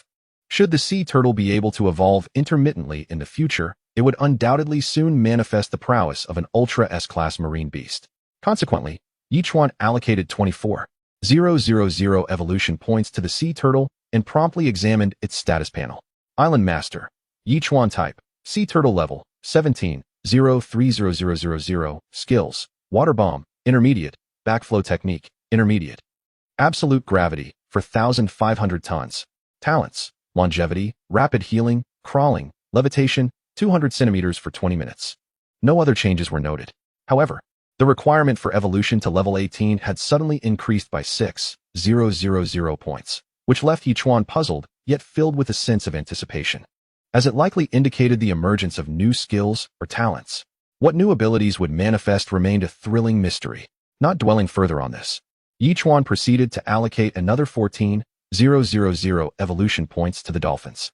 The dolphins began to gradually increase in size, prompting Yichuan to swiftly access the dolphin's information panel. Name, dolphin affection level, 100 level, 17 evolution points, 020,000 skills, sound wave interference, intermediate, absolute impact, intermediate. Shared perception, 45 seconds, Fate's horn, anesthesia time, 6 seconds. Talents, deep diving, 4,000 meters. Note, absolute impact allows the dolphin to attack with its head, with intermediate impact equating to a collision strength of 1 ton. Sound wave interference can launch sound wave attacks on all entities within a 300-meter radius, disrupting their actions. The evolution points required to reach level 18 had also increased by 6,000 points, while the impact force had surged by over 1,000 pounds, reaching a full ton. Could it be that the Dolphin-S skills would also see enhancements at level 18? The Dolphin's upgrade is complete. Congratulations, the contracted beast has evolved to level 17, granting an upgrade package. Would you like to open it? The system's voice resonated at that moment. Open it. Yichuan promptly responded. Opening upgrade package, please wait. Congratulations. You have acquired 2,000 growth points, 30 kilograms of fresh lamb, 20 liters of chilled beer, and an expander. What is an expander? Observing this device resembling a magnifying glass, with a groove in the center designed for embedding something, Yichuan found himself perplexed. What could possibly require magnification? For the moment, disregarding other matters, Yichuan produced 42,000 evolution points, allocating them to his 3 companions. He then accessed their information panels. Name, Albatross level, 17, mature stage, evolution points, 20,000 skills, diving claws, capable of grasping 1-ton objects, flame feather arrows, 17, human carrying launch. Talents, diving, fishing, flying, long-distance navigation. Albatross has successfully leveled up. Congratulations to the host for the pet's advancement to level 17. A level-up gift package has been obtained. Would you like to open it? Albatross has successfully leveled up. Congratulations to the host for the pet's advancement to level 17. A level-up gift package has been obtained. Would you like to open it? Yichuan then declared, open all. Congratulations, the host has received 2,000 growth points, 123 wooden planks, 83 stones, and 20 fighter jet blueprints. Congratulations, the host has received 2,000 growth points, 84 pieces of glass, 77 pieces of plastic, and 10 large intelligent drone blueprints. Congratulations, the host has received 2,000 growth points, 117 metal sheets, 81 pieces of glass, and 10 large intelligent firearms. Similar to the sea turtle and dolphin, the evolution points surged by 6,000 at once. Aside from the diving claws being enhanced to 1 ton, the remainder of the growth remained relatively unchanged. This situation led Yichuan to suspect that something significant was bound to occur. However, with the system remaining silent, he would have to wait until level 18 to uncover the truth. On the bright side, the growth of the skills and talents of the 5 companions followed a systematic and orderly progression, marking this as a substantial transformation overall. Time flew by, and soon night fell. On Saturday, a barbecue of lamb skewers was prepared, accompanied by lamb soup and chilled beer, making for a delightful evening. Only after indulging in food and drink did Yichuan retrieve the assembled tier of the moon. Yet, under the moonlight, it remained unchanged. Did he misjudge? Brother, let the moonlight shine upon it and observe its shadow, Lu Yuai suggested at the opportune moment. Upon reflection, Yichuan realized she was indeed correct. He promptly extended his hand, directing the moonlight onto the tier of the moon, which promptly cast a fist-sized shadow on the ground. Look, it seems there's something on it, Lu Shuai exclaimed, sensing it resembled a map, albeit not very clearly. If only they had a magnifying glass, perhaps they could discern it better. I have a magnifier. Yichuan replied weakly. No wonder the system had suddenly provided him with a magnifier. It was intended to enlarge the pattern. Truly, the system understood him well. He immediately embedded the tier of the moon into the magnifier and projected it onto a wall of the villa. This time, the image was unmistakably clear. It was indeed a map. Wow, now it's crystal clear. Little Flying Dragon chuckled heartily and stepped forward, pointing to a specific location. Elder brother, look. This indeed marks the boundary of the Forbidden Sea. Even upon entering, we still have quite a distance to cover. Zhao Feiyu interjected. To truly enter the Forbidden Sea, we still have over 10,000 nautical miles to traverse. From our current position, it would require a journey of 20,000 nautical miles to reach the Forbidden Sea, meaning we have a total of over 30,000 nautical miles ahead of us. Considering the Turtle's current speed of 70 nautical miles per hour, along with potential delays due to unforeseen circumstances, we estimate it will take approximately 3 weeks.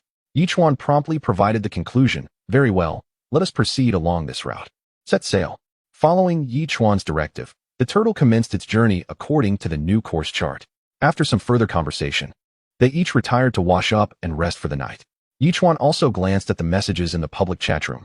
Unexpectedly, the goddess is indeed playing alongside the divine. The two beauties beside Blueberry Jam each possess their own charms. However, I heard they are currently researching the tiers of the moon, seemingly on a treasure hunt. It appears to be true, and the goddess promised to live stream the treasure-seeking process, which is rather exciting.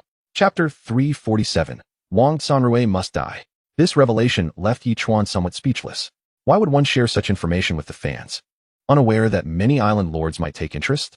If those with ulterior motives were to notice, although he himself was unperturbed, dealing with them could become quite troublesome.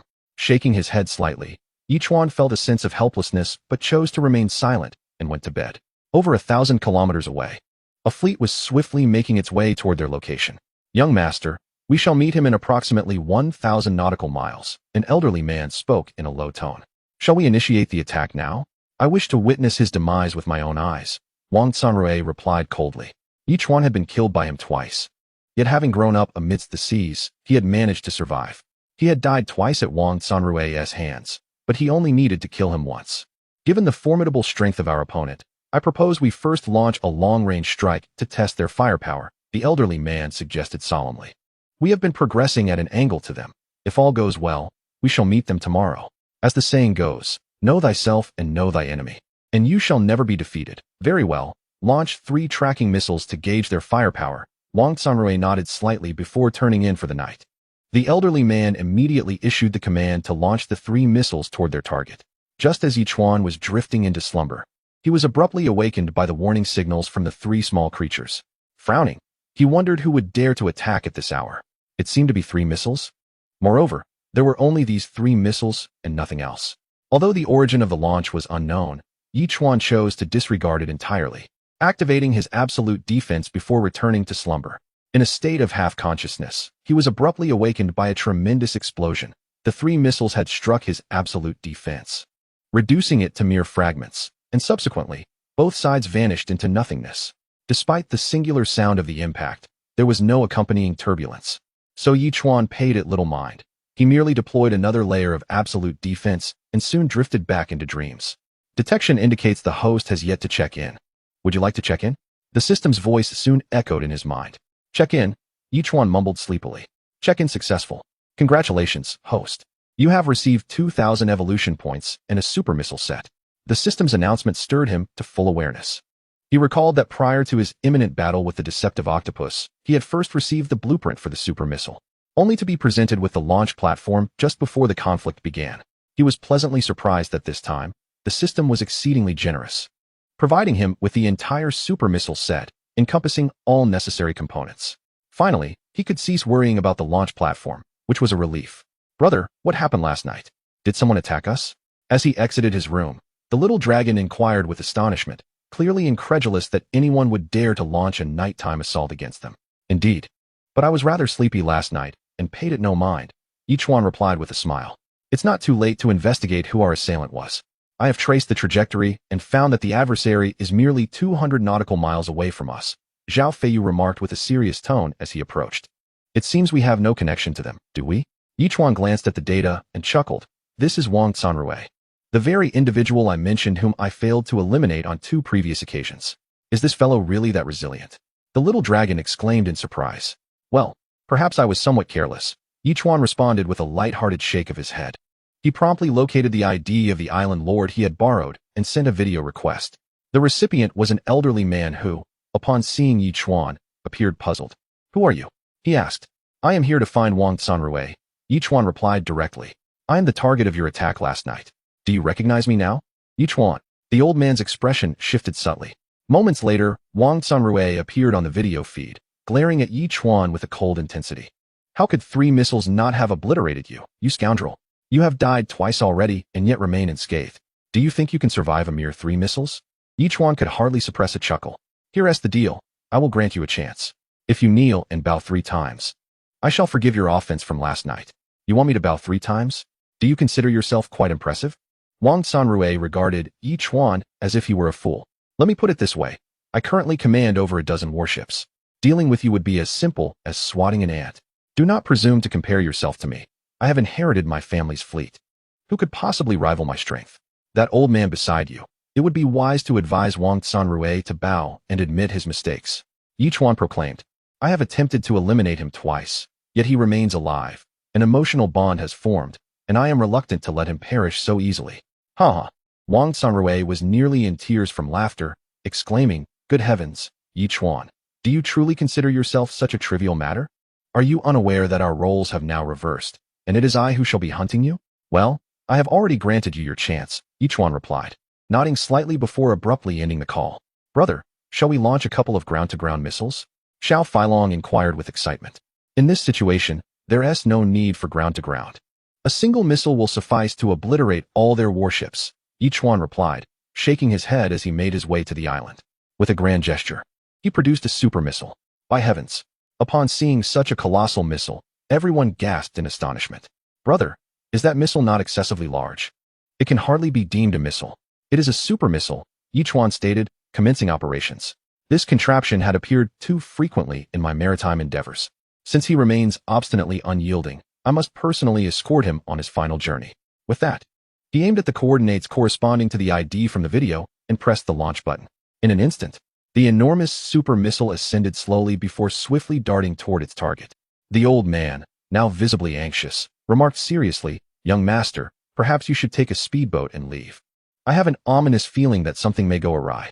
"What could possibly go wrong?" Wang Sanrui scoffed. "If something were to befall me, would my father allow him to escape? Yet you have not disclosed your father's identity." The old man retorted, raising his hands in exasperation. "Oh no, I completely forgot about that." Wang Sanrui's expression shifted dramatically. Chapter 348. Wang Sanrui finally perished. "If I do not inform him, how will he know of his own identity?" Immediately, Wang Sanrui requested a video call with Yi Chuan, who promptly opened the video, smiling as he asked, "Have you come to your senses?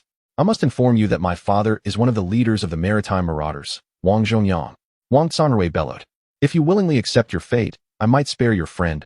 Otherwise, I'm afraid you shan't have that opportunity." Yi Chuan shrugged nonchalantly. "What do you mean?" Wang Sanrui furrowed his brow. "Young master, our radar has just detected a missile heading toward us," the old man stated gravely. "In a few minutes, it will strike. It's merely a missile. Whether it be long-range or close-range defense, it can be dealt with easily." Wang Sanrui shouted angrily. "Is that something I need to explain to you? This missile is not only more than double the size of a standard missile, but also possesses jamming capabilities, rendering it impossible to intercept."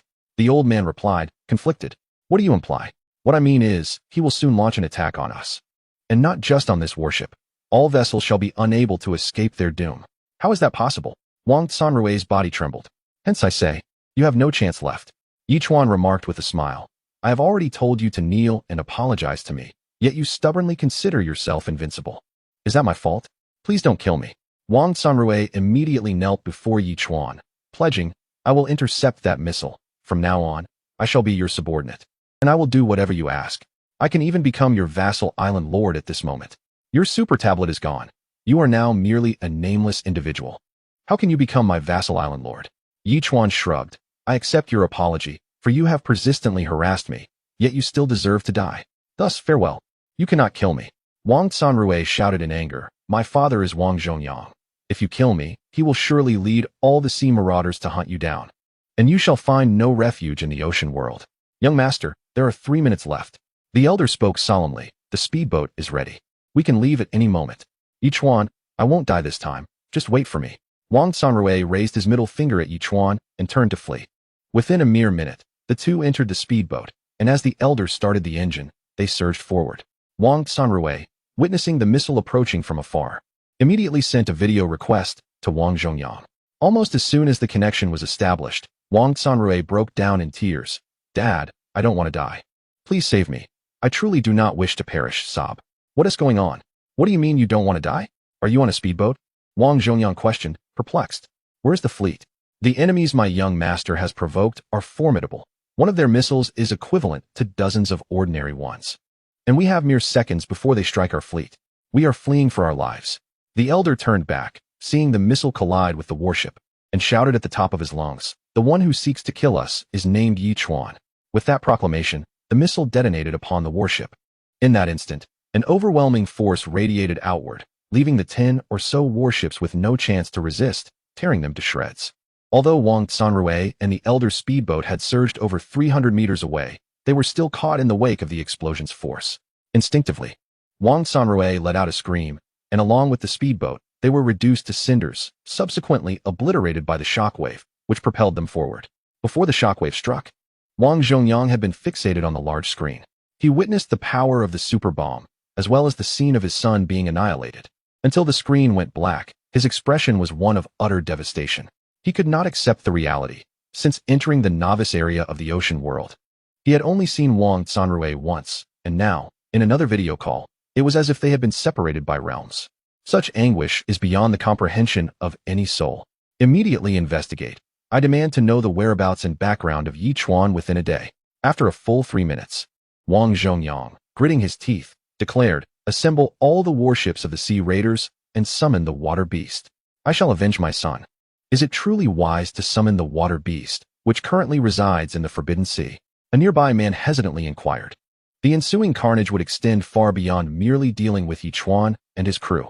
"My son is dead. Do I still care for such matters?" Wang Zhongyang snapped, his eyes ablaze with fury. "This is a blood feud. I must repay tooth for tooth, eye for eye." A powerful gust of wind surged forth, colliding with the sea turtle's absolute defense, causing a slight tremor. Yichuan then chuckled. "It appears that Wang Sanrui and his fleet have been utterly annihilated. Wang Sanrui is of little concern. The true threat lies with his father, Wang Zhongyang," Zhao Feiyu remarked. Wang Zhongyang is a notorious sea raider, and his organization is extensive. Having made an enemy of them, our situation may become perilous. That remains to be seen. When soldiers come, we shall meet them with arms, and when water flows, we shall bury it," Yichuan retorted coolly. "Indeed, let us not forget our ultimate battleship." The little dragon eagerly nodded, grinning. "Even if they send 100 warships, we shall prevail, right, brother? We do not relish conflict, but that does not equate to fear of it," Yichuan affirmed. "If they dare to come, we shall annihilate them." At that moment, a voice from the system suddenly echoed, "Island upgrade complete. Congratulations, host. Your island has been upgraded to level 17, and you have received an upgrade package. Would you like to open it?" Yichuan's heart leaped with joy as he nearly forgot that the Sea Turtle Island had reached level 17. He promptly replied, "Open it." "Opening. Congratulations, host. You have acquired 2,000 growth points, 10L of chilled beer, 5 units of exclusive nutrient solution for the miraculous tree, and 5 absolute defenses." Once again, the exclusive nutrient solution for the miraculous tree appeared. Though the miraculous tree had ceased its vertical growth and began to expand in girth, its exclusive nutrient solution remained abundant. One could only wonder how robust it might ultimately become. "Brother, what is that on the mountain?" Just as Yichuan was contemplating the miraculous tree, Blueberry Jam suddenly exclaimed in astonishment. Chapter 349, The Dark Night? Where's his steed? On the mountainside, approximately 100 meters high, stood a creature resembling a humanoid figure. This being was cloaked in black fur, with only a pair of crimson eyes visible, standing around 2 meters tall, exuding an unsettling aura. Thankfully, it was daytime. Otherwise, encountering such a creature at night would surely chill one to the bone. What on earth is that? The little dragon furrowed his brow, apprehensively noting, "That fellow does not appear to be of good nature. Could it have emerged from the woods?" Yichuan pondered aloud. After a moment's contemplation, he ultimately inquired of the system. The system promptly provided a response. Dark Knight, an S-rank terrestrial creature, proficient in assassination, capable of taking lives unnoticed, and exceedingly perilous. Why is it another S-rank terrestrial being? Hadn't one already appeared previously in the form of a human-faced spider? Could this S-rank entity possess other remarkable traits? As he contemplated this, he glanced at the adorably bewildered Blueberry Jam and the others, refraining from speaking to her directly. Instead, he swiftly placed Blueberry Jam, Lu Yewei, Lu Shuai, and Liang Hongying into the ultimate warship's sealing bottle. Given its capacity for unseen murder, this creature was anything but ordinary. This entity is a Dark Knight. An S-rank terrestrial being, adept at assassination. Exercise caution. Yichuan warned decisively. A knight? Yet, I see no steed accompanying him. Although Little Flying Dragon was puzzled, he instinctively shielded himself within his armor. In the next instant, the Dark Knight vanished. Bang! Almost immediately, a strange sound erupted as Zhao Feiyu struck with his laser sword, only to discover that the Dark Knight had stealthily appeared beside him, launching an attack. In his hand was a sharp broadsword, which clashed with the laser sword without being severed, even sparking upon impact. Soon after, the Dark Knight disappeared once more. Goodness, this creature is rather uncanny. And it is not human, but a being? Little Flying Dragon exclaimed in astonishment. Suddenly, with a crisp sound, before Little Flying Dragon could fully sense the opponent, the broadsword had already struck his neck. Although his armor provided protection, it did not prevent the formidable force from sending him sprawling. Darn it! Little Flying Dragon tumbled several times before finally kneeling on one knee, his long knife planted in the ground, as he staggered back a few meters to regain his composure. Brother, this entity is extraordinary. Little Flying Dragon gritted his teeth, emphasizing the need for caution, for one could truly fall prey to its cunning. Ding! Just as he finished speaking, the Dark Knight lunged again, this time targeting Yichuan. Yet Yichuan had sensed his presence the moment he approached. The long knife struck with tremendous force at a specific location. The Dark Knight switched from offense to defense, and Yichuan's blow sent him flying over 20 meters, shattering a massive boulder before finally halting. His blood-red eyes unmistakably flickered with surprise. After all, he was accustomed to ambushing others. This was the first time he had been ambushed himself, and by what appeared to be an unremarkable individual. Well done, brother. Little Flying Dragon burst into laughter. Little Flying Dragon, spare the flattery. We must flank him together and defeat him, Zhao Feiyu declared as he brandished his laser sword once more. The two shouted in unison and charged towards the Dark Knight. System, where has his steed gone? Yet Yichuan could not help but voice his curiosity. After all, a being known as the Dark Knight must surely possess a steed, would it not? Given its current display of power, it seemed to rank just below the formidable human-faced spider. At least that creature could hold its own against him, while this one appeared significantly inferior. Suddenly, a furious sound erupted from the forest, heralding the charge of a colossal black boar. Towering nearly 2 meters high, adorned with long, thick tusks and bristling fur, it presented a most fearsome sight. Could this truly be the Dark Knight's mount? Yichuan inquired, astonished by the notion of a mere pig. The system promptly provided an introduction. Black Fur Frenzy Boar, an S-class terrestrial creature, capable of delivering a ferocious charge with a force of up to 2,000 tons, often collaborating with the Dark Knight to vanquish foes. Regardless of its designation, Yichuan mused, it remained fundamentally a pig. He chuckled. I rather think it's not here to cause harm. It seems to be delivering a feast. As he spoke, the Black Fur Frenzy Boar caught sight of him and charged directly forward. Yichuan sheathed his long knife, stepped forward, and seized the creature's tusks with both hands, forcibly halting its advance. This act was undoubtedly a tremendous insult to the Black Fur Frenzy Boar, which emitted furious roars and struggled with all its might to escape Yichuan's grasp. Yet, his hands clamped down like powerful pincers, rendering the boar's efforts futile. At that moment, a series of enraged howls echoed as a bushy giant ape sprinted toward them, gripping a massive bone tightly. It leapt from the air, bringing the bone crashing down upon the Black Fur Frenzy Boar. Yichuan quickly sidestepped, yielding the stage to the giant ape. The boar, freed from its constraints, let out another furious roar, preparing to retaliate, only to be struck on the forehead by the bone wielded by the giant ape. The once ferocious glint in the boar's eyes softened considerably, and it began to sway, on the verge of collapse, yet somehow managing to stay upright. With a resounding thud, the giant ape, seemingly unsatisfied, took a few steps back and brought the bone down forcefully upon the same spot on the boar's head. At last, the Black Fur Frenzy Boar succumbed to the ground, snorting loudly, yet astonishingly, it had not been slain. Brother Chuan, this boar's meat must be exceptionally delectable, remarked Friday, as Saturday approached, asserting, moreover, being an S-class terrestrial creature, it not only promises exquisite flavor, but substantial nourishment. We shall feast upon it at noon. Yichuan nodded, suddenly craving a bone stew, envisioning it braised with noodles on the side. Very well, Brother Chuan. I assure you, satisfaction is guaranteed. As they spoke, the two robots had already dragged away the peacefully slumbering black-haired wild boar. Meanwhile, the battle between the two knights had escalated into a fevered intensity. Chapter 350. This is too much. I must grow stronger. Both Zhao Feiyu and the little flying dragon had reached a point where they could take on S-rank beings in single combat.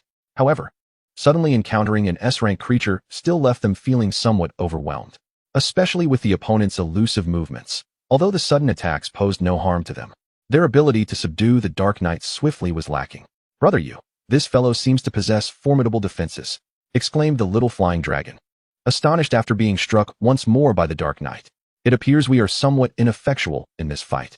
After all, it was an S-rank creature, Zhao Feiyu replied gravely. He was uncertain about the defense mechanism of the Dark Knight. Even though his laser sword had struck it directly, it had inflicted no damage whatsoever, not even disturbing its dark fur in the slightest. This was indeed perplexing. How could a laser sword, capable of slicing through the little flying dragon's elbow blade, fail to harm the Dark Knight? I say, how much longer will you two take? Leaned against the wall, Yi Chuan asked with a hint of boredom. Brother, our combat prowess is indeed impressive, yet we are at an impasse with this creature, the little flying dragon lamented. It seems that only you can deal the final blow. Zhao Feiyu agreed, feeling a sense of impotence.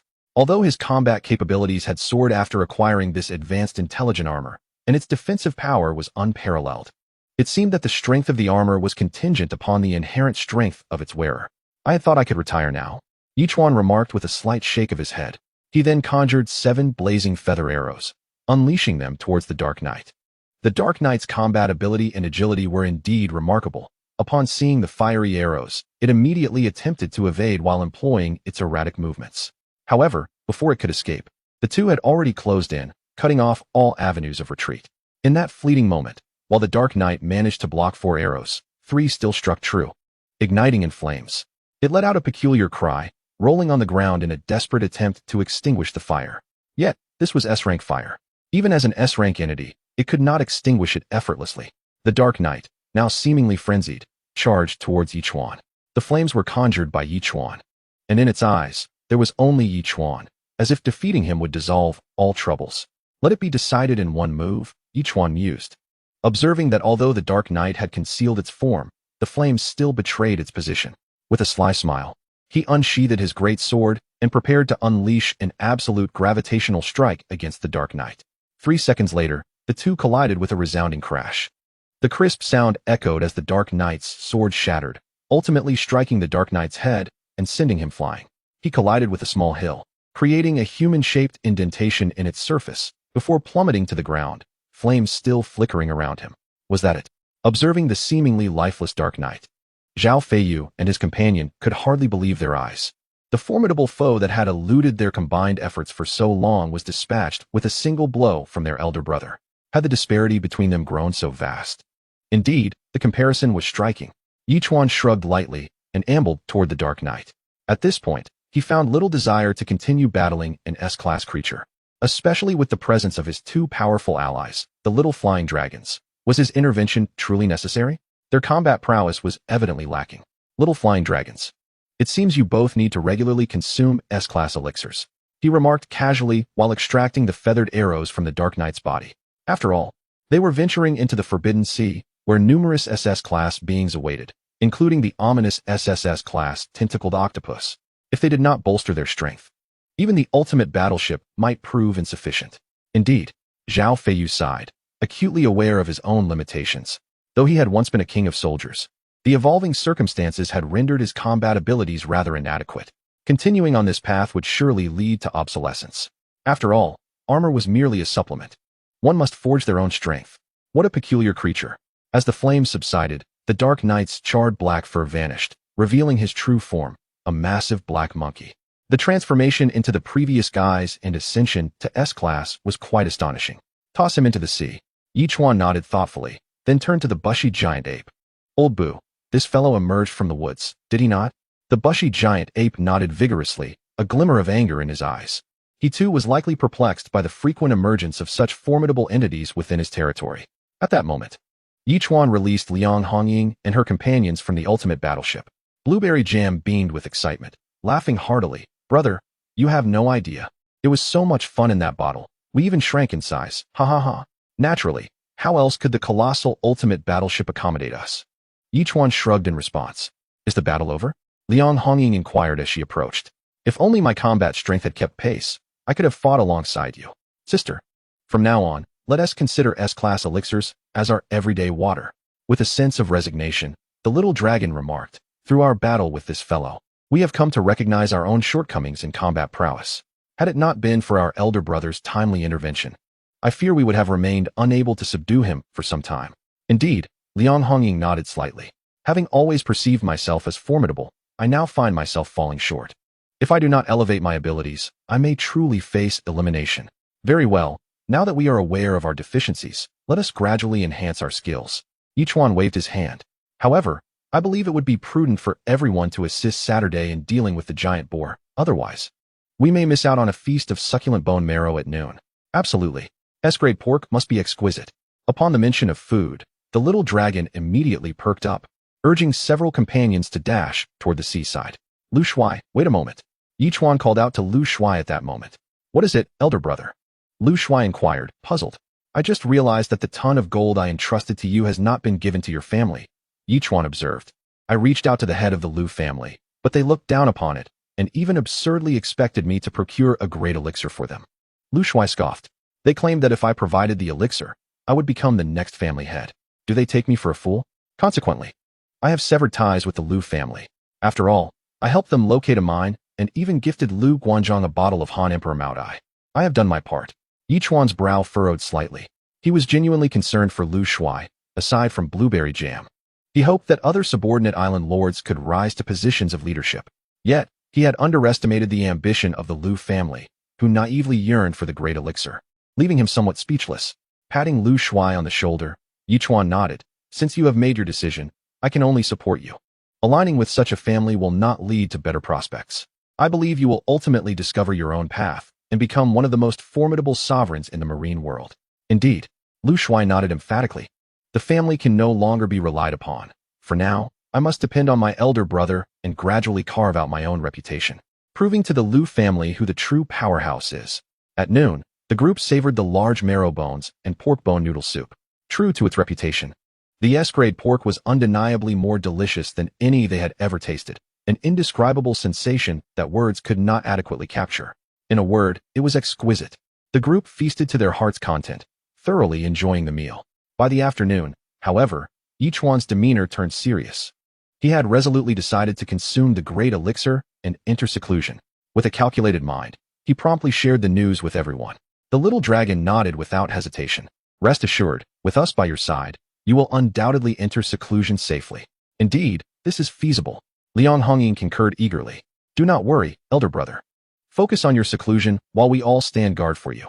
I now venture into the woods to commence my immersion, though the duration of this process remains uncertain. Yichuan nodded and remarked, should we encounter adversaries, do not hesitate. Strike directly. The sea turtles and dolphins, along with the 3 little ones, will assist you, provided they are not of SS rank or other formidable beings. Generally, we should not face significant issues. Everyone nodded in agreement. At that moment, Yichuan promptly entered the forest, locating the oldest locust tree deep within. This tree stood over 20 meters tall, and 5 individuals would struggle to encircle its trunk. Ever since the Sea Turtle Island ascended 10 levels, it had remained, primarily because it was hollow inside, capable of accommodating 2 individuals. Yichuan intended to enter this hollow for his seclusion. Old Boo, I shall begin my retreat now. You must steadfastly guard the final post. Yichuan gently pounded his fist against the chest of the Boo clan's giant ape, declaring, no matter who dares approach this tree, strike them down mercilessly. The giant ape nodded vigorously, pounding its chest in affirmation of its resolve. With that, Yichuan felt a sense of relief.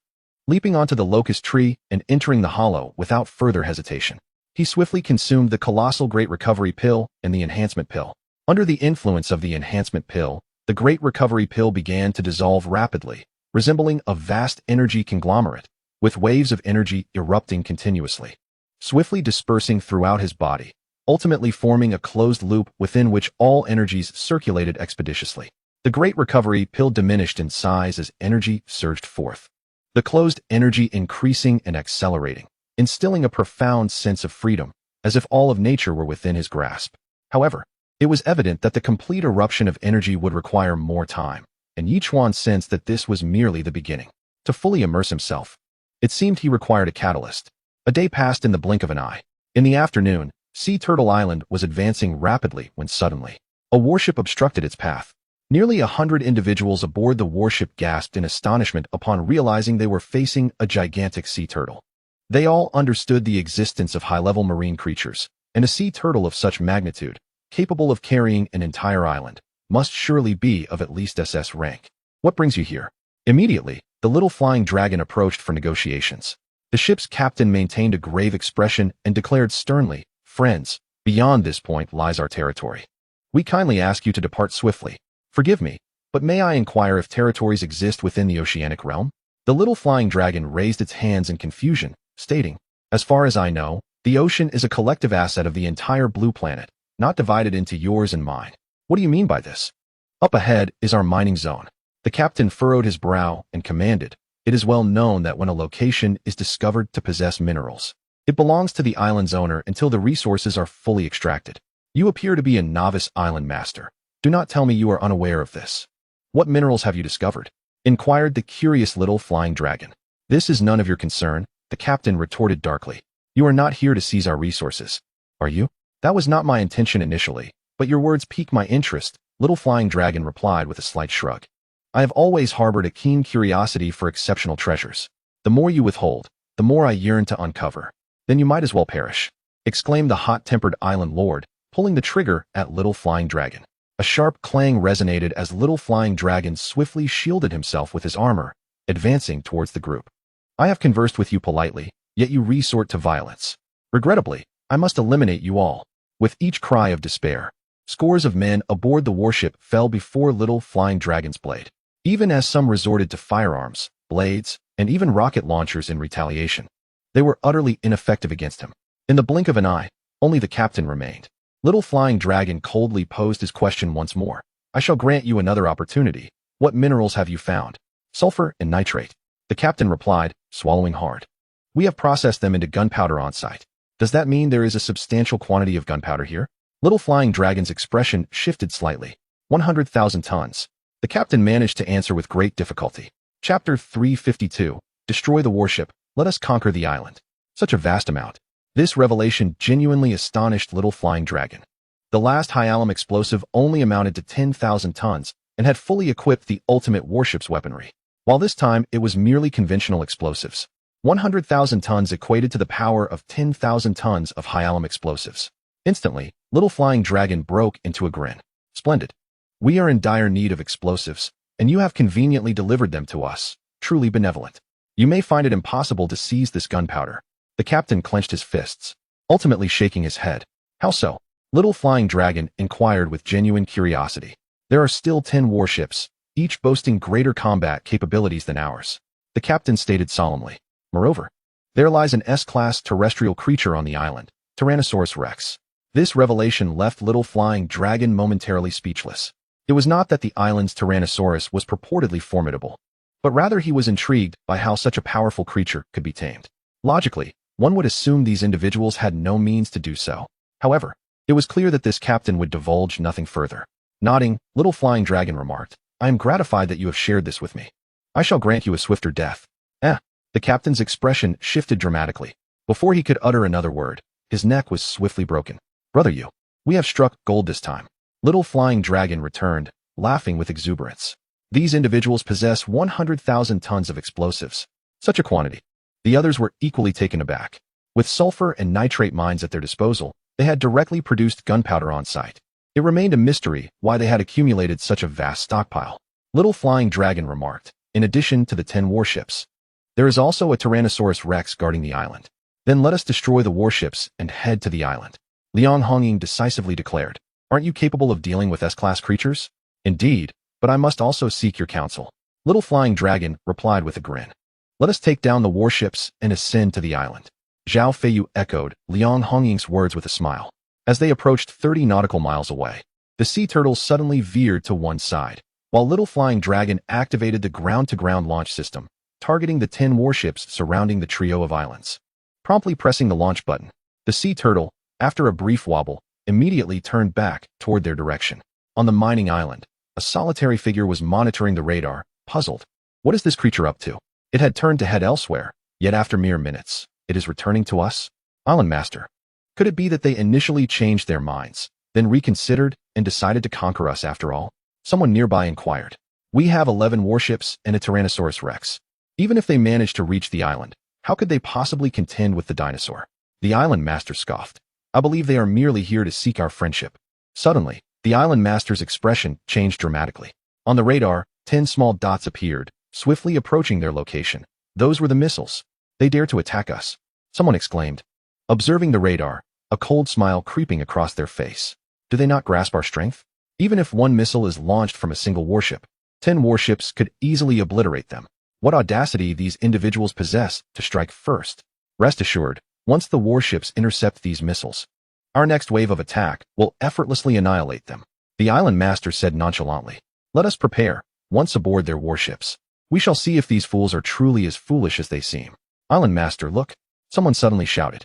10 missiles were hurtling toward them from the distance, splitting apart just 1 kilometer from the warships, each veering toward one of the vessels. Simultaneously, as a missile came under fire from the close-in defense guns, it divided into 10, altering course once more to target vital points on the warships, some even plunging directly into the water.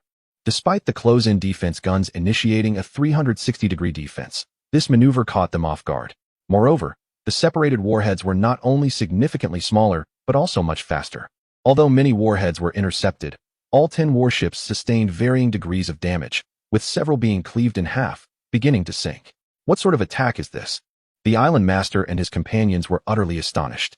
The missile with multiple warheads is known to him, yet the sheer destructive power of each warhead is astonishing. And this is the first time he has encountered such a phenomenon. What could possibly be the composition of this missile? Is it truly that formidable? Lost in thought, a voice suddenly cried out, Island Master, look! Pointing ahead, the individual exclaimed, Is that an island? The Island Master squinted towards the horizon, a shiver running through him. He distinctly observed an island advancing swiftly across the water surface. What manner of island could move with such autonomy? Simultaneously, a series of dull thuds resonated from the depths, leaving everyone in shock. Surely the submarines beneath have been eliminated? Without a doubt, given the current circumstances, they were certainly done for. The Island Master remarked coldly, however, we possess sulfur and nitrate. They would not dare to assault our island. Should they attempt to set foot here, we shall unleash the Tyrannosaurus Rex and demonstrate the folly of their decision. Lu Shui, Lu Yi, and Lan Mei, relying on their enhanced submarine, had already dealt with the 3 submarines below. Meanwhile, Zhao Feiyu and the others were in a quandary. Though they could bombard the islanders directly, they were unsure which structure housed the explosives. A hasty attack could jeopardize everything. Brother Yu, I suggest we first neutralize those incapacitated warships. Then we can approach the island to avoid any unforeseen complications. Ultimately, they devised a plan, and the small dragon swiftly ascended to the summit to mobilize artillery against the surviving warships. On board the warships, both the propulsion and weapon systems had long since failed, and the crew was preparing to activate manual weaponry to assault the island. They were unprepared for the enemy's artillery, which not only possessed remarkable explosive power, but also an extensive range of combustion. Tragically, the crew became mere targets. After a brief barrage, none of the 10 warships managed to fire a single bullet toward Turtle Island. They were all utterly destroyed. The Island Master and his associates on the mining island had already relaxed. This was absurd. 10 warships could not contend with a single island. Who would believe such a tale?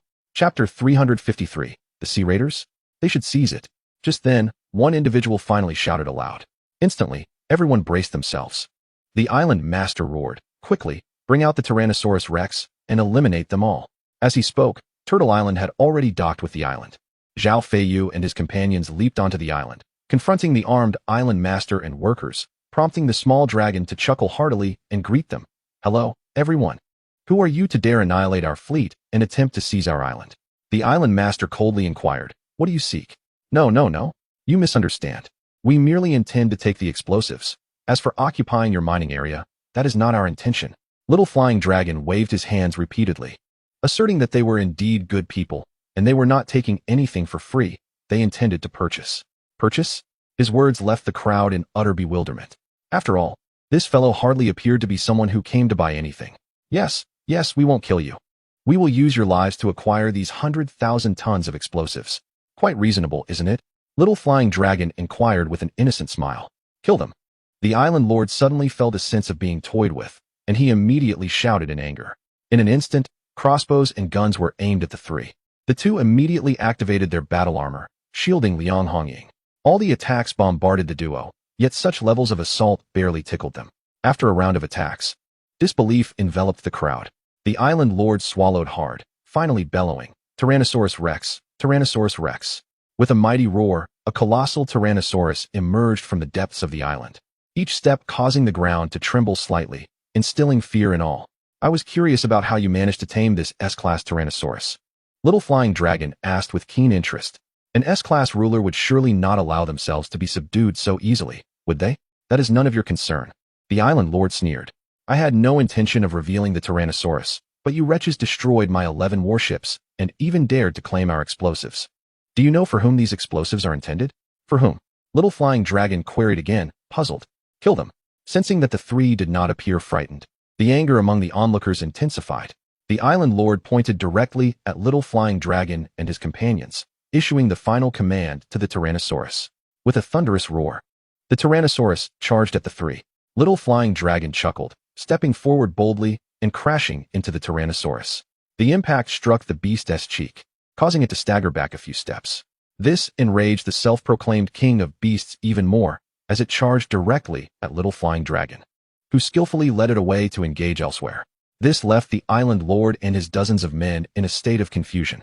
Initially, they imagined the Tyrannosaurus would make a grand entrance, annihilating the three, yet before it could even strike, it had been sent reeling. Was this truly an S-class terrestrial creature? Meanwhile, Zhao Feiyu and his companion approached the island lord. At a loss for words, the island lord could only manage a polite smile towards Zhao Feiyu. My friend, you recently inquired about whom this 100,000 tons of explosives are intended for. Zhao Feiyu directly responded, thus, I am very eager to understand what this 100,000 tons of explosives is all about. Sea Marauders. The island master had no other thoughts and immediately replied, it is prepared for the sea marauders. Zhao Feiyu inquired again, so this Tyrannosaurus Rex is also tamed by the sea marauders? Indeed. The island master nodded repeatedly. This place is the territory of the sea marauders. We are merely their laborers. This explosive is what we have accumulated and manufactured over the past year. They will arrive to inspect it in half a month. Zhao Feiyu nodded in acknowledgement. The last encounter with the 8-step spider in the novice zone, and now this Tyrannosaurus Rex. Both are creatures of S rank. What abilities do the sea marauders possess that they not only defeat such beings, but also manage to subdue them? Do they possess specialized methods for taming beasts? Regarding the explosives, if it were anyone else, Zhao Feiyu might have hesitated, but concerning the sea marauders, he deemed it imperative to seize all of it and demolish both mines. After all, they had slain Wang Sanrui, who is the son of Wang Zhongyang, thus creating enmity with the sea marauders. It would be folly to leave these explosives for them, essentially gifting them the means to assault themselves. Without delay, Zhao Feiyu commanded, you all, transport every last explosive to our island. The island master, taken aback, became visibly conflicted, but I have informed you, these are the property of the sea marauders. Before he could finish, Liang Hongying had already plunged a dagger into the island master's shoulder. This sudden assault startled everyone, causing them to retreat a step. The island master glared at Zhao Feiyu. My friend, I was merely advising you for your own good. How could you allow this heroic woman? Puffed. Liang Hongying, disliking idle chatter, thrust another dagger into the island master's other shoulder. I am not one for needless words. You will either comply or face death. Bang. Simultaneously, a loud crash was heard as the young dragon once again forced the Tyrannosaurus Rex back several steps. The Tyrannosaurus Rex was no match for the young dragon. The onlookers dared not utter a word, nodding vigorously. We shall comply. We shall comply. They promptly scurried off to another island to transport the explosives. These explosives were stored in wooden crates, each containing 100 kilograms, totaling 1 million crates, all neatly arranged across the island. Hundreds of workers, 2 per crate, toiled tirelessly, and it would likely take 2 to 3 months to complete the task. If the transportation were not finished in time, the sea marauders would arrive, and it would surely lead to a fierce battle. However, Zhao Feiyu, for the moment, had no better alternatives and could only rely on manpower. Chapter 354, Successful Entry. Blow up the island and depart. Roar. Minutes later, the Tyrannosaurus Rex let out a mournful cry. The little dragon had always regarded the Tyrannosaurus Rex as his sparring partner. eager to truly test the depths of his own strength. Now that he had sufficiently gauged his prowess, he decided to cease their playful exchanges and unleash his lethal moves. After withstanding a powerful strike from the Tyrannosaurus, he drove his long blade into the creature's neck. Unfortunately, the formidable S-class terrestrial beast had yet to unleash its full potential before meeting its untimely demise in the northwest. "Little dragon, have you taken the Tyrannosaurus as your whetstone?" Zhao Feiyu inquired with a hearty laugh. Indeed, that S-class beast was quite the challenge last time. The little dragon chuckled, having finally encountered an S-class Tyrannosaurus. "I must rigorously test its combat capabilities." The island master, upon hearing this, was struck with dread. After all, if they were already battling an S-class creature, what folly was it to unleash another S-class Tyrannosaurus upon them? It was utterly absurd. Goodness, there is so much dynamite. It will take ages to transport it all. The little dragon exclaimed, suddenly aware of the explosives nearby. At this rate, a month may not suffice. There's no other choice. We must manage until Yechuan emerges. Zhao Feiyu lamented. True, the little dragon pondered, realizing that, for the time being, there were no alternatives available. Following this, Blueberry Jam and the others emerged from the submarine, leaving Turtle Island in the hands of the little dragon, Blueberry Jam, and Zhao Feiyu, who would take turns supervising to prevent any untoward actions from the workers. 3 days passed, and the workers continued their laborious back and forth. Meanwhile, Yechuan had fully absorbed the large elixir. Within his lower abdomen, a grain-sized particle had formed, becoming the new nucleus of an already established energy circulation system. All power ultimately converged into this particle, only to flow out again, perpetuating an endless cycle. On the morning of the 3rd day, Yechuan slowly opened his eyes. Feeling the vibrant energy coursing within him, he sensed a pent-up force within that needed release. With an involuntary shudder, he unleashed a powerful aura that shattered a massive locust tree into dust. The area surrounding Yechuan was instantly coated in a thick layer of yellow powder. Is this the power that comes with entering the realm? Yechuan mused, gazing at his hands. Taking a deep breath, he finally let out a mighty roar that startled all the creatures nearby, sending them fleeing in every direction. The little dragon and the others rushed over, excitement brimming in their eyes. "Brother, how do you feel?" "Naturally, I have succeeded," Yechuan replied with a smile. "With the assistance of the large elixir, the enhancement elixir, and the miraculous little pill granting me unbridled access to the realm. If I could not succeed with such trifecta support, then I would indeed be quite useless." "What is going on?" Yechuan inquired. "Observing boxes of explosives being transported to the island. We have seized a mine, from which they extracted sulfur and saltpeter, sufficient to produce a staggering 100,000 tons of explosives. I am instructing them to transport all the explosives to our Turtle Island." "So much?" Yechuan was taken aback. "It's the plunderer's industry," Zhao Feiyu quickly explained. "What?" Yechuan's expression changed dramatically. Having already established enmity with the plunderers, he anticipated an inevitable showdown. To his astonishment, he had fortuitously stumbled upon the plunderer's explosives factory. Can there be anything more exhilarating than this? Without a moment's hesitation, Yechuan stepped forward decisively, waving his hand as all the explosives were transported into the system's inventory. "Then we shall not be polite. We will take them all." This move once again astonished everyone present. Little Flying Dragon could no longer contain his curiosity and asked, "Big brother, how did you manage this? If we were to move them one by one, it might take 1 or 2 months to finish, yet you merely waved your hand and they vanished completely." "They have simply been sent to my storage." Yechuan chuckled heartily, waving off the concern. "Didn't you say the plunderers are coming? Shouldn't we be on our way?" "Yes, let's go." Little Flying Dragon nodded vigorously. They had about 11 or 12 days before the plunderers would come to inspect. Instantly, everyone returned to Turtle Island, heading towards their destination once more. "Will the people on the island leak our location?" Liang Hongying asked anxiously. "The maritime plunderers have thrived in this oceanic realm for many years. They are not a force to be trifled with." Little Flying Dragon, "One island, one strike." Yechuan commanded. "Understood." Little Flying Dragon's expression shifted, and he hurried to operate the controls. The inhabitants of the island finally exhaled in relief. "Are we safe?" "Temporarily safe. But we will only be truly secure once the plunderers arrive." The island master also sighed in relief, but his expression quickly soured with resentment. "Those bastards have left us in such dire straits and snatched away the explosives demanded by the plunderers. When they arrive, we must pursue this turtle and ensure they pay in blood for their transgressions." Suddenly, a voice cried out in shock. "Oh no." Everyone turned to see 3 missiles launched from Turtle Island, aimed directly at the 3 islands. "They've already moved everything, yet they still seek to eradicate us." How can one be so merciless? The island master's face paled. Does anyone have a super tablet? Quickly report to the plunderers and urge them to take revenge for us. But our super tablet was taken by the plunderers. Besides, weren't you the one who forbade us from hoarding it? Someone glared at the island master in fury. If we die, it will be your fault. Nonsense. What does this have to do with me? The island master retorted angrily. Damn it, let us get him. Someone in the crowd shouted. Even if we die, we must strike him to vent our anger. In an instant, everyone surged towards the island master, unleashing a flurry of punches and kicks. The warheads detached, and 30 missiles struck the island, reducing it to below sea level. Brother, what does it feel like to be in the limelight? Young Filong inquired, unable to suppress a chuckle. I feel that every aspect has improved at least several-fold. Yichuan replied, raising his fist and clenching it with a smile. How about we have a spar?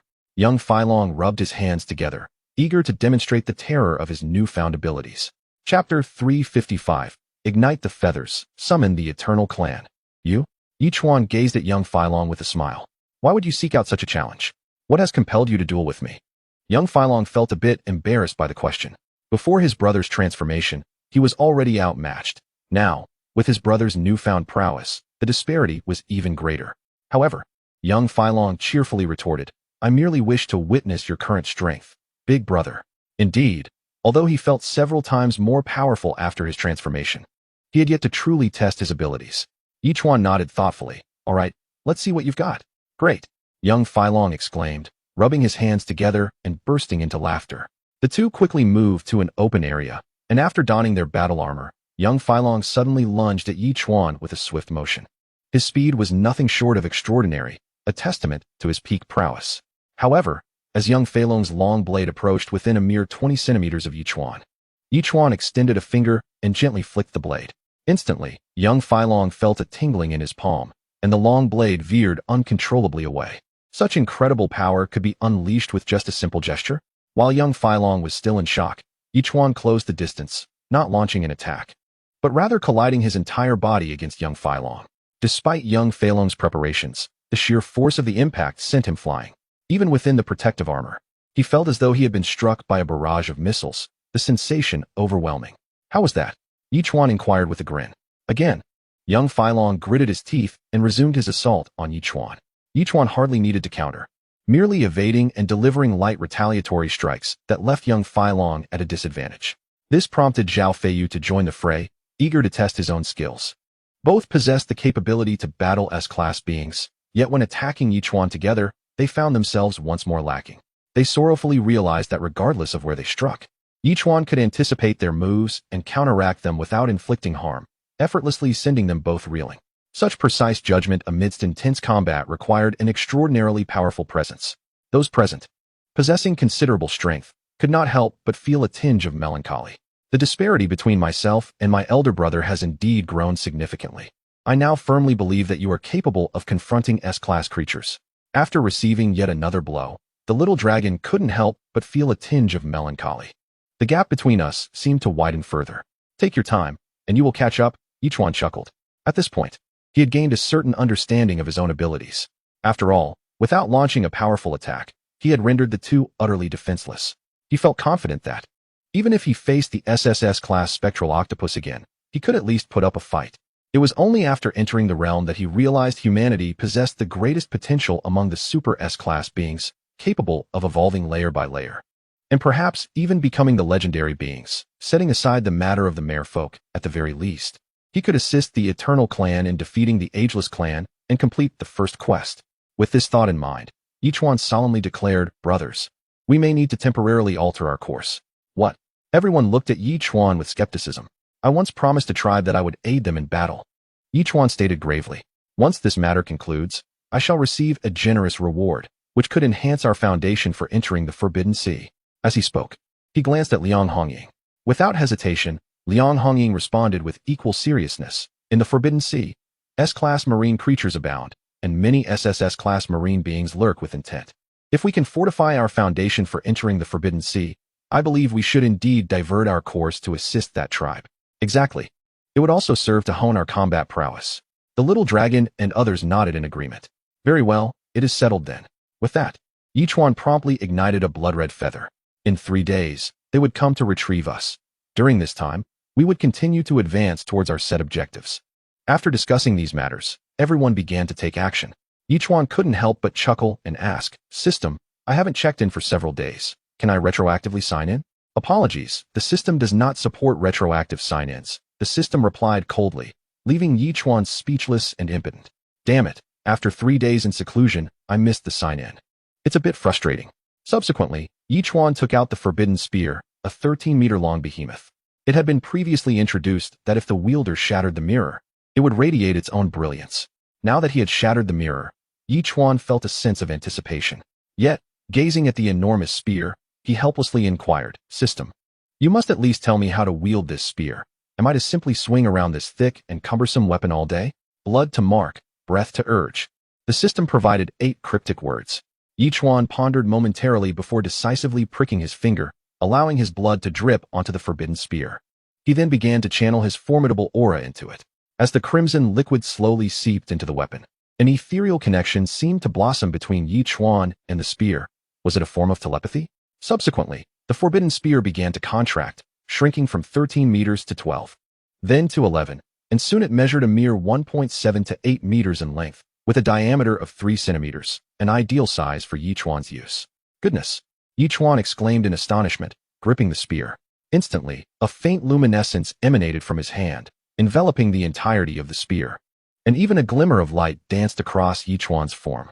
He swung it effortlessly, and even a casual thrust unleashed a terrifying power. "Wow, this forbidden spear seems far superior to my great sword." Yichuan marveled to himself as he toyed with the spear. He could sense the vast reservoir of power contained within it. At present, he could only harness a fraction, perhaps 1/10 or even 1/100th of its might. It appeared to him that it was time to find a suitable location to truly test this spear. With a mischievous grin, he expressed a desire for an SS-level marine creature to engage in battle with.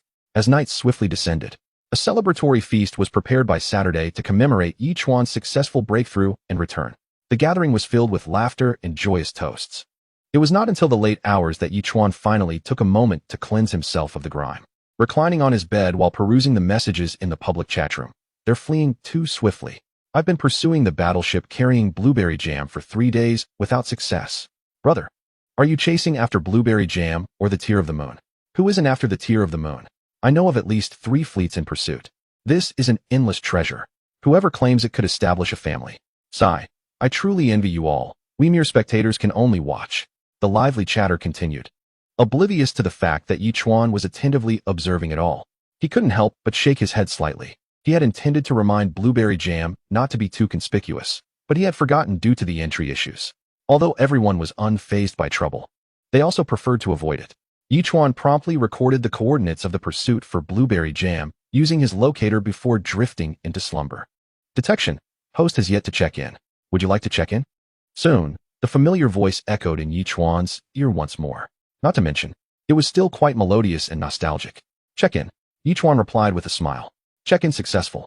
Congratulations, host, you have obtained 2,000 evolution points, 1 evolution value gift pack, 1 resource gift pack, and 2 blue steel essence stones. Such a bounty?" Yichuan was momentarily taken aback, yet soon excitement welled up within him. It appeared that the system deemed it inappropriate not to offer some form of compensation, thus taking advantage of this sign-in opportunity to bestow upon him such a bounty. Splendid. He noted that the forbidden gun could be enhanced with blue steel essence to augment its various attributes. The system casually mentioned this, a delightful prospect indeed. Yichuan felt a stirring in his spirit, yet he resolved to refrain from utilizing it immediately, preferring instead to wait until he had amassed more resources. Once the jam was consumed, Yichuan joined the breakfast assembly. He couldn't help but remark, "Jelly, in the future, please refrain from flaunting wealth during live streams. You may not be aware, but many island masters have set their sights on the moon's tier." Blueberry Jam's expression shifted dramatically. She lowered her head, her voice tinged with regret as she replied, "Brother, I'm sorry. I never anticipated it would come to this. I merely wish to showcase our strength. Just be mindful of this. Some individuals do not share our benevolence." Yichuan nodded, then turned to the little dragon. "Little dragon, I shall provide you with a coordinate. Shortly, launch 3 ground-to-ground missiles at this target. It seems he is pursuing us. Afterward, make a declaration in the public chat room. Should anyone dare to chase us again, we will not hesitate to eliminate all those with intentions towards the moon's tier or against us." "Understood." Little Dragon eagerly nodded in agreement. Following breakfast, the group swiftly proceeded to execute their ground-to-ground maneuvers, while Blueberry Jam continued to fidget with her clothing, murmuring, "Brother, I truly wasn't fully aware of the ramifications." Sigh, since it has already transpired, let us not dwell on it too much. Just be more cautious in the future. Yichuan gently waved his hand, dismissing her concerns. After over an hour, estimating that they had successfully struck their target, Yichuan opened the public chat room once more. Goodness, that individual was remarkably audacious. Declaring war on all those with designs on the moon's tier, they seem to have already destroyed a pursuing island masteress warship or fleet. They truly possess such strength. Is that for real? Even a single warship is formidable. Did the enemy not retaliate? They likely did, but were unable to respond in time. They must have been annihilated. I possess a dozen warships. Why should I fear? Observing the banter among the island masters, Yichuan noted that many exhibited a fearless bravado, akin to young calves unaware of tigers. However, he would not indulge them. They were either friends or foes. If they chose to pursue, they were foes. And foes deserved annihilation. After contemplating for a while, he quietly noted several coordinates and subsequently handed them to Little Dragon. Little Dragon, who had been diligently tracking the obstinate island masters, could not help but smirk. Rest assured, brother, I shall deal with them promptly. Though we may be running low on missiles, there's no problem. Attack as you wish, and I will prepare additional missiles. Yichuan responded promptly. At that moment, the little flying dragon initiated the assault. However, just a few minutes later, the little flying dragon furrowed his brow and exclaimed, "What the hell? Is there someone daring enough to counterattack? Use the cannons and eliminate it." Liang Hongying, stating this, intended to rush to the mountain's peak. Yichuan halted Liang Hongying. "Producing the forbidden gun. No need for that. It is the perfect opportunity to test my forbidden gun." With that, Yichuan shouted, grasping the long gun with both hands and sweeping it fiercely towards the missile. Instantly, a faint glow erupted from the weapon, surging forth like a beam of light aimed at the missile. With a soft sound, the missile was cleaved in two, unable even to detonate, plummeting to the ground merely a few dozen meters from Turtle Island. "What the hell?" The little flying dragon shouted again, utterly astonished that Yichuan's long gun could execute long-range attacks, and with such sharpness that it could sever a missile even from 70 or 80 meters away. Not bad. Yichuan nodded slightly. Setting aside other matters, the capability for long-range assault was indeed terrifying. The combination of his own strength and the inherent power of the forbidden gun produced such formidable offensive might that it was truly hard to believe. "Brother, I know you're impressive, but I didn't expect you to be this incredible." The little flying dragon gave Yichuan a thumbs up, exclaiming, "I truly lack the words to describe it. With such power, cleaving a warship would be effortless." Zhao Feiyu remarked solemnly, "With this S-class creature, perhaps it could be dispatched in an instant?" Truly, it was the power all island lords aspired to possess. Upon entering the Forbidden Sea, perhaps everyone will attain this power. No need to rush, haha. Yichuan waved his hand, laughing heartily. Although everyone was eager for it, they did not dwell on it too much, letting it unfold naturally. Meanwhile, the little flying dragon turned his attention back to the public chat room, keen to observe the reactions of the island lords. Chapter 357, Entering the Lost Continent. A night passed in silence, and the Eternal Clan had yet to arrive. As the deep night progressed, it seemed they would not show up today. Yichuan decided against waiting further and slipped into slumber. "Host has not yet signed in. Would you like to sign in?" In a hazy state, the system's voice emerged. Yichuan glanced at the time. It was indeed 6 in the morning, and he promptly replied, "Sign in. Sign in successful. Congratulations, host. You have received 2,000 evolution points and a super radar." Hearing this, Yichuan immediately inspected the super radar. It was disc-shaped, approximately 1 meter in diameter, capable of detecting any hostile presence towards Turtle Island from a distance of up to 1,000 nautical miles, and it could also indicate the number of adversaries. This revelation stirred Yichuan's interest. Typically, it has always been the 3 little ones and the dolphins assisting in patrols, detecting enemy movements. However, with the advent of this super radar, both the trio and the dolphins could be liberated, enabling even more precise strikes. This is indeed a remarkable invention, albeit introduced rather belatedly. Immediately, Yichuan affixed the radar disc to the wall of the living room, ensuring that even during the night, the radar's alarm would alert everyone to any impending threats. This brought great joy to all, just like the missile that had unexpectedly attacked yesterday, which the trio had overlooked. Had it not been for the keen eyes of the little dragon, they would have wasted another opportunity for absolute defense. Having just finished lunch, the dolphins suddenly issued a warning. This puzzled Yichuan, as the super radar had not signaled any alerts, Surely the system couldn't have provided him with a defective item? He promptly stepped outside, only to discover a small boat measuring nearly 10 meters in length and over 2 meters in width, which had just completed docking with Turtle Island. A girl emerged from the vessel, beaming as she said, "Great Savior, you summoned me. Is there something you require?" "I am ready to assist you in combating the Ageless Clan," Yichuan replied solemnly. "Now, we can proceed to the Lost Continent." "Really?" A glimmer of excitement flickered in the girl's eyes. "Indeed." The little dragon chuckled. "Hey there, it's been a while. Did you miss me?" The girl merely smiled politely at the little dragon before turning back to Yichuan. "Great Savior, so we can now journey to the Lost Continent? Please, no more Savior. That feels rather awkward. Just call me brother." Yichuan nodded. "We can depart at any time, but can my turtle accompany us?" "Yes." Although the Lost Continent exists in another dimension, it connects to the sea. It can remain temporarily in the ocean, but entering the land may attract too much attention and lead to unnecessary misunderstandings. Then let us confine it to a bottle for now. As Yichuan spoke, they all boarded the small boat and sealed Turtle Island within the enchanted bottle. Instantly, the bottle revealed Turtle Island and the ultimate warship. Luckily, movement within the bottle was not necessary, as the gaps between the items were minimal and any slight movement might be impossible. Blueberry Jam took out her phone and began recording. As they were about to enter another dimension, she wished to capture this moment to share on short video platforms, anticipating it would go viral. An elderly hunchbacked man rowed the boat slowly forward. Soon, everyone sensed a transformation in their surroundings, enveloped in a mist-like atmosphere. The air and environment began to shift, indicating they had indeed arrived at the Lost Continent. Is it customary for fog to appear when entering another dimension? Lu Yiwei surveyed the area, curiously inquiring. "I am uncertain. We have not ventured to other realms," came the reply. The girl turned her head and smiled faintly at Lu Yi as she replied, "Perhaps, in time, we shall know." Yichuan promptly added, "It seems we are near a vast lake." The old man rowed for over half an hour before finally reaching the shore. A few men, dressed similarly to the girl, approached. "Princess Mina, you have returned? Have you come back already?" Seeing this scene, Yichuan could not help but inquire with curiosity. "No," Mina replied, a tinge of disappointment crossing her face. "The Eternal Clan has not completely departed. There are still a dozen or so guarding the Lost Continent, waiting for the day we can return." "Excellent." Hearing this, Yichuan couldn't help but smile. "Lead the way to the Undying Clan. We shall also deal with that so-called demon tree.